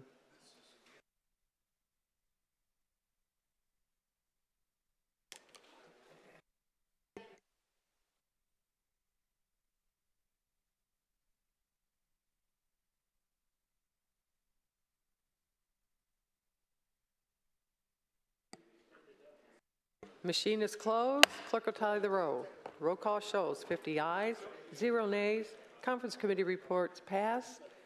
Secretary notify the House of the passage. That concludes our Senate's Conference Committee reports. We will now move to House Conference Committee reports eligible for action. Clerk will read the roll. House Bill 1002, Senator Raatz.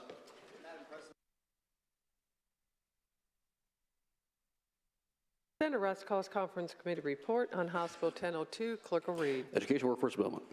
Senator Raatz to present the report.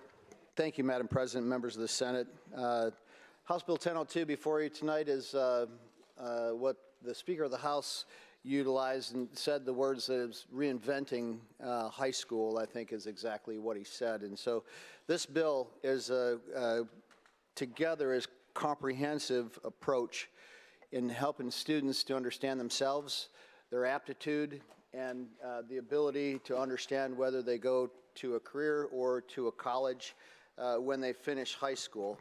And I'll admit, honestly, when I first looked at the bill, I thought, boy, this thing is quite far out there. But once I wrapped my mind around it, I think it's a great opportunity for students to have interaction with employers, for teachers to have interaction with employers, for them to understand themselves better through career coaching. There are things in here that are probably going to have to be changed, I suppose, but this is a great start. And so that's just a synopsis, I guess. I'll share that what this bill does is creates one thing is a career scholarship account. This is, I'll just share with you the conference committee and piece of this. A career scholarship account that's an individual account for each student that chooses to participate in it. And hopefully that they will utilize a work-based learning opportunity. And in the midst of that, they will also have the ability to learn credit. The department and the Commission on Higher Ed, they're the ones that will make sure there's rigor. So the credit-bearing certificates that will be essential to their future. Typical uses for a CSA, which has $5,000, is proposed at $5,000 per year for each account. Might be transportation, could be curriculum and training that would be administered by an intermediary. And I'll give you the definition of an intermediary, which is a nonprofit organization. The mission of an intermediary is connect individuals with employers looking to employ individuals, convenes industry partners, school corporations, post-secondary and educational institutions, labor unions, and community-based organizations, simply to broker partnerships and facilitate programming between area educators, employers, and students. And lastly, conducts outreach to engage in aggregate regional employer demand for work-based learning participants, job placements, and related on-the-job training opportunities. There are many other facets in the bill, many of which we had already passed out of this chamber in the first version of 1002 when it went to the House. And with that, I'll simply ask for your favorable vote. While, as I mentioned, this bill is incredibly entrepreneurial and most likely will cause us a little bit of headache, it's a great opportunity for students, and it's a way for us to take a system that's at least a half century old and reinvigorate it, not for people, not for the intermediaries, not necessarily for the employers, but it begins with the student and then there are other beneficiaries along the way. I appreciate your support for this conference committee on House Bill 1002. Discussion. Yes, Senator Taylor. Senator Taylor, to question the author, do you yield? Senator Taylor. Thank you, Madam President, members of the Senate. Senator Raatz, can you just answer a couple questions for me real quick? The education savings, the career savings accounts that we're talking about, is there a cap on the number of them? Number of accounts that we can utilize? Yeah, the number of accounts that we'll pay for. There's a cap on the grant for CSAs that will cap the amount that we will be able to utilize a CSA. And what's that cap? The initial cap for this next year is $5 million. Okay. Speak on the. Senator Taylor is recognized to speak on the conference committee report. Thank you, Madam President. I remember when I think 2010, I think I was sitting back there, and my colleague from the other side of the aisle came to me and said, "Hey, Senator Taylor, I have this program for you, and I think it's going to help people in failing schools and people with needs to go to private schools or schools that maybe would be better educational for their children."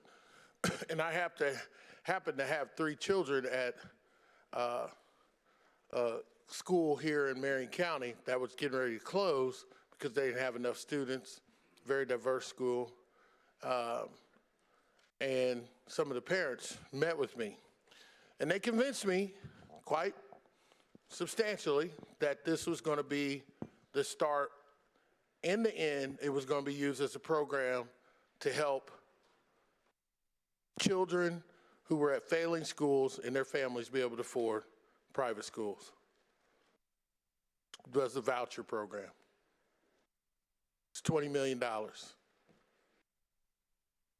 After tonight, that amount is going to be almost $750 million. This seems like the same thing to me. Can't tell you how to vote. This year, we'll have a cap of $5 million. Now, what I didn't hear in the presentation is that this $5,000 will be used for these things, and that's all they could use it for. Kind of sound familiar to those who were here in 2010? If we started, there ain't no way we can pull it back. Just remember what we're doing today. It's $5 million today. I almost can guarantee you it'll be triple that in our next biennial budget, and then we're going to have everybody. I can't support this legislation. The start is bad. We have no guardrails. Do what you want to do. Further discussion?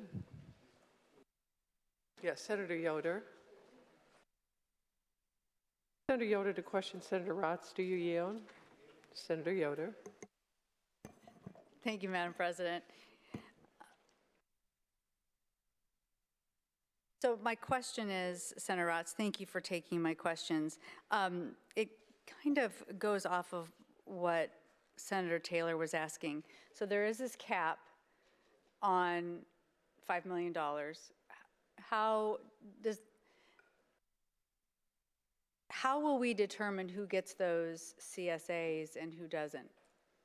The program will be administered through CHE and the Department of Education and the workforce, Governor's Workforce Cabinet as well, all in collaboration. Essentially what I envision will happen immediately here, would be a coalition of the willing. So there are some organizations out there, specifically right here in Marion County, that have been working on youth apprenticeships for several years, and I think with some local philanthropic dollars have been proving the concept for some time. And so I suspect that they may be some of the first ones. I also have Eastern Indiana Service Center that's very interested in this concept as well.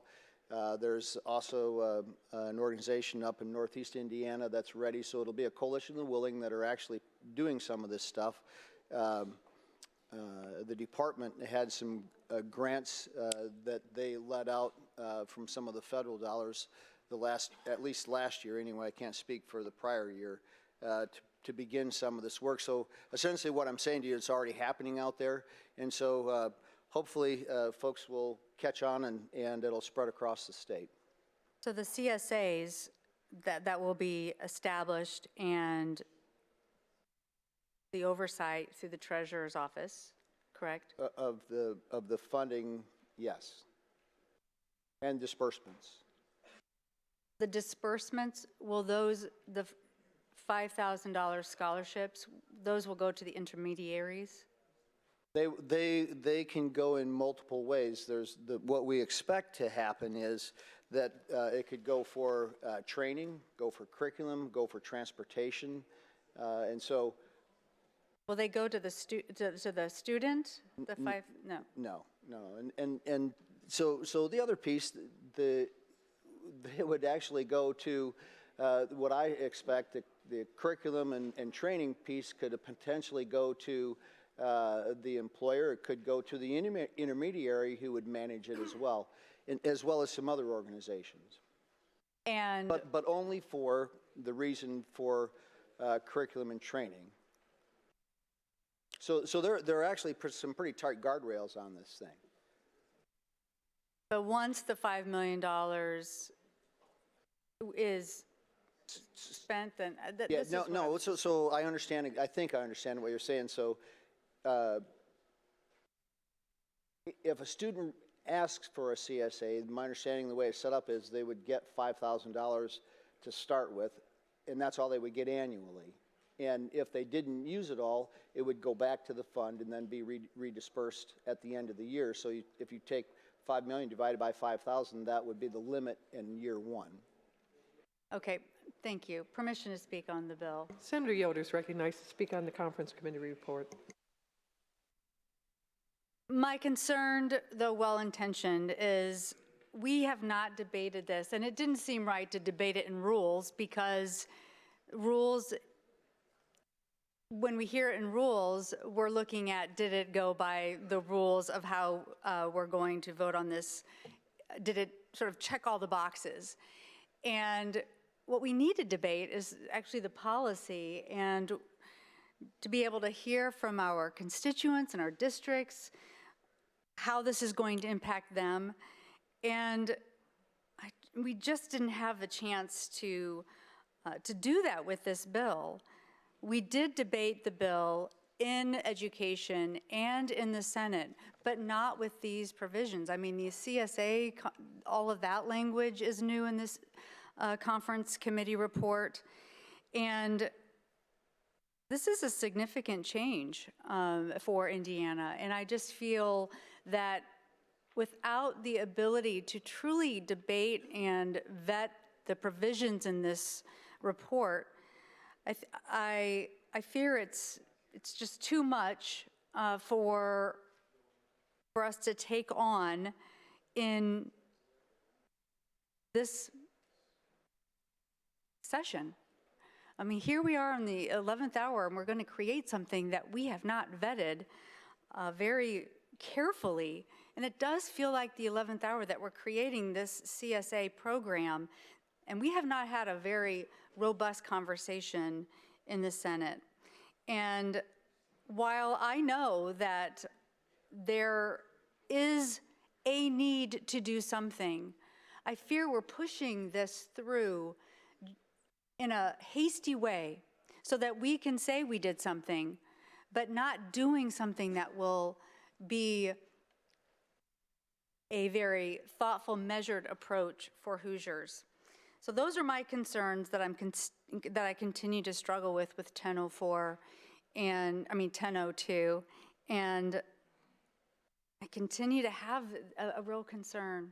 And I know that you said, I wish we could have had that discussion with the Senate, and we just weren't able to. And here we are, trying to figure this out with the conference committee report.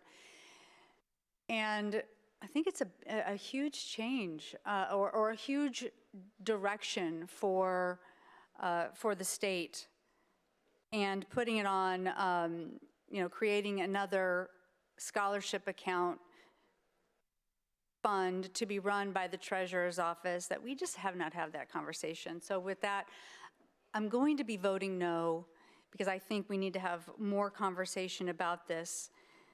And I hope that you'll sit and consider these real concerns about what we're doing without much debate about that here in the Senate. Thank you. Further discussion, Senator Hundley. Senator Hundley to question Senator Raatz. He yields. Senator Hundley.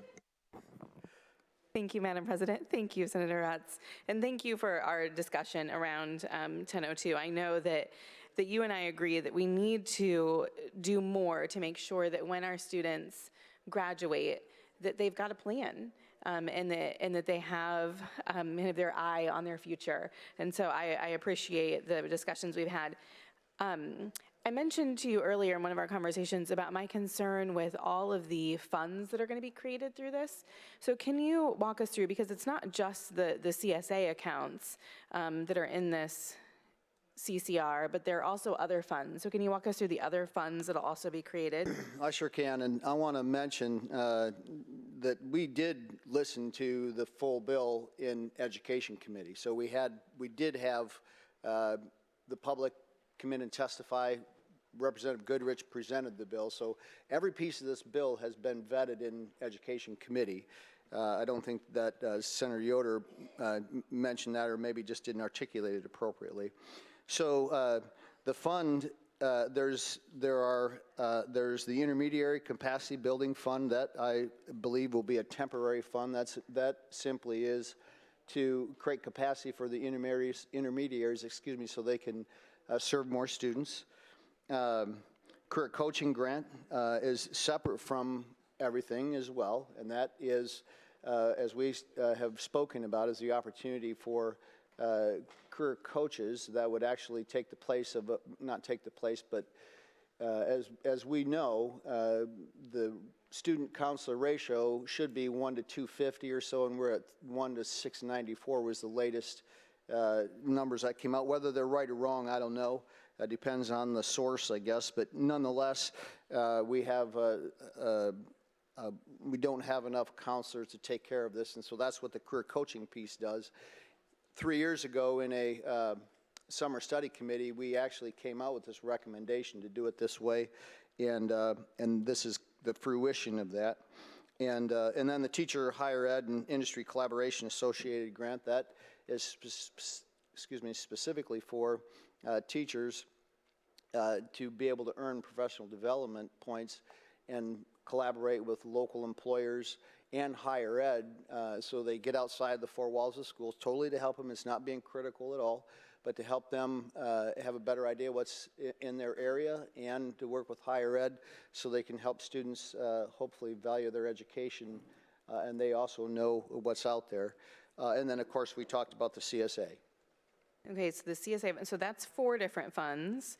And then there's also the Career Scholarship Donation Fund, and the Connecting Students with Careers Fund, and the Career Scholarship Account Administration Fund. So from my count, we're establishing 8 different funds with this bill.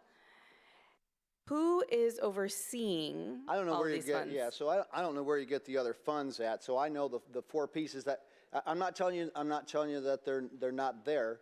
Now, Wait a minute, I'm saying I was trying to it's figure out where. administration funds is what you're talking about, and so there's no money in this piece for that, in the 4 funds that I have just told you about.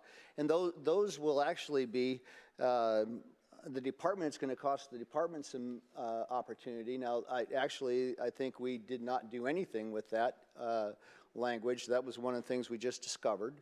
And so putting the pieces together behind the scenes, making sure there's rigor in the certificates and the on-the-job training piece of it will be ongoing.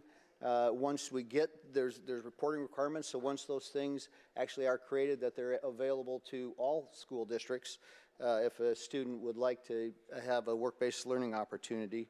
But I'm simply suggesting that you're talking about some funds for administration, either CHE, DOE, GWC, that's all. Right, so there are just, well, there are a lot of funds, you know, regardless of the number that are being created and ones that might already exist, there are still a lot of administrative pieces that have to go into this. And so are there reporting requirements that are set out in this for each of those funds? Like, will we have the report out for the Career Coach Grant Fund and be able to know what the per pupil spend is, for example, or be able to break that down by school district or by county? Yeah. I did not, there is reporting requirements, most definitely. Whether or not I don't think we got as in the weeds to make sure that it was done by county or by district. And those are things that certainly can be worked through with the department. I think that would be really helpful. And then 100% agree with you. You mentioned the intermediary capacity building fund, and I know we've got to stand this up, right? It's brand new. I mean, and you said it's an entrepreneurial approach. Is there a sunset for that?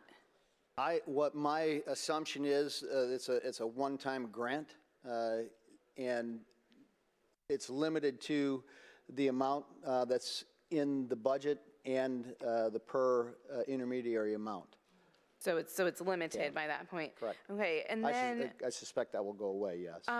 And could an organization, could an intermediary, could a one of these organizations or employers, could they access funds from multiple funding sources? We were very careful about that to make sure that can't happen. In fact, one of the things that I mentioned, that school districts might get a CTE grant, a one-time per year, even if the student wasn't there, just to help cover their administrative costs should a student be out half the time in their junior and senior year. But the concept of them not being in the classroom and is part of, I guess, something that a school district could gain some dollars from. So with the career scholarship accounts, you said $5 million in the first year is going to be allocated. What is it in the second year? Without looking at the budget, I think it's 10. I don't know that. I was thinking it was 10, like 15 total. So how many students do we anticipate? I know that we're kind of making our best guess, but how many students do we anticipate serving in year one, let's say? So I'd say optimistically 1,000. And then those students may be multi-year if they start as a junior. It could be a multi-year if the experience goes well and they're continuing to be monitored and things are happening the way they should. So I'm wondering if we have 1,000 students, we're looking at $5 million the first year, so I'm doing my quick math, $5,000 per student on average. Senator Young's favorite word, pilot, is coming to mind. And so I'm wondering, why didn't we call this a pilot if we're talking about 1,000 students? I don't know. Yeah, that's something that I'm wondering. And then, okay, so aside from that part, there's one other portion that I'm having a little bit of a hang up on, so I'm hoping that you can help me with. We did make a kind of interesting shift here. At first, this was really focused on high school students, reinventing high school, focused on students in that last 2 years of, of their K-12 education. But we expanded it in a small but impactful and important way. I'm looking at page 68 of the conference committee report. 58? I thought it was 68, where it talks about actually establishing strategies and identifying a capacity to deliver career navigation and coaching for kindergarten through 12th grade students. So for K through 12, do you know why we have expanded that piece out? Absolutely. And it's a great question, by the way. And as I mentioned to you in our conversation earlier today, when it comes to career coaching, when's the appropriate time to begin to touch a child or introduce a child to exploration? Could that be kindergarten? Some people say yes. Some people say you better wait till they're sixth grade. I'm not the guy to determine that. What I would say is, what I would envision is a very light way, and it might be a 2-minute something online that a kindergarten student looks at. I don't know that. It may be well too early. Again, just like if I asked everybody in this room, we'd get multiple different answers, and so we'll leave it up to the professionals on what that looks like.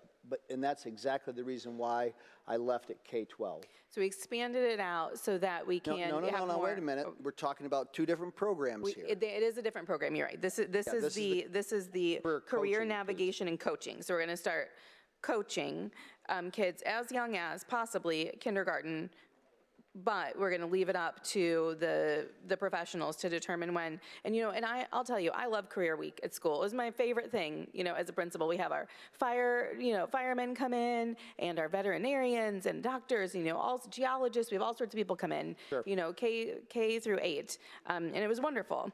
But what this says, though, is it says, and this is the part I'm hung up on, a process for identifying an individual's aptitude or interest in the education and training required for various careers and development or career and employment opportunities. And so I'm just concerned about opening up this opportunity to start assessing the aptitude of 5- and 6-year-olds for future careers and employment. Without being condescending at all, and I mean that sincerely, if we take a kindergarten student or first, second grade, whatever the time is that they begin to look at some of these things, it may be just an opportunity to get their mind thinking about what the future looks like. I don't know what that looks like, and I could be totally wrong. But what you're suggesting is we're pushing them far too early, and I would back up and say the real answer to this question is hopefully by 7th, 8th grade, 9th grade at the latest that the student has been exposed enough, explored enough, and had enough exposure to these things that they have a much better idea what direction they want to go. So when they hit 10th grade, they know for sure, 9th grade, idealistically, career that's going to require some college, associate's degree. Maybe they can earn enough credits to have an associate's degree when they leave high school with credentialing, or I'm going to college because I'm going to be a doctor or a teacher and everything in between. And so that is up to the department and the Commission on Higher Ed on the appropriate times for this to actually happen.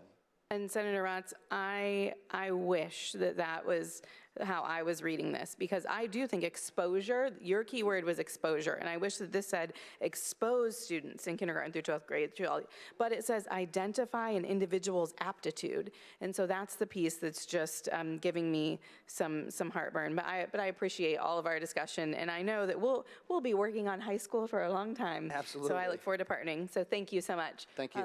Permission to speak on the Senator report. Hundley to speak on the report. Thank you so much. And I do appreciate all of the discussion and dialogue. There are just a couple of words I want to highlight out for you all, colleagues, that I heard as we were kind of discussing some of my concerns. I heard the word assumption, that we're still going to have to make some assumptions. Heard that we didn't get all the way into the weeds of some of the pieces of reporting that need to happen. I heard that we don't know when portions of this are going to sunset. There are still a lot of questions that are out here. And we know that this is our budget days, and we know that we have fiscal responsibility on the brain. And so I am coming to you from a place of fiscal responsibility to really think about how we are creating and establishing a variety of funds that really should be a pilot. It really should be a pilot when we're talking about 1,000 students. And so I ask that we continue to rethink how we do high school and post-secondary education, but for us to pause and come back to this next session when we are fresh-brained, when we have a lot of new ideas. I know folks are doing additional research on modern youth apprenticeships over the summer, and so I look forward to coming back again for future sessions. I know that we're going to have to, but I hope that you will join me in voting no today and really making that not just a no, but a not yet, because we do need to come back and do more, but this just isn't it. Thank you. Further discussion, Senator Perfect. Speak on the bill. Senator Perfect's recognized to speak on the report. Thank you, Madam Chairman and members of the Senate. It's late. I'm going to be a little more blunt than usual and hopefully brief. Being blunt, I can't believe the degree to which we continue to try to protect the status quo in education when we all know it's just not working for a whole lot of young people.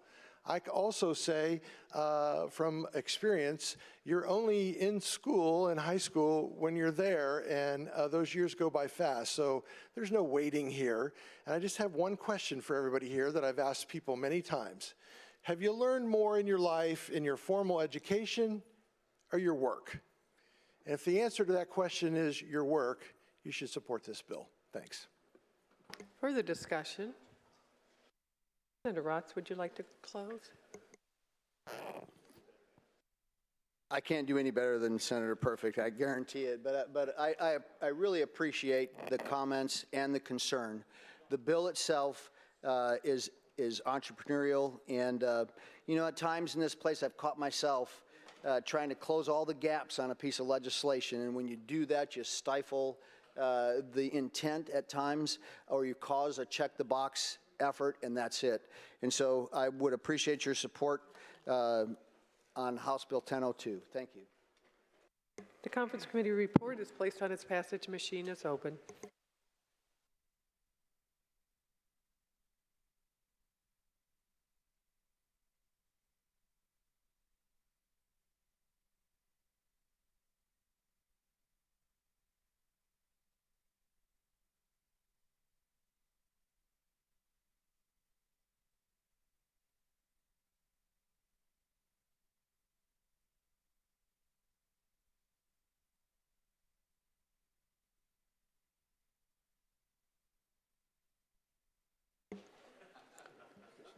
Senator Niemeyer.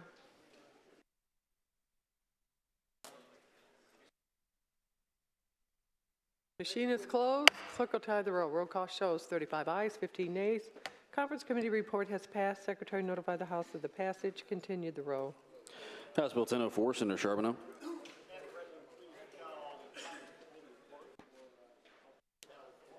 Senator Charbonneau calls Conference Committee report for House Bill 1004. Clerk will read. Healthcare matters. Senator Charbonneau to present the report. Thank you, Madam President and members of the Senate.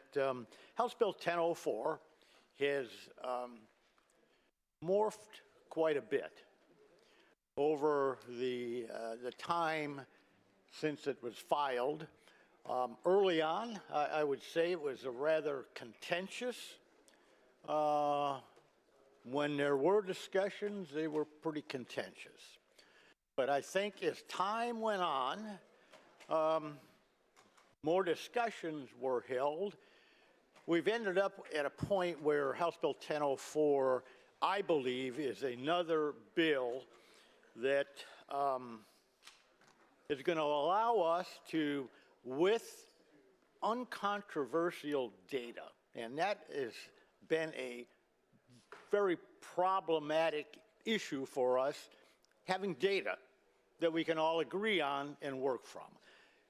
As I go through the pieces in the Conference Committee report, you're going to realize that almost every one of them is about getting data so we can discuss it, and data will drive the decisions that we make in this area.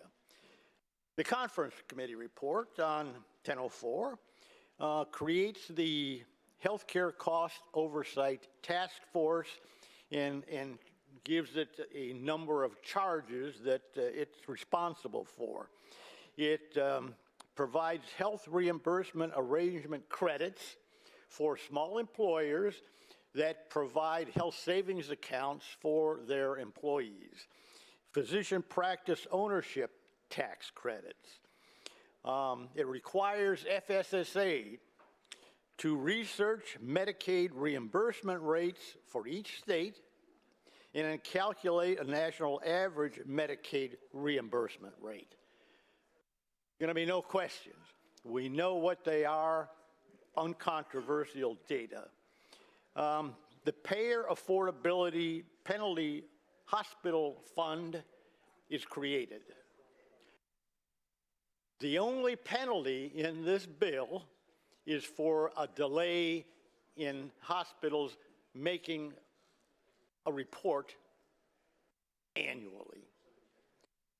That's the only penalty in this bill. This repeal of the hospital's public forum requirement, because there are going to be many more areas where people are going to have access to the data.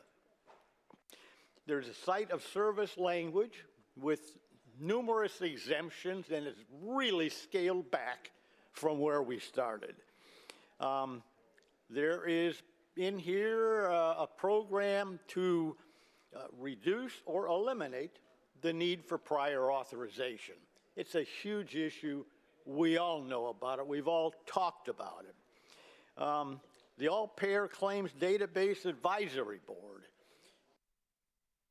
This bill gives the advisory board 2 more topics that they should be discussing and taking a look at. Claims data provision requirement. That is very simply, we heard a lot of discussions about employers not being able to get their own data. Well, this says they have to be given that, and they have to be given it within 15 days of the time they require or request it. And finally, there is a provision for provisional credentialing of physicians. So this is part of that paradigm shift that I keep talking about. Is we are getting to the point where we're going to have all kinds of data to move into the future and make the decisions about what are the best avenues for us to take as a state. I would appreciate your support for the conference committee report. Discussion. Senator Leising. Senator Leising is recognized to speak on the bill.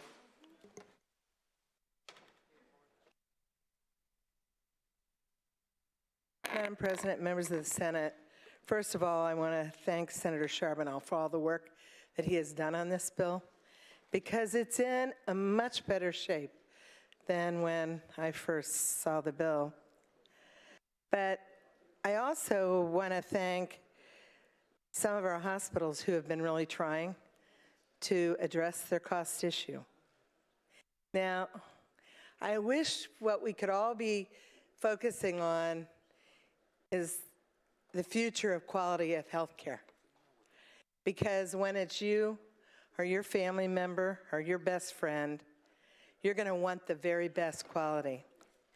I worry as we address this issue that we're not talking enough about the quality that all of us, as residents of Indiana and frankly of the U.S., benefit from. All you have to do is go to another country and realize, yes, our healthcare costs might not be as affordable, but boy, are they a lot better if you're really sick. I would tell you that the one thing that troubles me is that we still really haven't, hospital by hospital, looked at the payer mix. And when I say the payer mix, it's the percentage of Medicaid patients that hospital is serving, the percentage of Medicare patients, and the percentage of private pay or privately insured patients. We also don't have a good handle at all on the ERISA insured. Those are the companies that have their own insurance plans. They hire a broker. The broker reaches out and contracts with an insurance company to manage the plan. And it's my understanding that the majority of those plans are currently managed by Anthem, okay? So I don't know what all of this means in the big mix, but I can tell you one thing. If you have a lower income hospital in your area, that payer mix is dramatically less, okay? So now, fortunately, this bill only currently addresses 5 larger systems. So it's not addressing any of the problems you would see in some of my small rural hospitals currently. But on the other hand, I think that we have to continue to look at Medicaid reimbursement for all hospitals. And so I know Senator Mishler has worked on Medicaid a lot this year, and he's worried, and he should be, as we all should be, as the percentage of the Medicaid continues to increase out of our overall budget pie, right? And it's significant. So, but I think the only relief, it's my understanding, that our hospitals will see in that Medicaid reimbursement this year will be for hospital-employed physicians. They are going to receive more Medicaid reimbursement for the services they provide. So that is a benefit, and for that I certainly thank Senator Mishler for addressing that issue.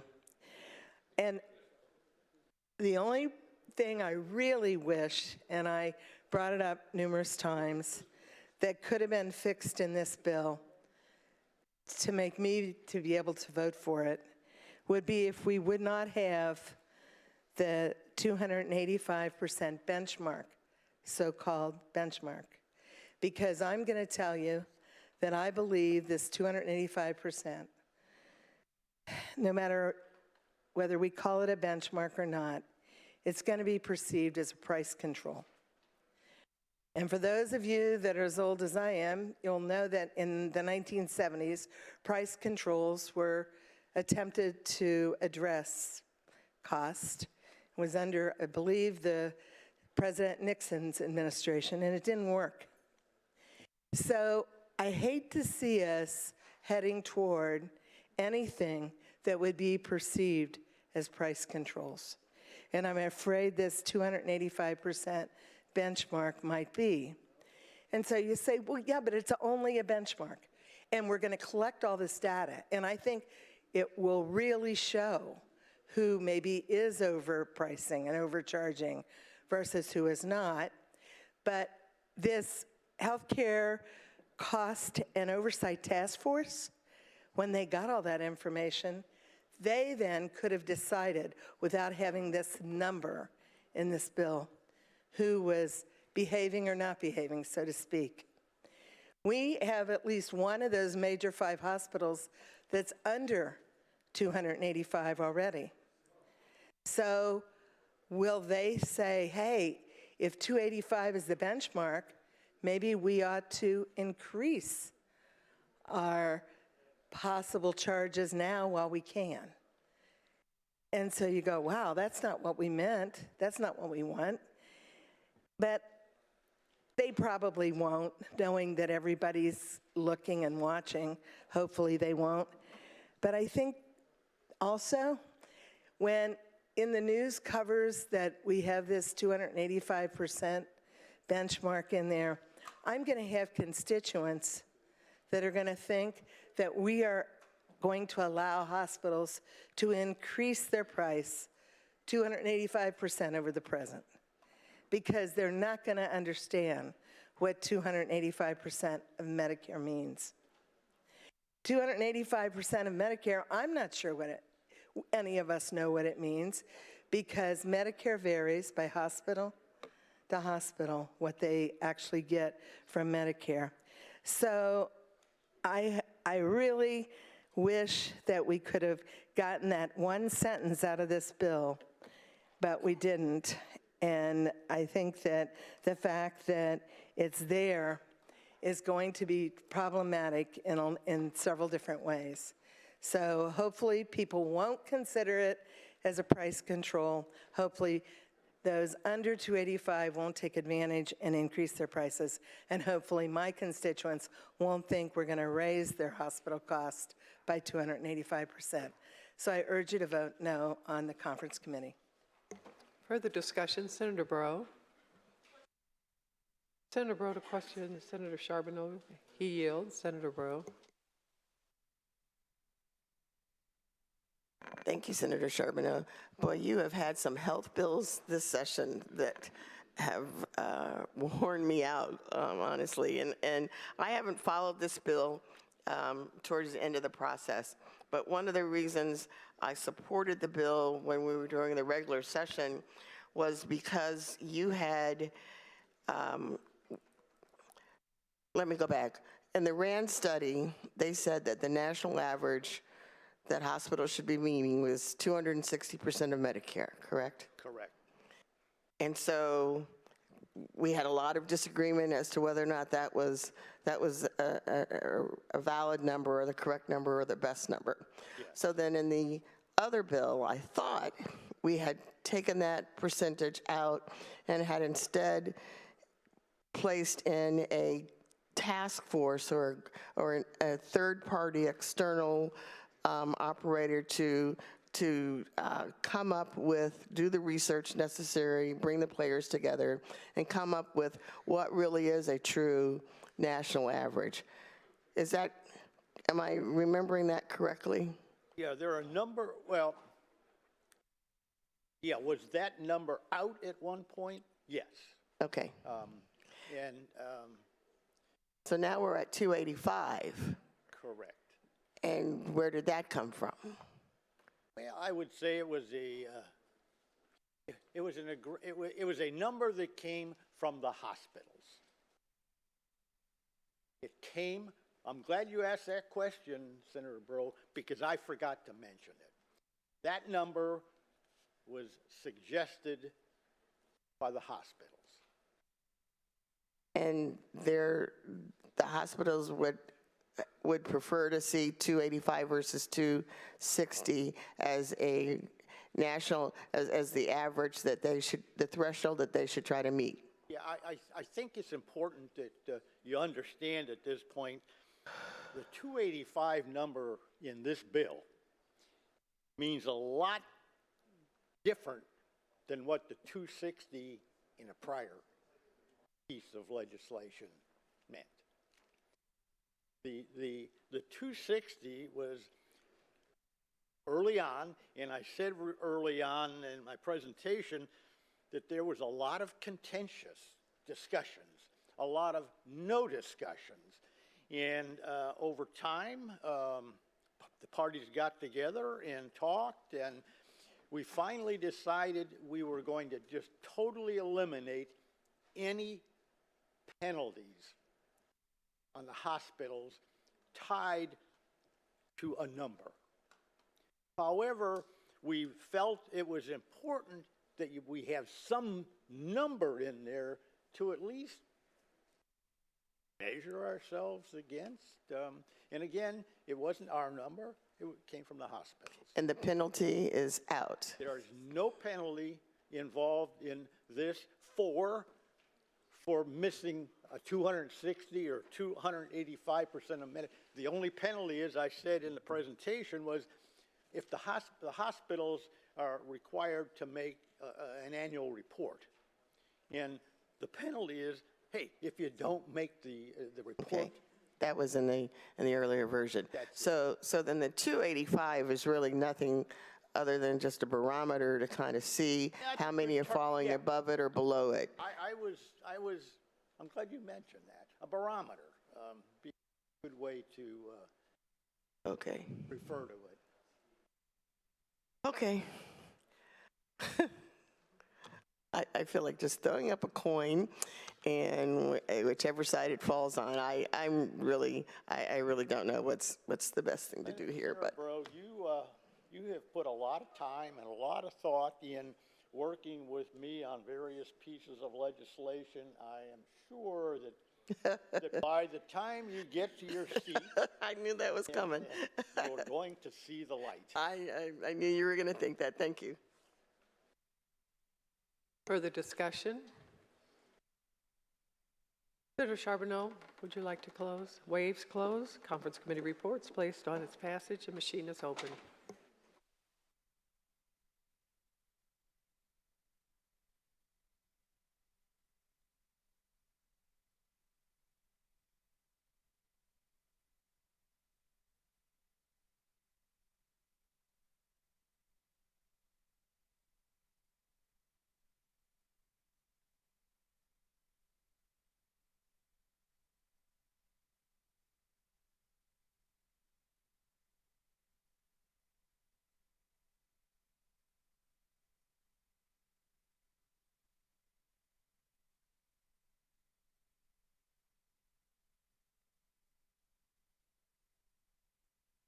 Machine is closed. Clerk will tie the roll. Roll call shows 45 ayes, 5 nays.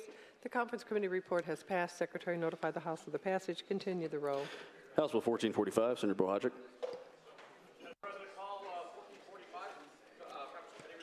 Senator Bohacic calls conference committee report for House Bill 1445. Clerk will read. Audit prescription drugs. Senator Bohacic. Thank you, Madam President, members of the Senate. We spent a lot of time on this. I've been working with this with Senator Zay for, gosh, feels like a lifetime. We finally got a really good bill that we're in a space where we're going to make sure the audit gets done. We get some great results. And this bill does some fun stuff. We're going to audit not only Medicaid prescriptions, but more importantly, we're going to use our state of Indiana employee prescription audit as a way to be able to see what it looks like in the entire state of Indiana for commercial health insurance. So it's a really, really good thing to do. It's exciting, and I appreciate your support. Discussion. Senator Zay to speak on the conference committee report. Thank you very much, Madam President, members of the Senate. I'll be very brief. I don't know what a lifetime is, but we have been working on this a long time. Thank you, Senator Brown. Thank you, Senator Bohacic and others. This will give us a lot of revealing data on PBM so we can know what we need to do going forward and shine some light on what we call the black box, what's going on with spread pricing, what's going on with rebates, and I think this will give us a great tool moving forward. Appreciate your support for the bill. Conference committee report is placed on its passage. Machine is open.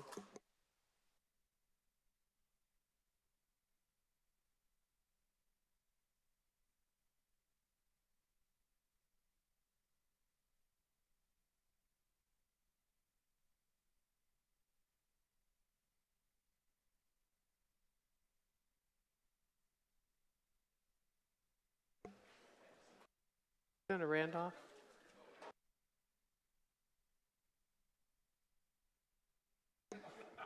Machine is closed. Clerk will tie the roll. Roll call shows 50 ayes, 0 nays. Conference committee report is passed. Secretary notify the House of the passage. Continue the roll. House Bill 1591, Senator Rogers. Senator Rogers calls conference committee report for House Bill 1591. Clerk will read. Various education matters. Senator Rogers. Thank you, Madam President, members of the Senate. House Bill 1591 is a various education matters bill. We heard this bill in this chamber just a little over a week ago, and it passed overwhelmingly. The House made just a few changes. It requires the Department of Education to provide schools the same per pupil exam fee for International Baccalaureate and Cambridge International fee as for the advanced placement exam fee, subject to the appropriation by the General Assembly. Amends the definition of teacher to include school counselors in regard to the 62%.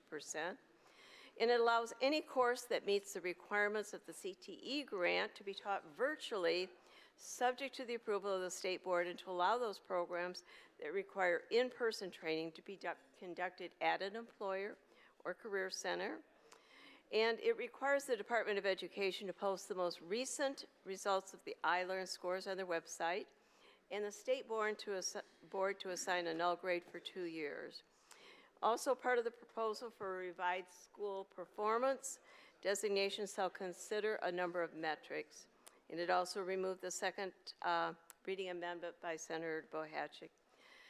I would appreciate your support of this conference committee report. Discussion.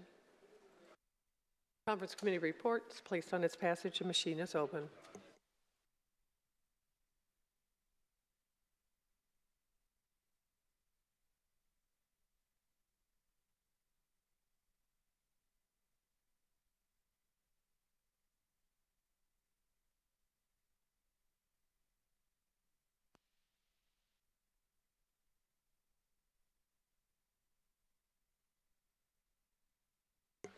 Machine is closed. Clerk will tally the roll. Roll call shows 40 ayes, 10 nays.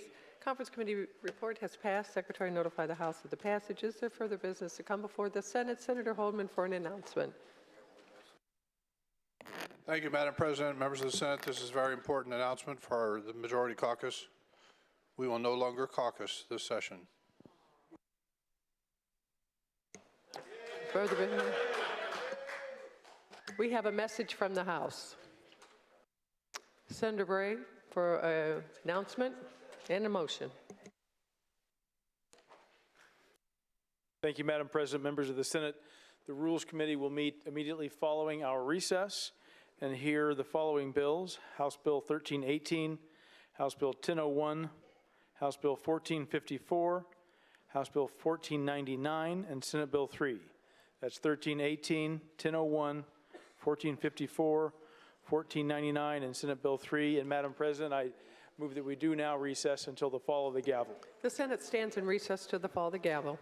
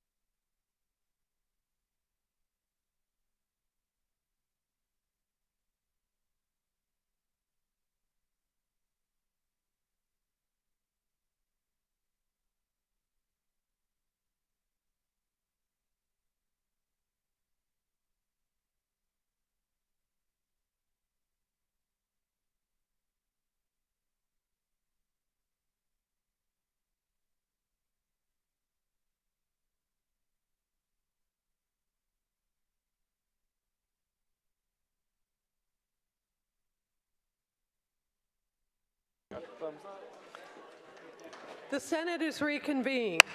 Senators, we have a doctor of the day, Dr. Tyler Johnson from Leo.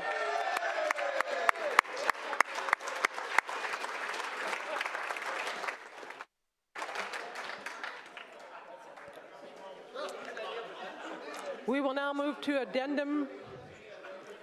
Oh, we have a Rules Committee report. Clerk will read.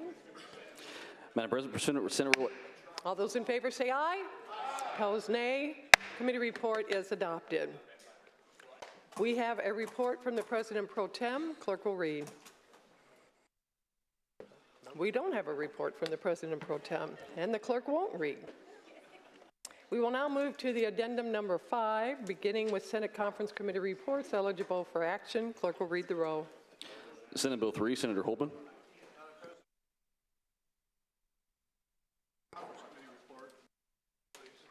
Senator Holdman calls Conference Committee report for Senate Bill 3. Clerk will read. State and local tax rate. Senator Holdman to present the report. Thank you, Madam President, members of the Senate. The Conference Committee report came back to us with just a few minor changes in the State and Local Tax Review Task Force, and look forward to getting that going and appreciate your support. Thank you. Discussion. Conference Committee reports placed on its passage. The machine is open.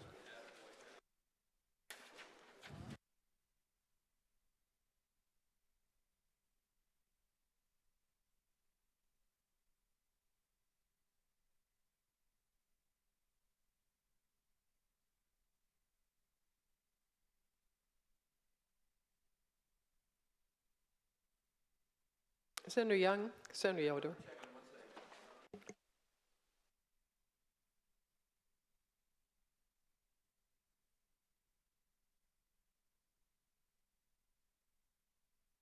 Machine is closed. Clerk will tally the roll. Roll call shows 50 ayes, 0 nays. Conference Committee report is passed. Secretary notify the House of the passage. We will now move to House Conference Committee reports eligible for action. Clerk will read the roll. House Bill 1454, Senator Bassler.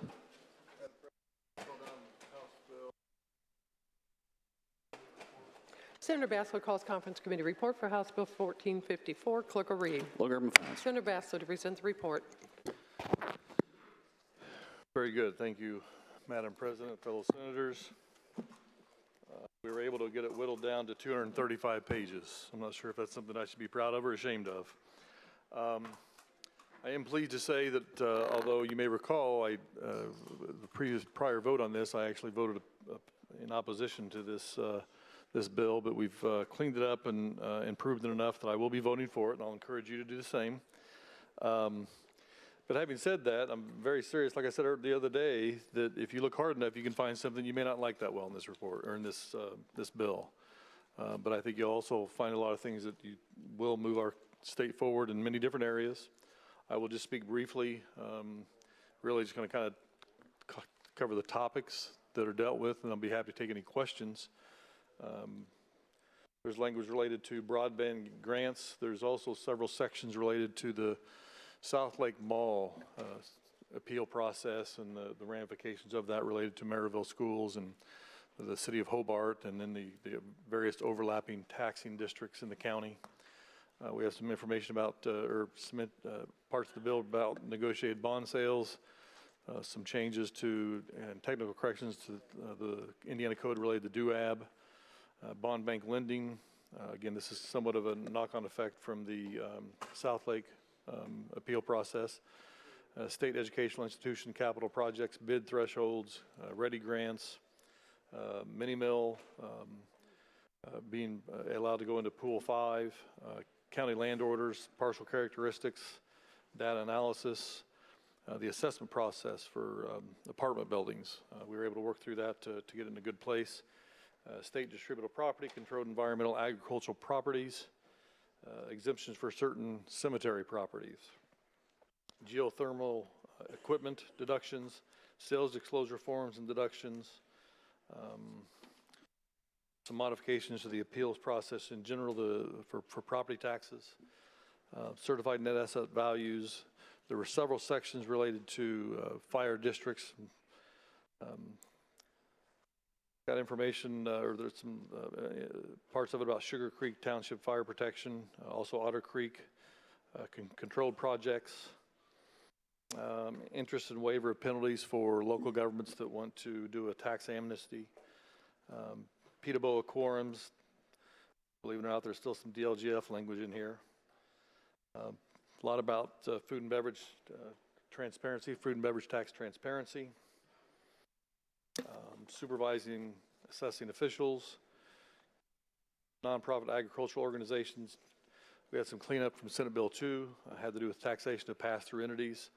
There's language related to 529 accounts and 529 able accounts. Happy to talk about that if anybody has any questions. Historical rehabilitation tax credits, disability tax credits for companies that employ people with disabilities. Trailer and motor vehicle excise tax, local income tax revenue, jail income lit, Hamilton County lit and how that's split up between Fishers and Carmel, compressed natural gas, fuel stations, some information related to cigar taxes, debt collection, innkeeper's tax, food and beverage, Columbia City food and beverage tax, Maryville food and beverage tax, Jasper food and beverage tax, Hamilton County innkeeper tax, Decatur County food and beverage tax, video service franchise fees. Almost done, hang with me. Elimination of supplemental county levy related to Dearborn County. K-12 capital project bid thresholds. Language related to Zionsville, mortgage deduction cleanup.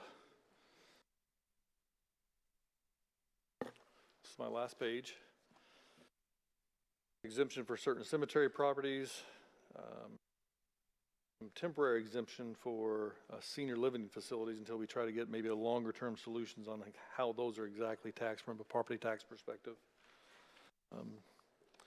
So there's probably between, I guess depending upon how you count them, somewhere between 70 and 90 different items that we address in this bill. So happy to take any questions from anyone. Thank you so much.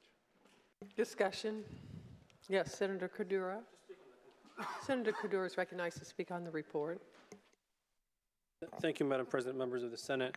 I'll be brief. I know it's getting late. Thank you, Senator Bassler, for working on this bill. We worked on it together. We worked on it with Senator also Vanita Becker. There are two concerns that I have with this bill. One, if you recall, on second reading, we removed language from this bill that dealt with basically what I consider interfering with pending litigation as it relates to video streaming services. We heard testimony in committee that there's pending litigation, I think was on the verge of getting certified as a class action lawsuit, and we are interfering with active pending litigation.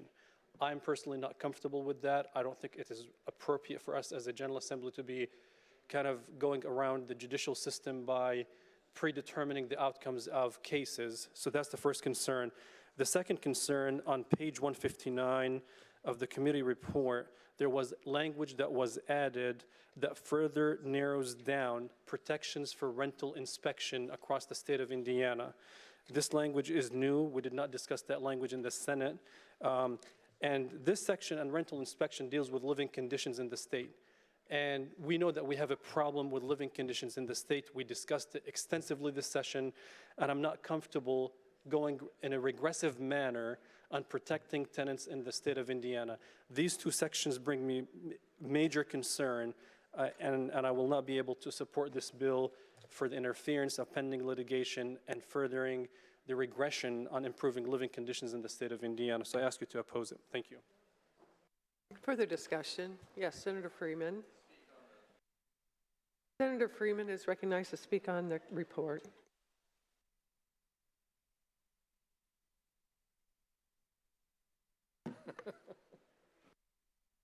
Madam President, thank you, members of the Senate. Senator Bassler's, he's right. When you read all this, there's something in here that you shouldn't like. And I'll have it noted on today's date, I agree with my friend, Senator Qaddoura. You know, look, in this building, it's best if we pick lanes and stay in them when we can. You know, I had an issue earlier this year, right? Passionate to me, want to resolve it. You know, Senator Freeman, you can't. It's pending litigation. Get it. Okay. I understand.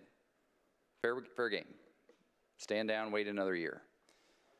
But here we're going to blow through that stop sign. We're going to interfere in pending litigation, which I understand has been briefed and is before the Court of Appeals, waiting on a decision. And by the way, we're retro-dating our action to 2006. 2006. Now I ask you how a normal human walking the planet or a normal business trying to conduct business in the state of Indiana is supposed to conform their conduct to what we did in 2006. Thank you. Further discussion? Senator Bassler, would you like to close? Waves closed. Conference committee reports placed on its passage. A machine is open.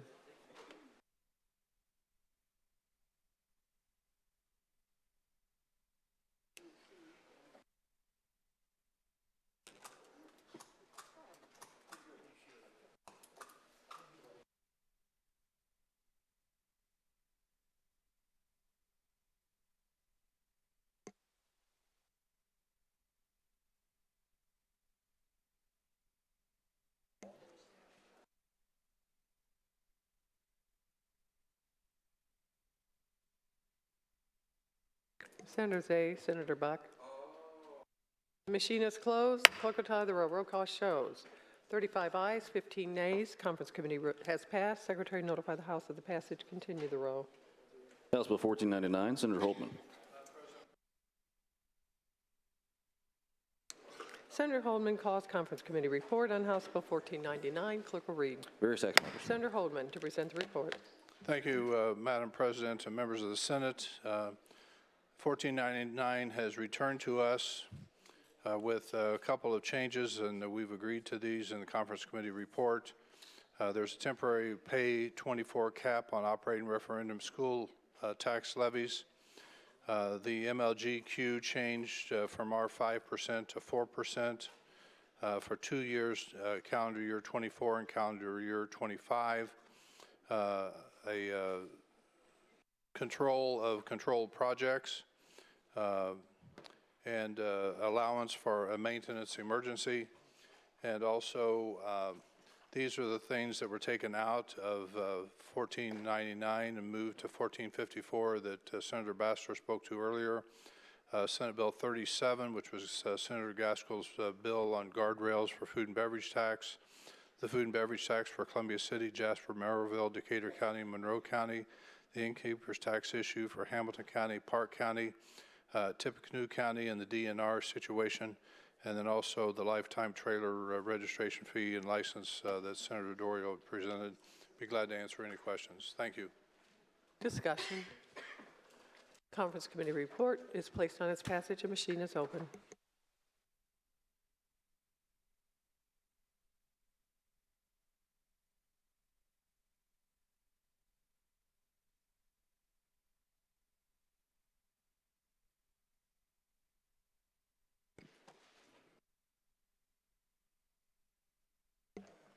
Machine is closed. Clerk will tie the roll. Roll call shows 49 ayes, 1 nay. Conference committee report is passed. Secretary notify the House of the passage. Continue the roll. House Bill 1001, Senator Mishler. Senator Mishler calls Conference Committee report for House Bill 1001. Clerk will read. State budget. Senator Mishler to present the report. Thank you, Madam President, members of the Senate. First of all, I got to thank our fiscal team, Krista and Rachel. Countless hours, weekends. Kyra, my LA, she was here the whole time. Senator Garton always pumping me with adrenaline, and Senator Bray for your constant support and friendship and helping us get through this. So here's where we ended up. $44.5 billion two-year budget. $2.9 billion additional dollars into K-12. Of that, $1.5 billion over the biennium for tuition support.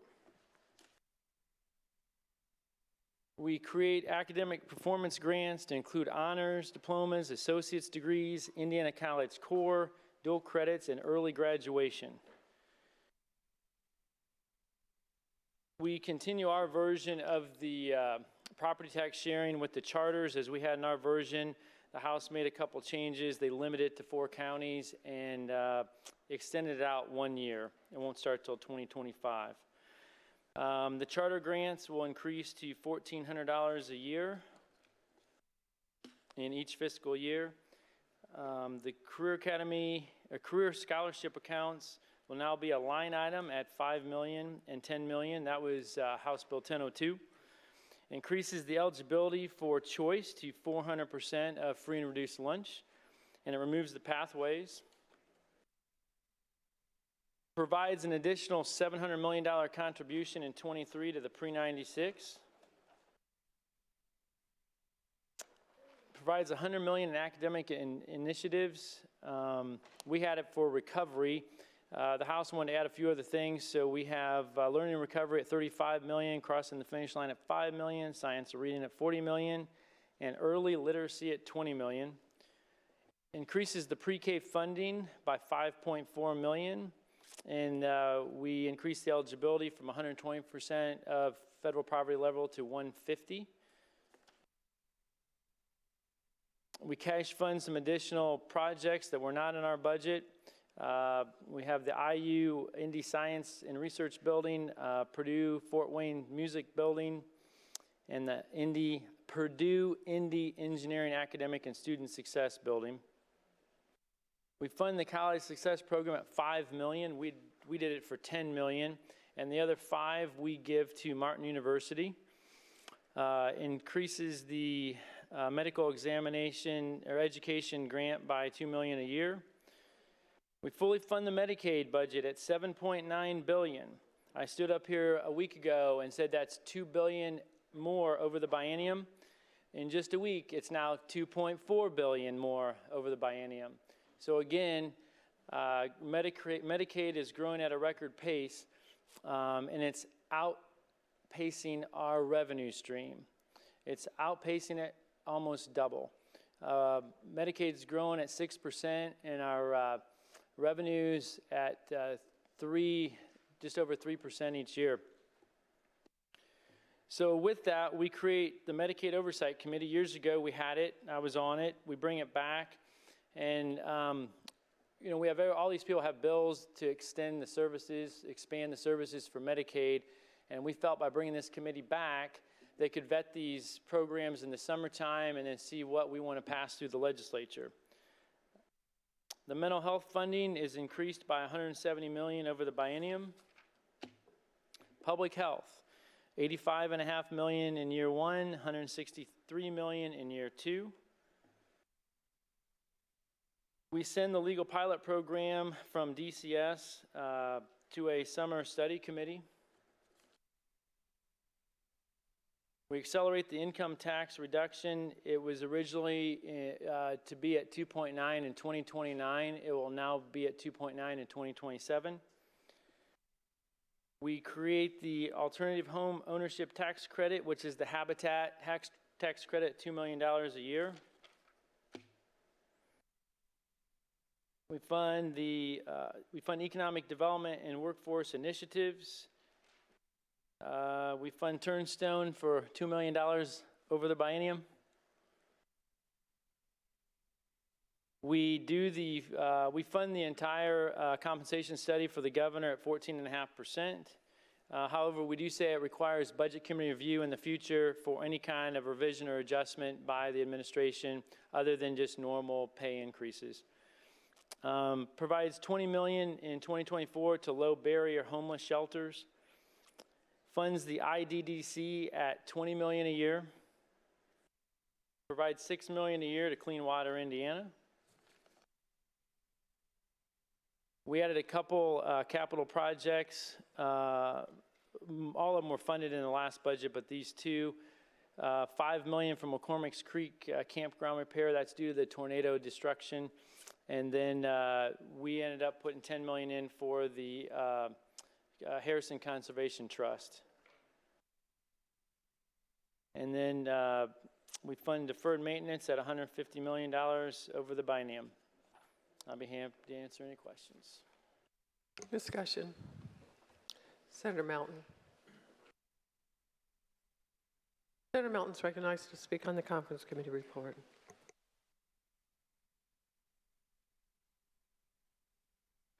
Thank you, Madam President, members of the Senate. We'll try to be as brief as possible. Number one, I want to just thank my fellow caucus and appropriation members that serve on the committee. I want to thank Susan Preble, our fiscal analyst on the Senate Dem side.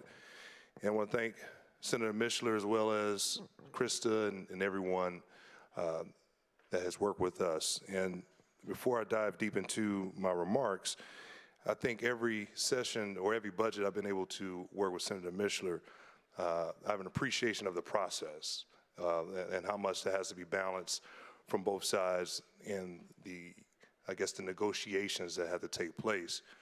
I think a lot of what the Senate Democrats were requesting, we've seen some opportunities and we were able to get some things that we could take back to our districts and celebrate as well. But however, there are some things in this bill that we feel that brings us concerns, many of us, I would say concerns on to vote for. So I'll just kind of share those things. But again, there's a lot of good things in the bill in this budget, but there are a lot of good things, missed opportunities, shall we say, that we missed for some Hoosiers. When HB 1001 left the Senate on third reading deadline, I voted no, just like many of my colleagues. And I reserve the right to change my vote depending on the changes to the bill. I was hopeful that we would see more funding support items like education, health, tax relief, and improving our residents' quality of life. I was hopeful that we would raise the cigarette tax.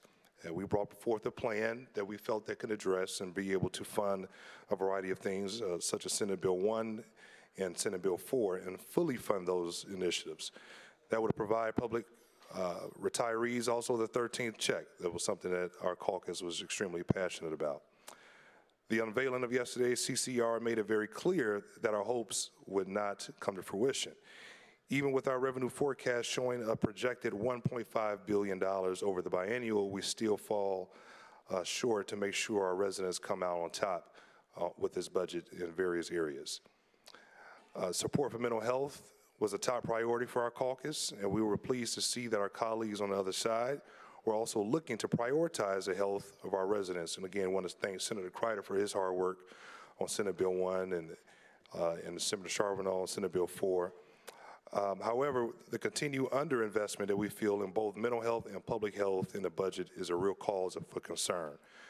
When we hear directly from public health commissions and behavioral health commission about what they need to support the health of our residents, and the turn around and ignore that, we feel that that signals that we did not make the proper investments to move forward into the future. When we continue to have problems that access to care and health resources and residents slip through the cracks, and we know that and we've seen that time and time again. Just in closing, just a couple other things I'll mention. First, the issues when it comes down to school choice expansion, that will send a third of new education dollars to voucher schools. That means that more than 90% of students in public schools will be left without 70% of the funding that's left over, based off our calculations. And that's an impact dealing with equity. Public schools deserve 90% of new education dollars when they educate 90% of Hoosier children.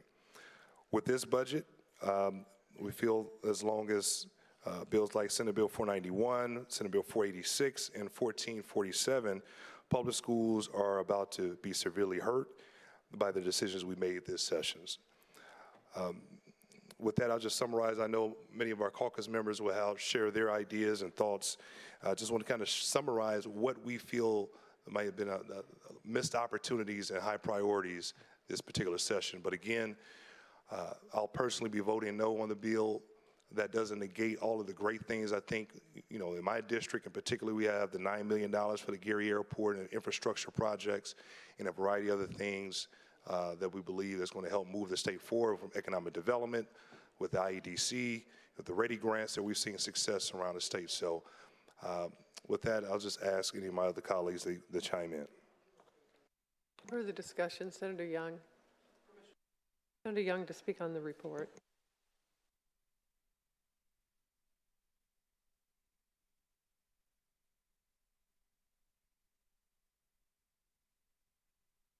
Thank you, Madam President, members of the Senate.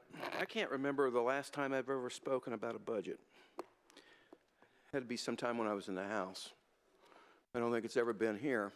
And before I go on, I just want to say how much admiration I have for Senator Mishler. I think he did the best he can with what he had in the support of his caucus.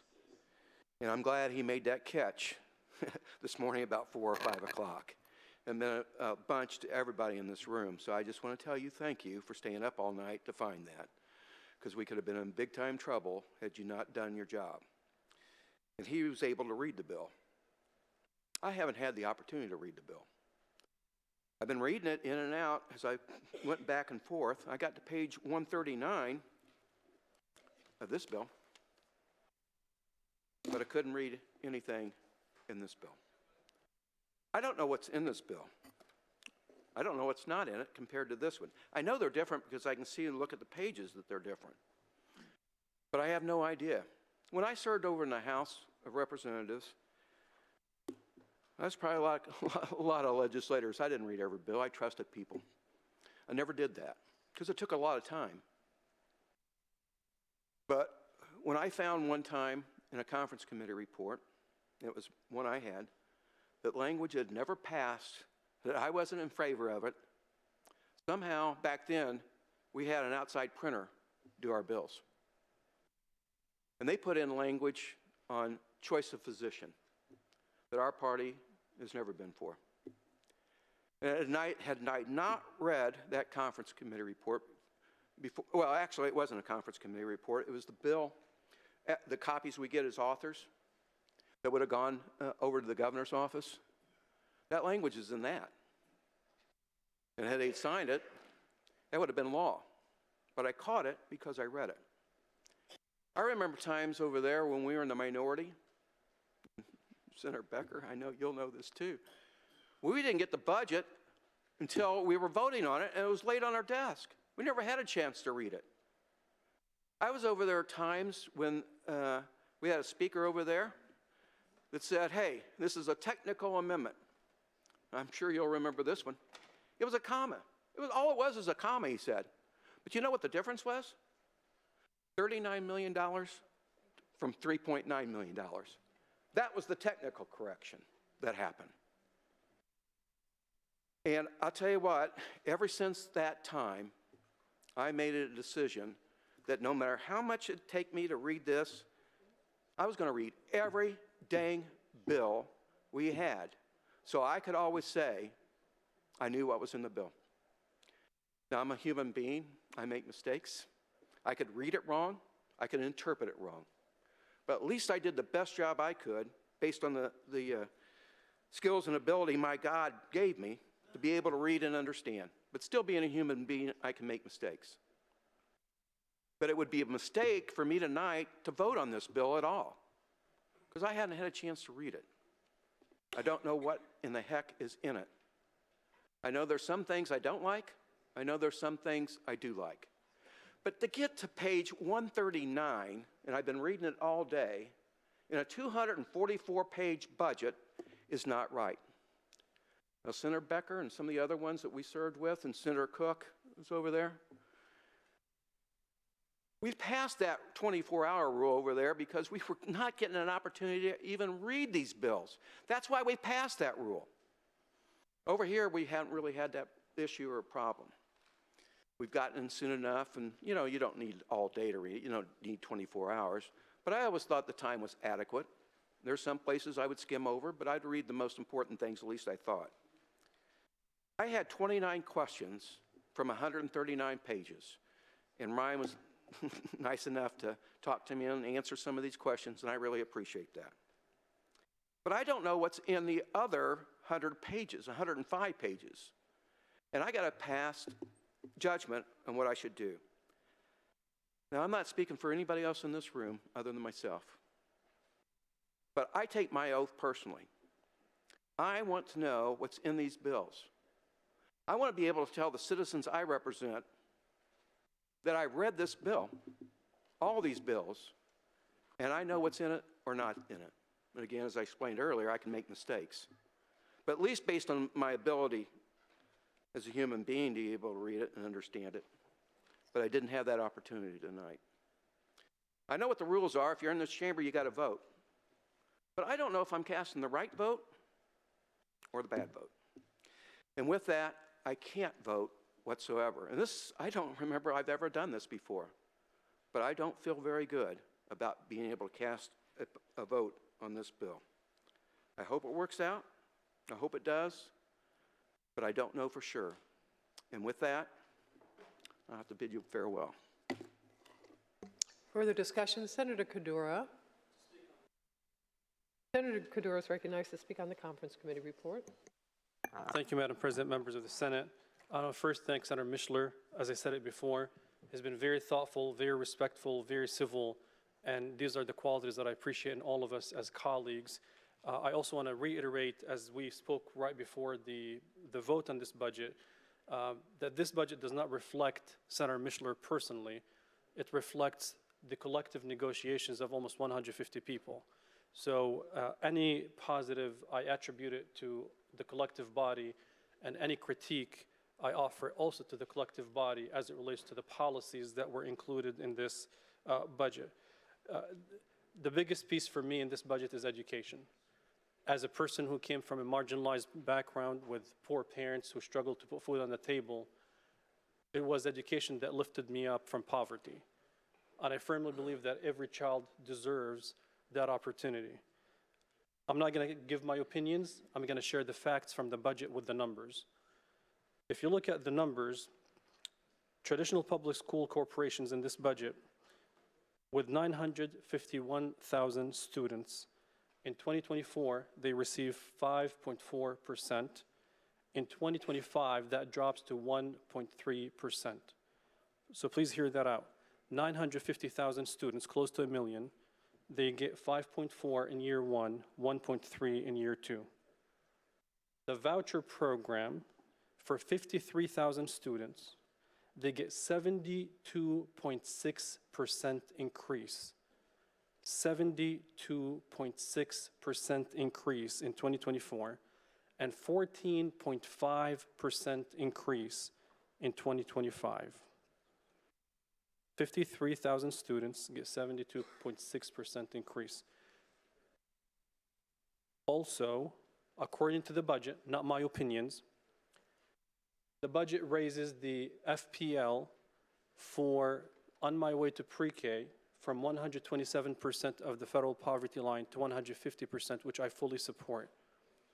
However, the voucher increase, and I want you to hear this if you don't mind, is 400% increase, not of the federal poverty line.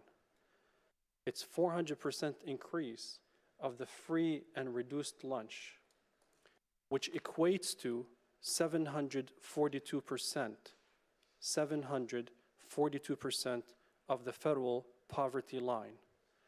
So think about it.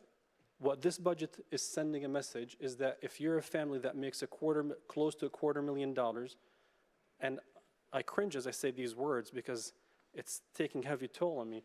When you make $250,000 in the eyes of the state, you are too poor, so you qualify for a state-funded education. But if your family makes a little more than $45,000, in the eyes of the state, you're too rich to qualify for state-funded pre-K. These are not my opinions. These are the numbers in the budget. If you look at the complexity index, and for those of us who studied the formula, complexity index in the formula deals with the children who are on SNAP, TANF, and foster youth. SNAP, TANF, and foster youth. In 2024, under the funding formula, statewide, the complexity goes up by 1.1%. In year 2, 0. For the most vulnerable students in the state of Indiana. Again, not my opinion. These are the numbers in the budget. In my district, and I hope you look at your school runs for your districts.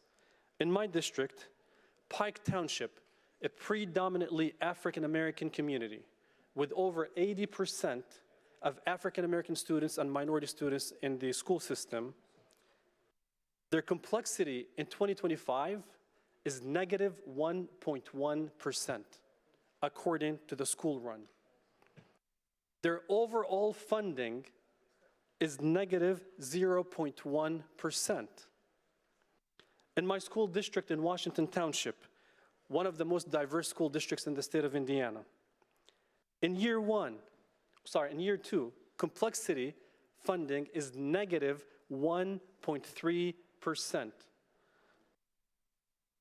In the second year, total funding is negative 0.5%. Again, this is not my opinion. These are the numbers from the school run. IPS, which I share some of the schools with Senator Hunley, Senator Taylor and others, Senator Ford and others, Senator Bro. IPS, one of the most diverse schools in the state of Indiana, complexity in year 2 drops by negative 0.5, and then the overall funding for one of the most diverse school systems in the state of Indiana in the second year is only 0.2%. So when we say historic increases in funding for education, my question is to who? For who? When we brag about $2 billion of additional funding for education, the question is for who? Where's that money going? The numbers in the school run formula, not in my numbers, in the school formula, based on the school formula, 72% goes to the voucher program, to families that make $250,000. But my minority kids in Washington Township and in Pike Township do not get the same level of funding. So that is my biggest concern with this budget. So when we come back and speak about equity and speak about closing the achievement gap and relying on philanthropy to give us $100 million to improve literacy and math, and then question why our high school numbers are dropping and why our college enrollment numbers are dropping, it is not because the system maintains the status quo. It is because the inequity of funding that further takes funding away from the most vulnerable schools in the state of Indiana.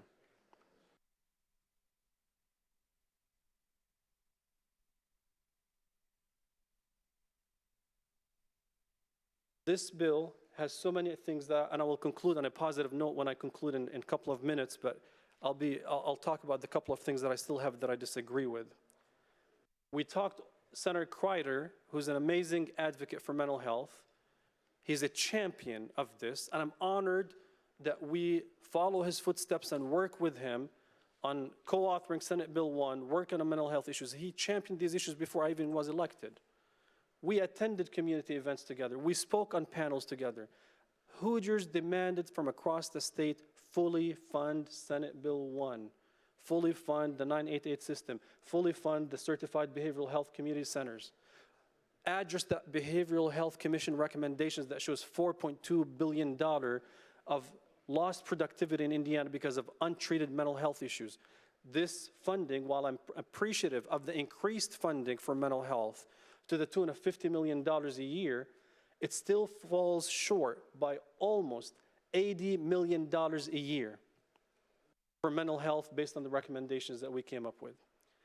Public health. I fully agree and share the concern with Senator Mishler on Medicaid.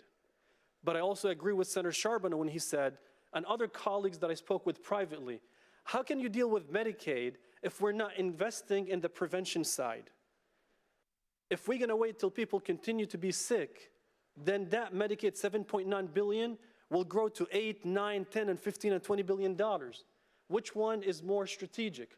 To pay billions of dollars of treating catastrophic chronic conditions, or invest a few $100 million on the front end of the public health system to prevent these diseases? The bill does not fully fund the recommendations of the Public Health Commission. I'm very passionate about affordable housing. House Bill 1005 is funded in the form of revolving fund of $75 million in the budget. But we debated House Bill 1005, and the conclusion of that was it is market rate housing. It had nothing to do with affordable housing. This budget does not provide solutions for the crisis of affordable housing in the state of Indiana. Property tax relief. I don't know how many of you received phone calls from constituents who are angry that the market basically led that their assessed value went up by 20 to 30%. Now, I supported Senator Holdman, and I appreciated his work on Amendment number 6 on House Bill 1499, which would provide some relief. I was hopeful for more immediate relief this year, in addition to one thing that was not covered at all in any of the bills, which is over 750,000 Hoosiers who are tenants did not receive any relief. They are property taxpayers who pay their property taxes through rent, and they didn't get an increase in the state deduction over the last decade or more. That budget bill does not cover that.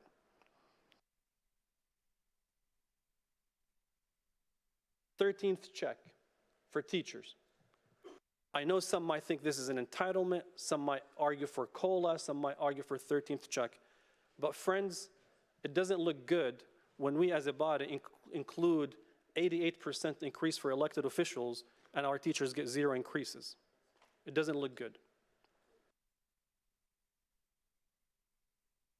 I received a few text messages and emails today from constituents, and they told me that we are sad because we view this budget as a budget for the wealthy and the powerful, and it leaves the marginalized behind. Now, I know this is not the intention of my colleagues. I don't think that my colleagues have an intent to hurt people, but budgets reflect values, and I understand it's a negotiated process, but I cannot support a budget that harms my schools in my district, and that's not my opinion. This is the school run. These are the numbers in the budget that we were given. My district in the second year will be harmed. Students on complexity will be harmed. Now, I'll conclude on a positive note again to thank Senator Mishler, because there are things that I like in the budget, But these things will be helpful, but in my district, the things that I cared about most, especially education, is not included. I want to thank Senator Mishler, for example, for fully funding the elimination of textbook fees for parents. That's a big one, and I appreciate that.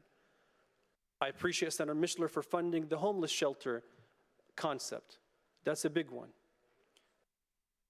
So there are things that definitely, if the vouchers increase of 742% was not included in here, I probably would have been much closer to supporting this budget.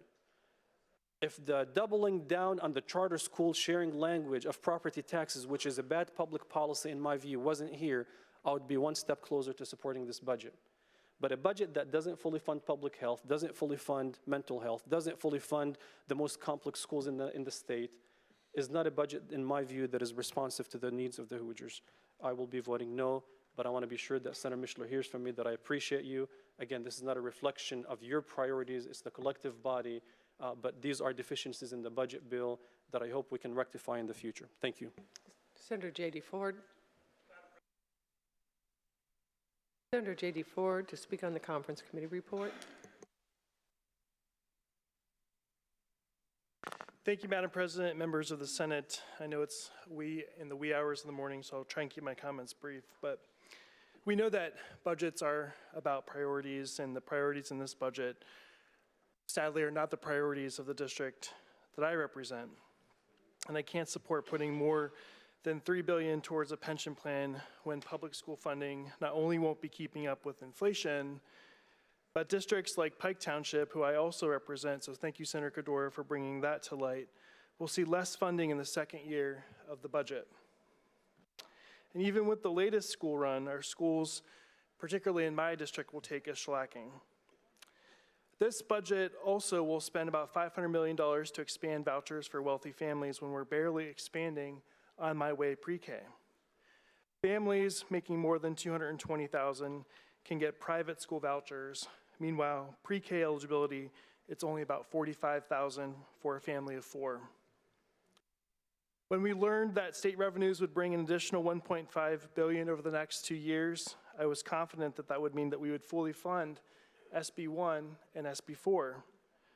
But unfortunately, I was wrong, and we didn't listen to the experts on mental health or public health funding. Conservation and quality of life also weren't prioritized in this budget, and I've heard from my constituents that they wanted to see that. We also didn't get a modest funding to Indiana Task Force 1, a public safety and rescue unit that has helped with natural disasters across the state. And sadly, we will not be supporting them from the state budget. I also want to thank Senator Qaddoura for mentioning about the increase of the salaries of the separately elected officials by tying them to the Supreme Court Justice, the governor at 100%, the lieutenant governor at 88%, AG at 83%, auditor, treasurer, and secretary of state at 66%.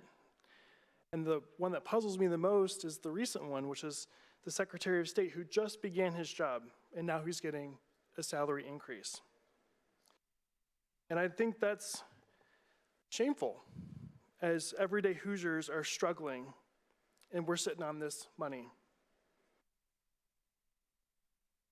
And no 13th check, and we're going to study COLAs. So while I'm supportive of the provisions to eliminate school textbook fees and more funding for the food banks, I'm just disappointed that we didn't do enough on mental health and public health. And this budget just doesn't prioritize education and healthcare, which are the 2 top issues in my district as I went through my surveys, as many of you have. And I guess my final words is if we can't bother investing in Hoosiers and improving the quality of life, then we should just return their money back to them. I think we missed an opportunity with this budget, and we should have done better, and I'll be voting no. Thank you. Further discussion, Senator Taylor. Senator Taylor is recognized to speak on the conference committee report. Thank you, Madam President, and thank you, members of the Senate. The time is now 1:40 a.m., and I feel like I've been sleeping for a couple hours because I'm a little shocked. When I woke up this morning, I never thought I was going to be actually at 1:40 a.m. talking about the difference between how we can help Hoosiers and how we can help hurt Hoosiers. But here we are doing that very same thing. And I want to start out by saying that I expect this bill to pass, which I think is a good thing. Because, see, when you vote for something or you support something and then it gets implemented, the people who may disagree with you have the opportunity, if it doesn't work, as Senator Perfect said, to come back and say, let's change it. The only frustrating part for me is I feel like I've been saying this for 14 years. Because I haven't voted for one budget. And I'm not going to vote for this one. This ain't political. I'm just going to give you the facts. You might believe it's political, but it ain't. We just heard Senator Mishler tell us that our Medicaid costs are outpacing our revenue. That's a great statement because it indicates to us where Hoosiers are at in this state. You know why? Because you have to be almost dirt poor to qualify for Medicaid. Now we know, because Senator Mishler did the research, that our Medicaid costs are going up. But here we are today going to approve a budget where the poorest of the poor get a 5% increase, then a 1% increase. The wealthy of the wealthiest get a 72% increase in year one and a 14% increase in year two. Let me give you the basis. We know poor people are getting poor because we know what you have to make to qualify for Medicaid. And we're going to pay down pension debt to the tune of $700 million. Some people would clap. We should probably clap for that. You think those people who are on Medicaid are worried about their pension? They're worried about tomorrow, the next day. And we collect their tax dollars and we decide to reinvest in the people that we deem important. Just so you know, I'm sure your caucus gets school runs. How does complexity, this is what I understand, how does complexity go down when people are more poor? When inflation, listen to this, when inflation is at 4.8%, how do we dare in year two of traditional public school funding say that it's a great thing to increase their funding by 1.3%? How dare we? Charter schools don't have to worry about that, at least the ones in my district. You know why? Because the charter schools in my district see a 13% increase in year two of their budget, 9%, 9%. And then we got our traditional public schools, 0.25%, negative 0.1%, and 0.5%. I like my colleagues, and I like to quote them. Something's broke, and we got to try something to fix it. And it ain't just dollars and cents. I agree with you. But here's the interesting part about that statement when we say it's not about dollars and cents. Seems like it is for me, because we increase the dollars and cents every time we come up here. Every year we spend more money on K through 12 education. Have we ever flattened out 12? Can you guys think? I can't. So maybe, just maybe, we're spending the money in the wrong places. We started out with a voucher system that was at $20 million, and I'll tell you, I was the only Democrat in this body to support it. It is now going to be upwards of 700, maybe $1 billion, but we still have children failing in school. So we're going to double down on what we've done on expanding it, and we're going to make it more. Senators, that's not good public policy. If it hasn't worked in the past, why are we doubling down on it now? Or tripling down or quadrupling down, I don't know. Last but not least, I couldn't come up here and just beat up the budget. Senator Mishler fought for a school that educates non-traditional students of color. The governor wanted $10 million. Senator Mishler and my colleagues fought for that $5 million. Thank you very much for that. We have a low barrier shelter that's going to get some support that I'm supportive of. Senator Mishler always tells me, you know, you come to me every year and you want me to help you out with something, and I know right going in you're not going to vote for a budget. You're right, in most cases. I came real close one year, but I think I was one of 3 people to vote no. And I can't imagine what we're going to say in 2026 after we have this biennial budget, when we come back here and our graduation rates are lower and the 90% of the kids who are struggling the most haven't achieved the objective. Are we going to do this again? Please, make this the last time that we double down on vouchers, increase charter school funding. Oh, I forgot about coupling that with property tax sharing, and leave traditional public schools at the whim of a 1% increase when we know inflation is 4.8%. We just unfunded them. So this budget bill is going to pass. If God willing, I'm here again when we do this again.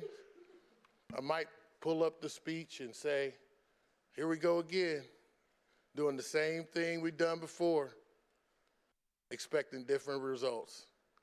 You know what that's the definition of? Insanity. Further discussion? Senator Yoder. Senator Yoder is recognized to speak on the conference committee report. Thank you, Madam President and members of the Senate. I want to start off by saying I won't be brief because we've spent the last several months with our #1 responsibility of passing this budget. And it saddens me that we're doing it at this late hour when nobody is feeling mentally sharp. And we still have time. We could have gotten a good night's sleep, had an opportunity to look at this latest CCR, and come back today and really be able to have a discussion about this budget for the next 2 years. My colleagues have done a good job at explaining the real concerns of how we're not funding our public schools and have done a good job in highlighting the differences in how we define need in this state. And I want to spend just a few minutes talking about, I'm using the PowerPoint that we received first on, I think it was yesterday, Thursday, I don't even know what day, Wednesday maybe, I think it was, on Wednesday when we received this PowerPoint. And These are the priorities that we see here for this budget. My colleagues have focused primarily on the way that we are questioning and critiquing the way that we're not funding our traditional public schools appropriately. And I want to focus on this third bullet point that says, support Hoosier women and families. And when I received that, I kind of wanted to say I'd like to see receipts. Because on page 11 of this is where that bullet point gets broken down. And so I want to start and address this area and how we're funding and targeting the supporting of women and families. Because I think the word that best describes this budget is disappointing. On this slide here, it says, I was going to actually question you about this, but I'll just point it out. Because it says here how we're supporting Hoosier women. We're investing in expectant mothers, nurse-family partnerships, real alternatives, maternal and child health, the safety pin program, and My Healthy Baby. We're also funding on this page of how we're supporting women, the On My Way pre-K.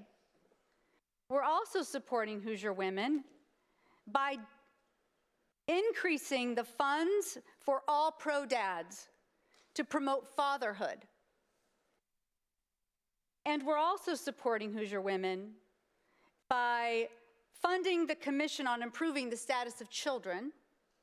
And we're also supporting Hoosier women and families by increasing the dependent child exemption to $3,000 for the first child. For the first year, a child is claimed as a dependent. But I want to come back to this other bullet point of how we're supporting women, because we're double funding the sexual assault victims' assistance each year, $4 million. All good things. But I think we need to be clear, we are supporting women's families. We are supporting women who are either pregnant or have families, have children, or been a victim of sexual assault. That's how we are supporting women.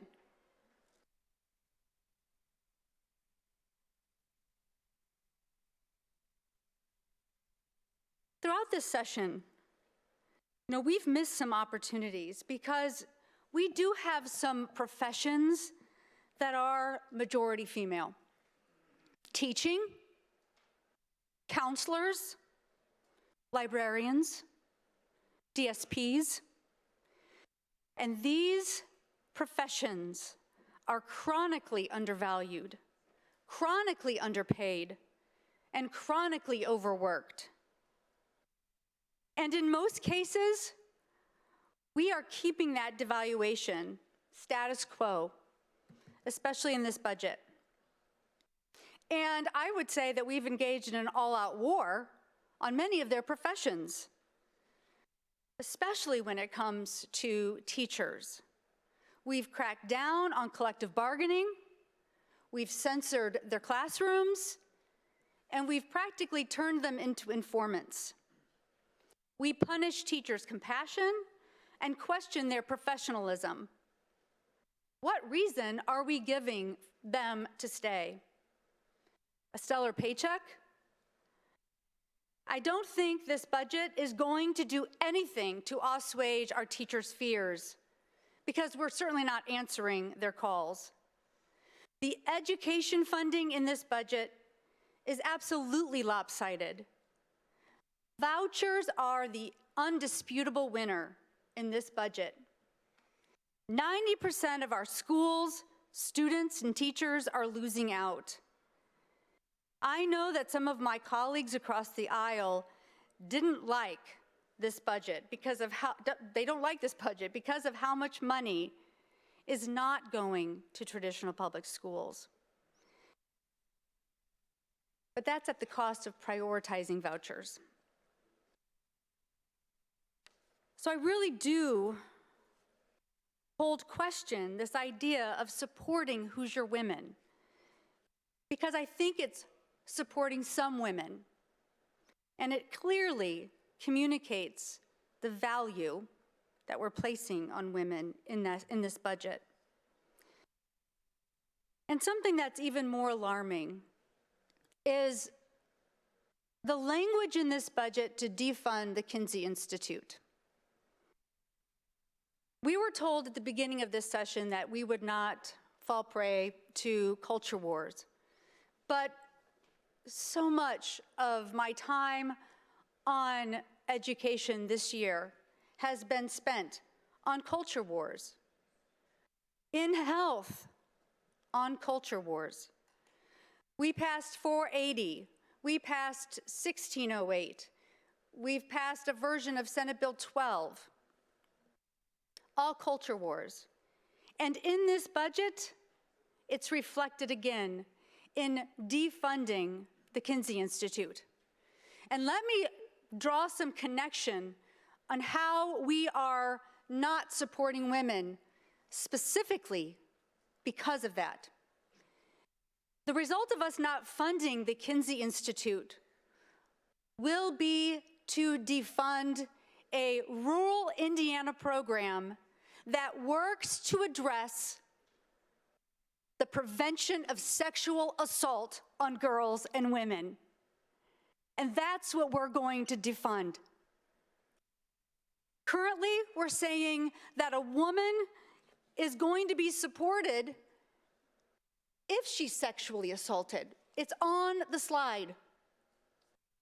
And in the budget, we're going to defund a research project and a program that specifically targets our high rates of sexual assault in rural Indiana by doing prevention and education to avoid sexual assault on women and girls. It will also, by defunding the Kinsey Institute, the Kelley School of Business currently has research projects specifically looking at gender inequality in the workplace. And we are defunding that, something that actually could support women. The defunding of the Kinsey Institute is actually going to defund a research project that is looking at the causes and impact of harassment in the workplace and how to prevent it.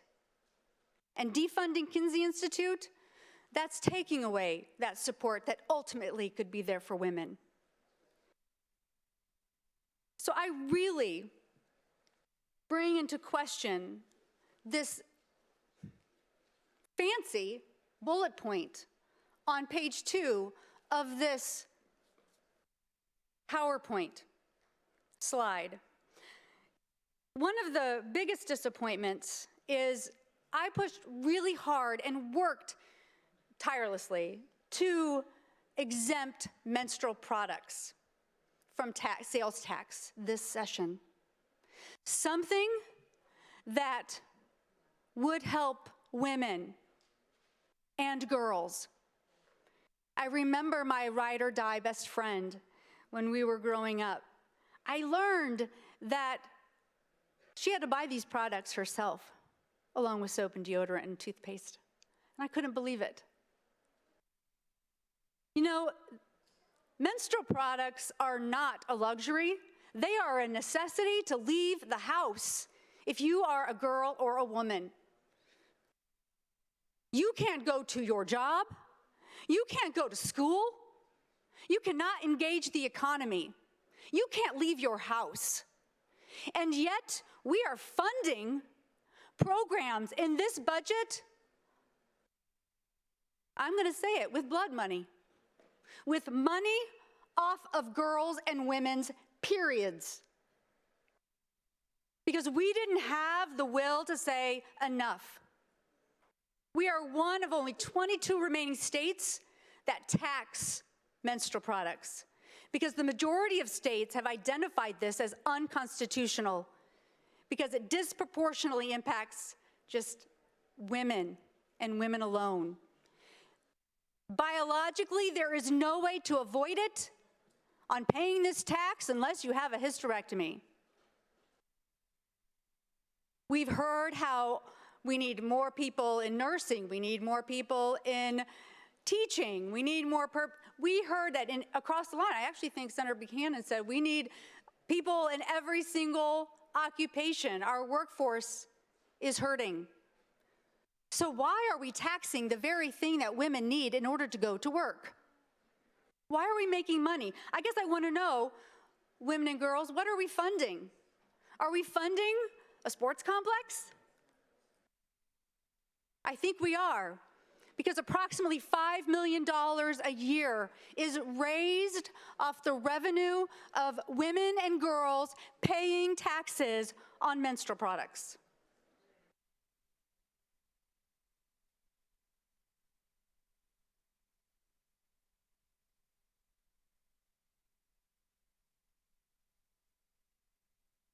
I am disappointed in this budget, the way we are not funding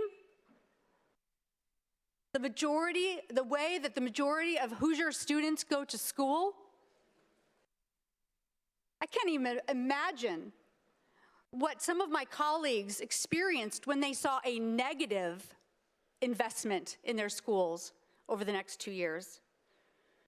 My school corporations, a very small increase year one and an even smaller one year two.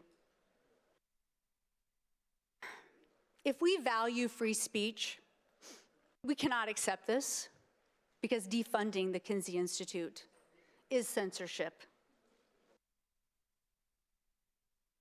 I can't accept this budget.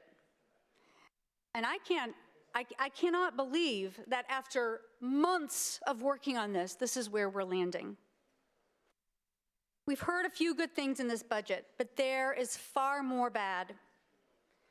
And there is far more no action that we took. It's not enough, it's not even close, and I ask you and encourage you and urge you to vote no. Thank you. Further discussion? Senator Becker.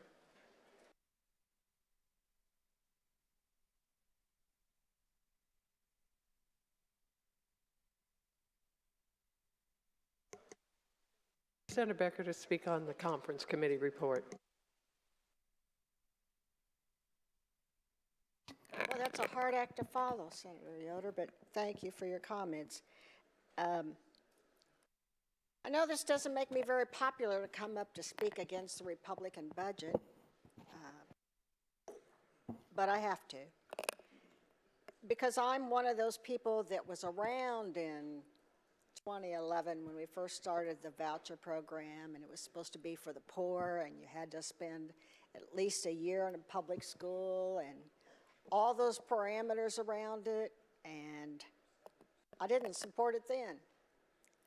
And I've been consistent, although I haven't voted against every Republican budget, but this one is really hard to swallow when people making $220,000 and kids that have never gone to a public school can just waltz in and get their education paid for. You know, my husband grew up Catholic in Madison, Indiana. He was a poor kid, but his mom, and he went to parochial school, but his mother, he painted the parish. He did all kinds of things to pay for his tuition, and because it wasn't free. But now we're just bailing out Catholic schools throughout the state at the detriment of public schools. And I don't have anything against Catholic schools. I just think people who make $220,000 a year can afford to pay for their child's education. And also, a median income for a family of 4 in Indiana is $61,000. And yet we're allowing people who make $220,000 to waltz in, provide their kid with a free education. And again, we're not consistent. It's now the wealthy at 722% that will actually be getting this. And yet, on my way pre-K, which we still, after I don't know how many years now, we still don't fully fund, they raised it to $45,000 to make it eligible for on my way pre-K. There are so many women out there working who need that program, and poor kids who need that program, and yet this is what we have. Also, I think you heard, and Senator Qaddoura stole some of my thunder. And I know it's late, but I would have liked everyone to go home earlier, and we could have come back fresh tomorrow. And but that wasn't possible because everybody wants to get out of here because they also don't like some of the headlines we're going to read tomorrow. This is a budget that allows the rich to get richer and the poor to get poorer, fortunately. And, you know, mental health has been, I've been an advocate for mental health since I started 42 years ago, folks. And no, they just patted me on the head and said, don't worry about it, Vanita, we'll take care of it. You can't see the results if you treat people for mental health. You can't tell if they're getting better. Well, we finally know that we have about a $4 billion annual cost to our economy as a result of lack of increasing mental health over the years. If we had done it, started it 40 years, even 20 years ago, we wouldn't be in the position we are today. I commend Senator Pryor for his dedication and his work on this issue. And I think if we have $3 billion in excess, we could afford to give a little more money, even $100 million more, to mental health. And also, there are some things here in economic development I don't support. I know we found money for South Bend and Allen County for economic development, but none for southwestern Indiana. And, you know, when I look at this general budget outline, I mean, I have to commend Senator Mishler. I mean, I think he did a yeoman's job in a lot of areas, but there's an awful lot of areas that still need help and we need to pay attention to. The Public Health Commission and their recommendations, and that's been mentioned. It's just a shame that we have been here for 4 months now and we end up with a lack of attention to detail in many of these areas. So I won't be voting for this budget bill, even though I appreciate the work that's gone into it, but I just cannot support it. And I will be voting no. Further discussion? Yes, Senator Pohl. Senator Pohl is recognized to speak on the Conference Committee report. Thank you, Madam President, my esteemed colleagues. You know, when you allocate $44.5 billion, you're bound to get a couple things right. You know, funding the Ready Grant 2.0, eliminating the school textbook fees. You know, I'm thankful for the appropriation to address the Lake Michigan erosion issue. Still wondering a little bit about the fully funded cash allocation for $800 million prison in Westville with our bond rating, but sure, that's all right. Partial support for Senate Bill 1 and Senate Bill 4 with the good intentions and hard work of Senator Pryor and Senator Charbonneau. And I do think that Senator Mishler and the Budget Committee did get some things right. But for 44.5 billion, we miss on what I think the majority of everyday Hoosiers would prioritize. And that's what we're supposed to be doing. Setting a budget is about setting your priorities. And despite a record amount of resources, our priorities fall short of those that I believe need us most. I'm extremely disappointed what's being touted as a historic increase in education funding. It falls woefully short of traditional public school K-12 funding. With record resources available, Indiana has the ability to properly fund our public schools, but instead, the budget will force the school systems to look at cost-cutting measures that'll negatively impact our students. The increase will not allow us to compensate our teachers and staff in a manner that will keep up with inflationary pressures.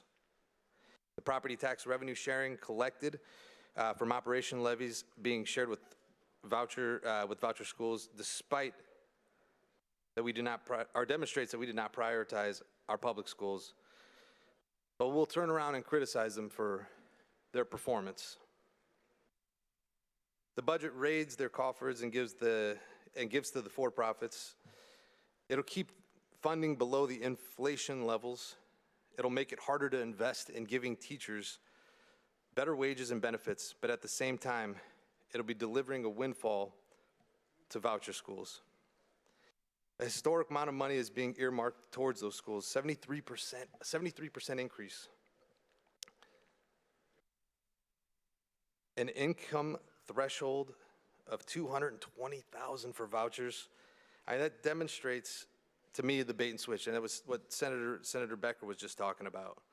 You know, we were sold vouchers years ago as the opportunity for the disadvantaged, not subsidizing wealthy kids in the suburbs.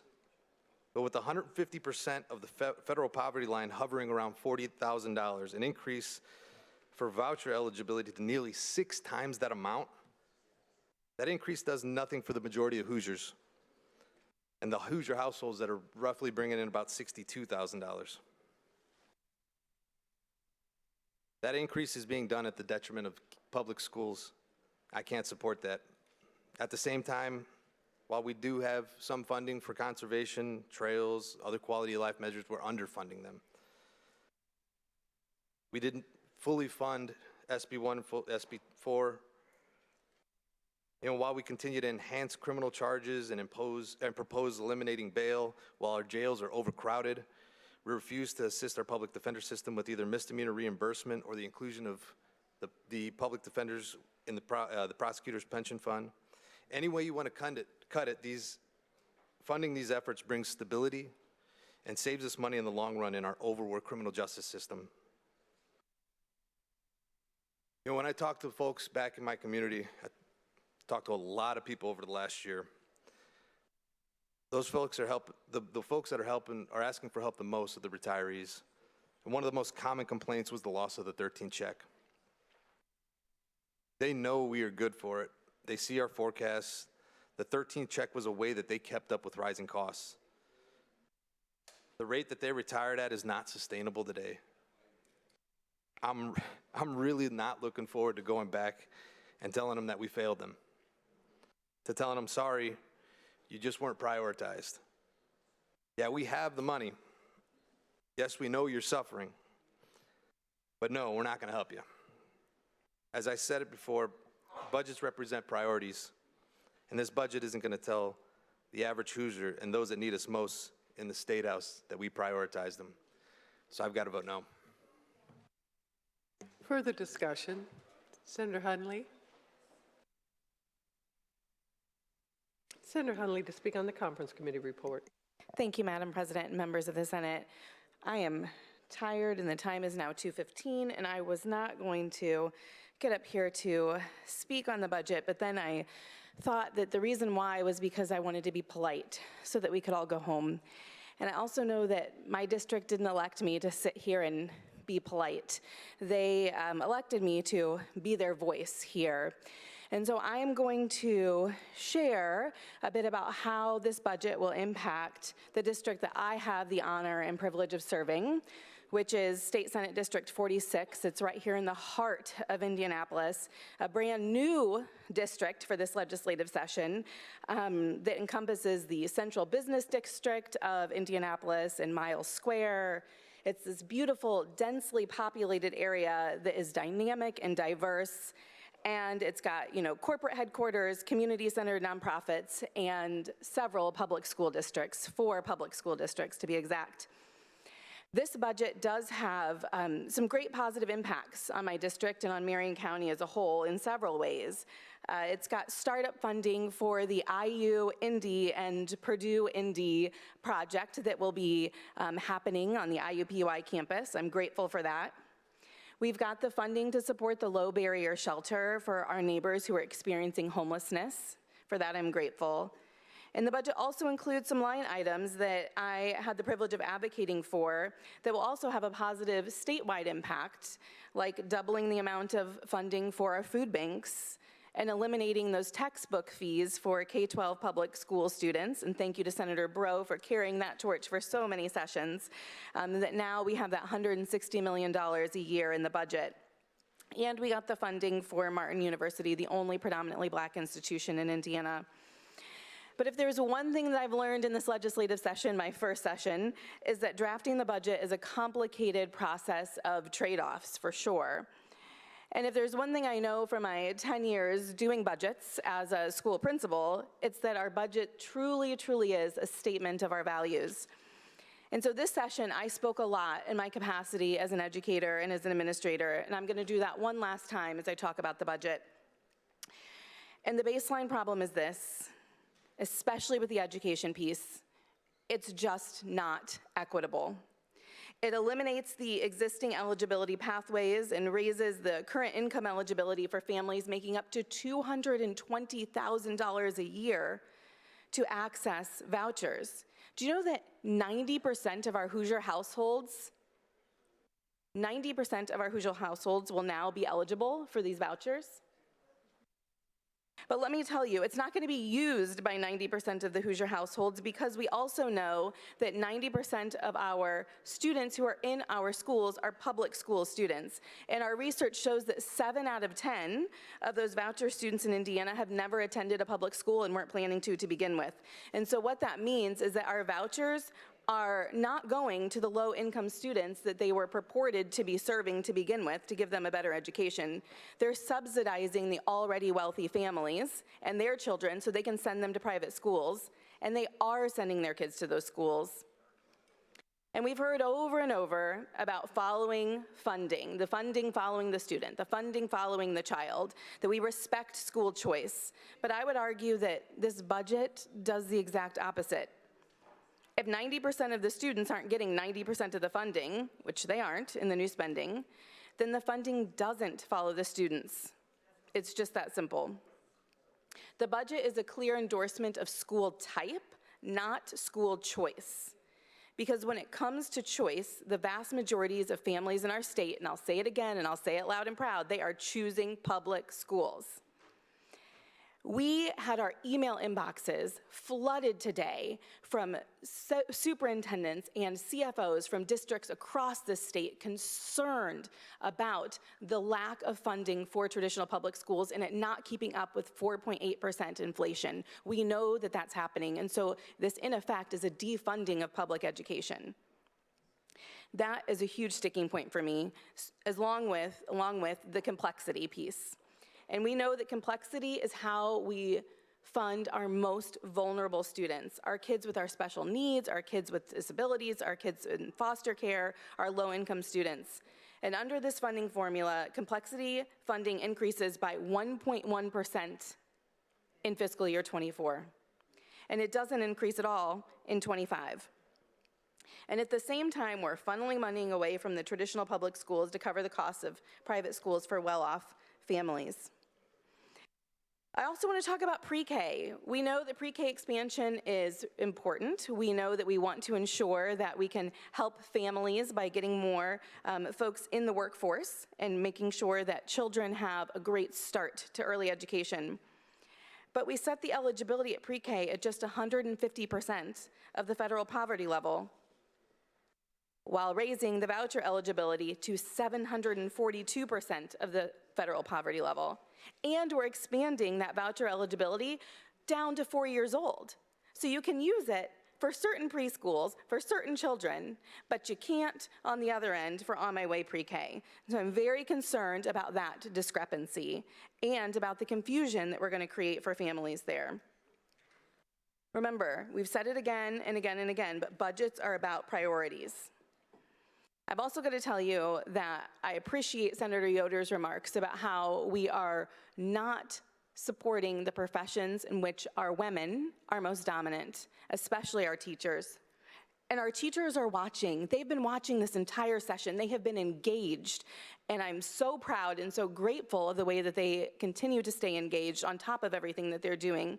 But make no mistake that our teacher shortage that we have, it's a policy choice that we keep on making with decisions like this in the budget, telling them what we value and what we don't, telling them who we value and who we don't. Our teachers can and will leave, they are, and the people who suffer the consequences are our kids. I also want to take a second just to talk about public health funding. I offered an amendment so that we could have the 33% increase to make sure that we got the funding up to where the governor had it in his original budget. And the Governor's Public Health Commission, they made one of the most informative and convincing arguments for funding that we've heard from anybody talking to us about budget requests this session. Indiana is currently ranked 45th for public health funding, and it's no coincidence that we also rank low in overall health outcomes, and why our Medicaid spend continues to increase, as we've mentioned before. We have the funding to make sure that we are investing in public health, and we're choosing not to do it.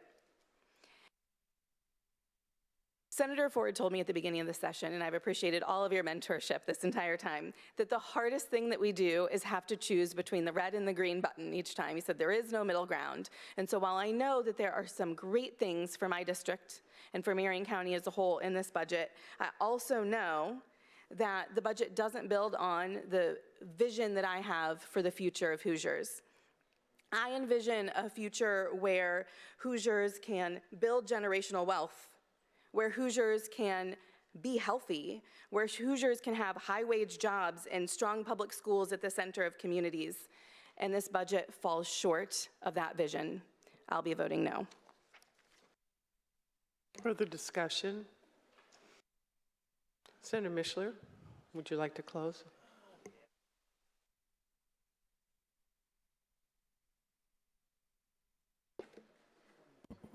Seconds. Thank you, Madam President, members of the Senate. Well, first of all, I just appreciate everybody's comments. I know there's things in here people like, there's things in here people don't like. I will say I heard a lot of percentages, though, thrown around tonight. And, you know, the tuition support in the first year is 7.9%, and in year two, it's 10.1%. So I would say the biggest winner in this budget is all students in some way, shape, or form. So, again, I appreciate everybody's comments. So I'm going to leave you with this. Contrary to popular belief, I am not moving to Miami with my son. God willing, I will be back next year. Thank you. The Conference Committee report is placed on its passage. The machine is open.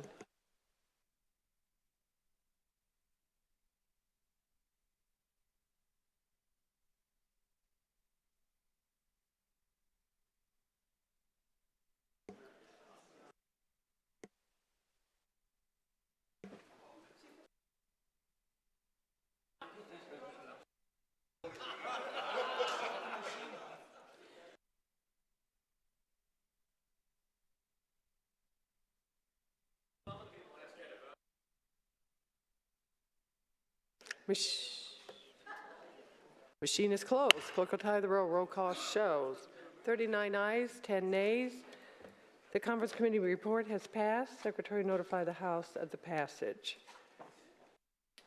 We will now move to Rule 86M, Conference Committee report, eligible for action. Clerk will read the roll. House Bill 1318, Senator Buck.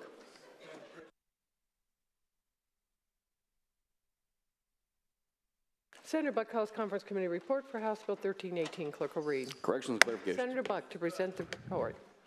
Thank you, Madam President, ladies and gentlemen of the Senate.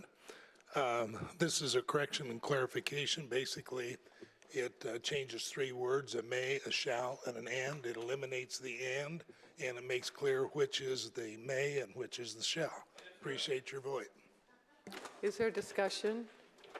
Conference committee reports placed on its passage. The machine is open.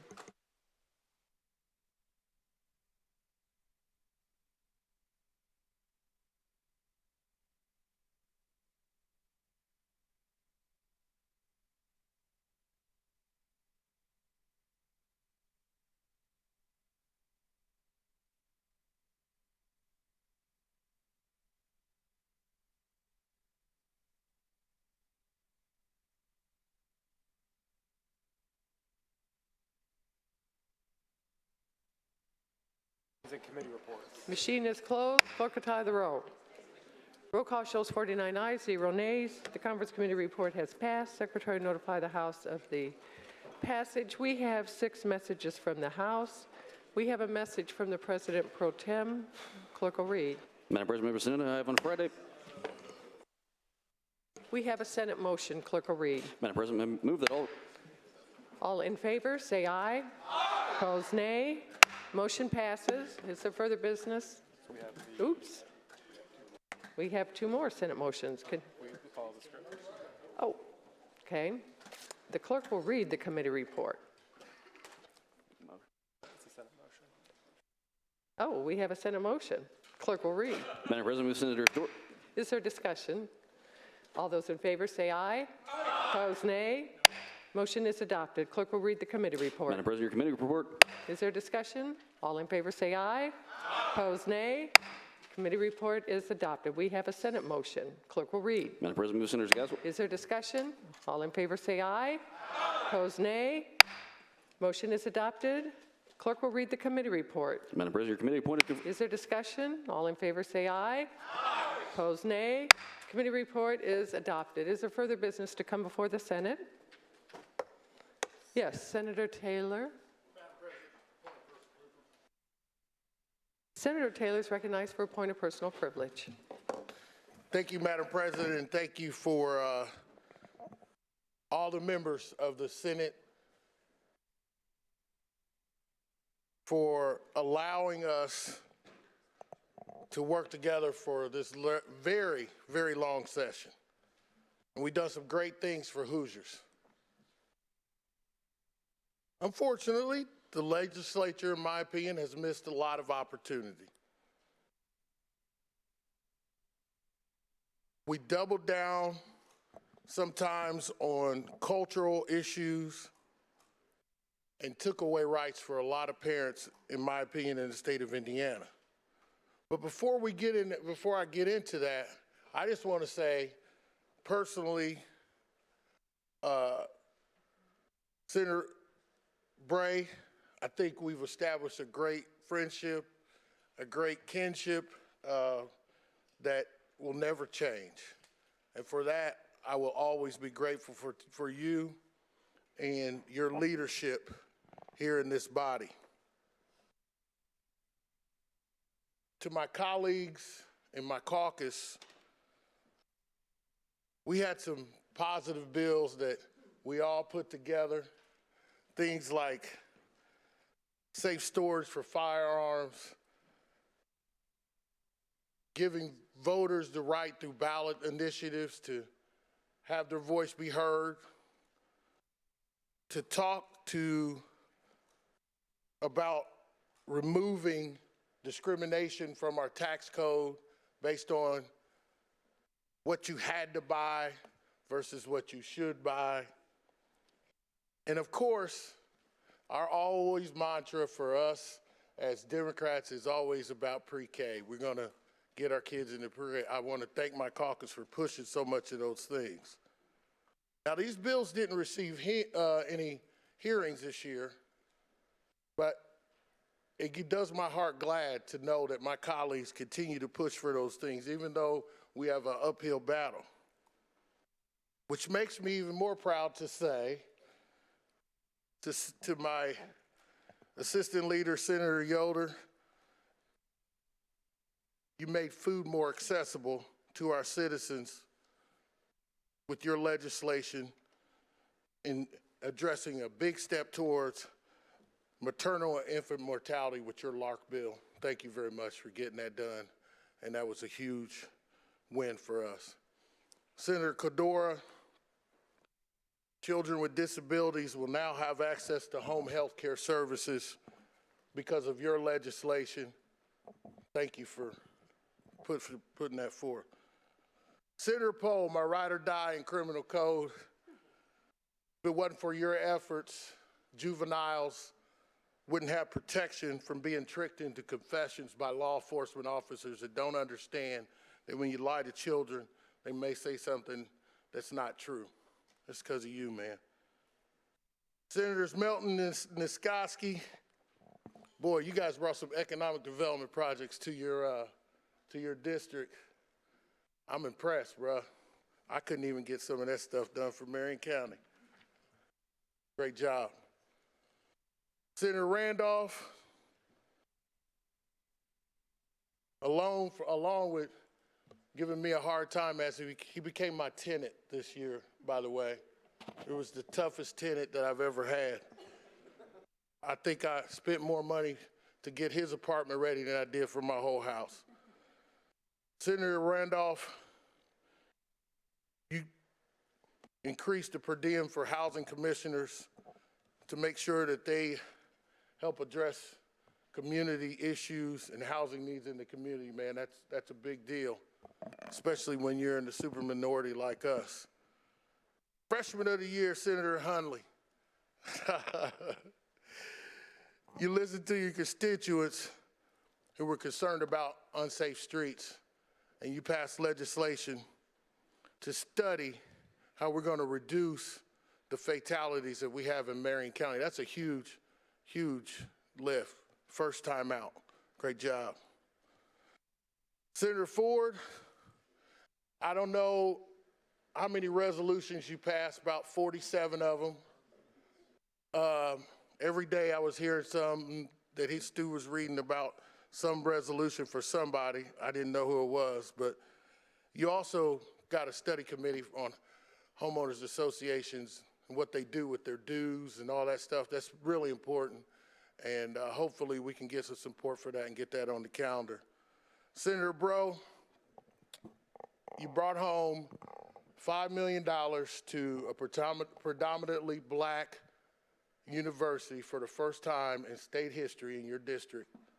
Take that home, be proud of it, and make sure everybody knows that you fought hard for that, because I will.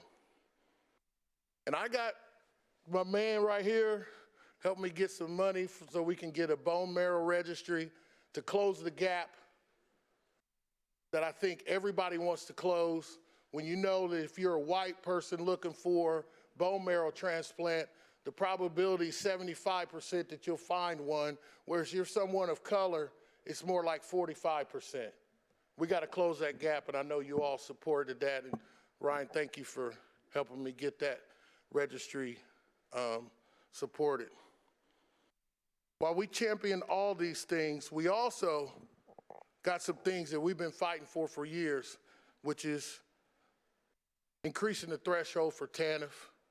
Listen, folks, we got a long way to go, but people should be able to at least have the basic foods and necessities that they need to survive. And we got a long way to go, but we increased that.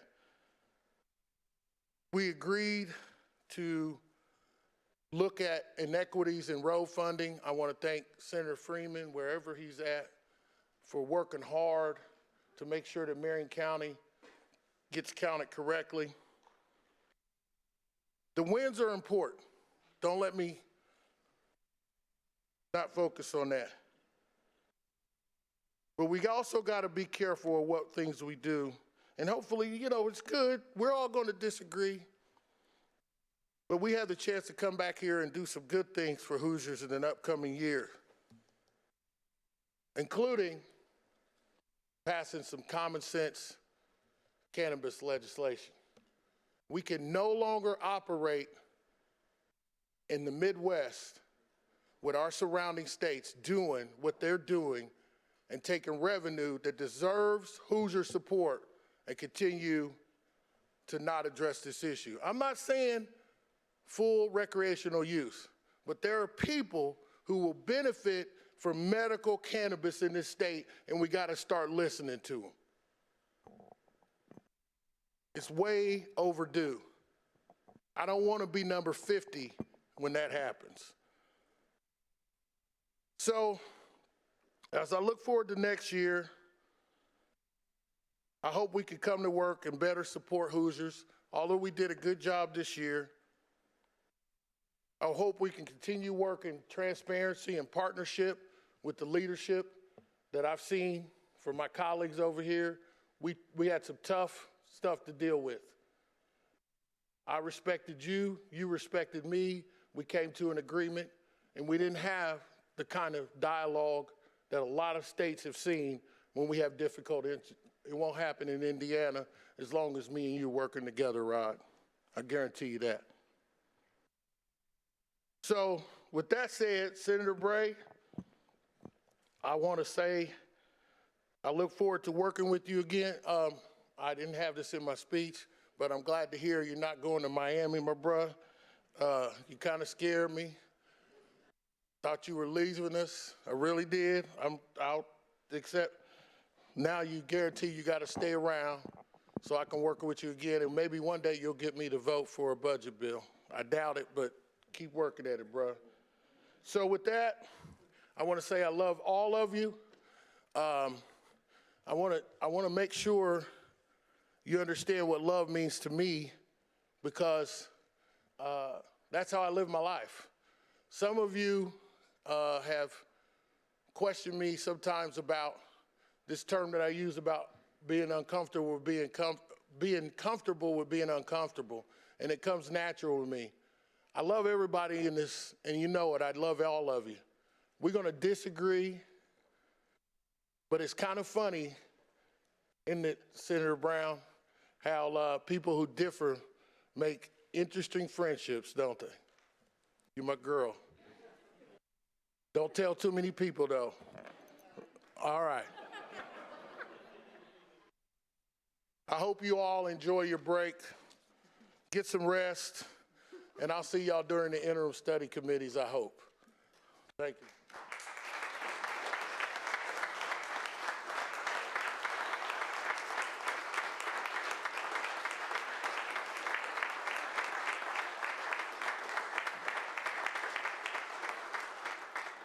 Senator Bray is recognized for a point of personal privilege. Thank you, Madam President, members of the Senate. We, without a doubt, work in a unique environment here. Perhaps the best example of that is that we started work this morning, came to session, I think, around 10 o'clock, started work well before that, and here we are, about 20 minutes till 3 a.m., still at it. I can't think of many places you go to work and find that kind of environment. We start out in the fall as we begin to build and crescendo into what is a really rolling, tumultuous place by the start of January. And the staff that work here around us feel that, obviously, that ebb and flow. And we do all of that with the conflict and the tension that we have in a fishbowl. Literally a fishbowl if you look around at the windows around here. But that is exactly as it should be, because everything we need to do in this building needs to be watched and transparent so the public can watch and see how we behave and the decisions that we make for them and on their behalf.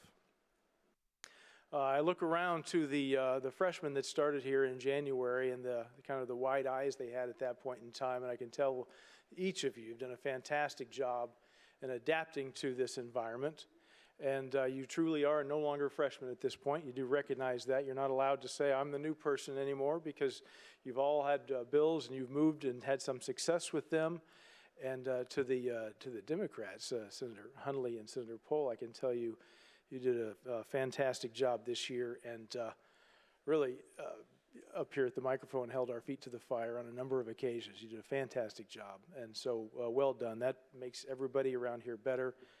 And Senator Pohl, not bad at playing basketball either, so nice to have that acquisition as well. I find myself here interested in saying that I am grateful, really beyond my ability to express, to our staff. My assistant, of course, Kayla, who kind of runs an awful lot of what I try to do around here, but all the tension and the stress that come along with this place obviously is shared by those folks as well. To the interns, I say, you know, it was a little bit difficult kind of drafting interns this year because it's difficult to get workforce anywhere you go. And the class was a little bit smaller this year, on both sides of the aisle, of Republican and Democrat. And I think we started off a little bit concerned about that. And in fact, even my intern, Max Bone, was shared between the majority floor leader, Chris Garton, and myself. But I think you all just can genuinely say you punched above your weight. You did a fantastic job this year and really served in every capacity that you needed to. And so we're grateful to have you here. The LAs obviously are here year round, and they go through the ebb and flow of this building and spend an awful lot of time dealing with our constituents, some of them happy, some of them less so, and do so with a lot of grace and patience. The attorneys and the staff in the secretary's office over here, you know, I think many of you know it, but all of you need to know it. They are here long after we leave. And I don't know that I've ever come in this building. Sometimes I come in here pretty early and they are already here working again. I've accused them from time to time of just not ever leaving. And they didn't really deny it, Shelley, but she didn't necessarily admit it either, but she never has denied it. And our comm staff as well. You know, we move and change, and bills change all the time, even bill numbers change all the time, and they do a fantastic job of keeping up with all those challenges and trying to message for each and every one of us. And this year in particular, I guess I would make a comment about the fiscal staff, and Senator Mishler made a comment about them as well. But Senator Mishler was here with them extremely early in the morning sometimes. Senator Mishler less so than them, extremely early in the morning. But late on a Friday night, all day through Sunday. Truly, there was never a time that they weren't here or taking a phone call or answering an email. I got a text and email well after 1 o'clock in the morning occasionally, and I didn't really answer it till the next morning, but Krista was up and moving. So they just provide an incredible amount of service to us and work in all hours and under really significant pressure situations. Grateful to Senator Taylor and his caucus. They come here each day to provide and add value, and have done so very much in a big way this session. In fact, a lot of bills passed, which I'm happy for, and it's not because of any reason except that you brought good ideas that our chairman liked and we're able to move through. Always grateful to our Lieutenant Governor for running this place with class and just a little firm hand when it's necessary, but she takes the job so seriously about being here, so we're grateful to have her. And to my own caucus, with all the effort that you put in and the anxiety and the gnashing of teeth that we go through as we try to craft policy for the state of Indiana, I couldn't be happier to work beside anybody else.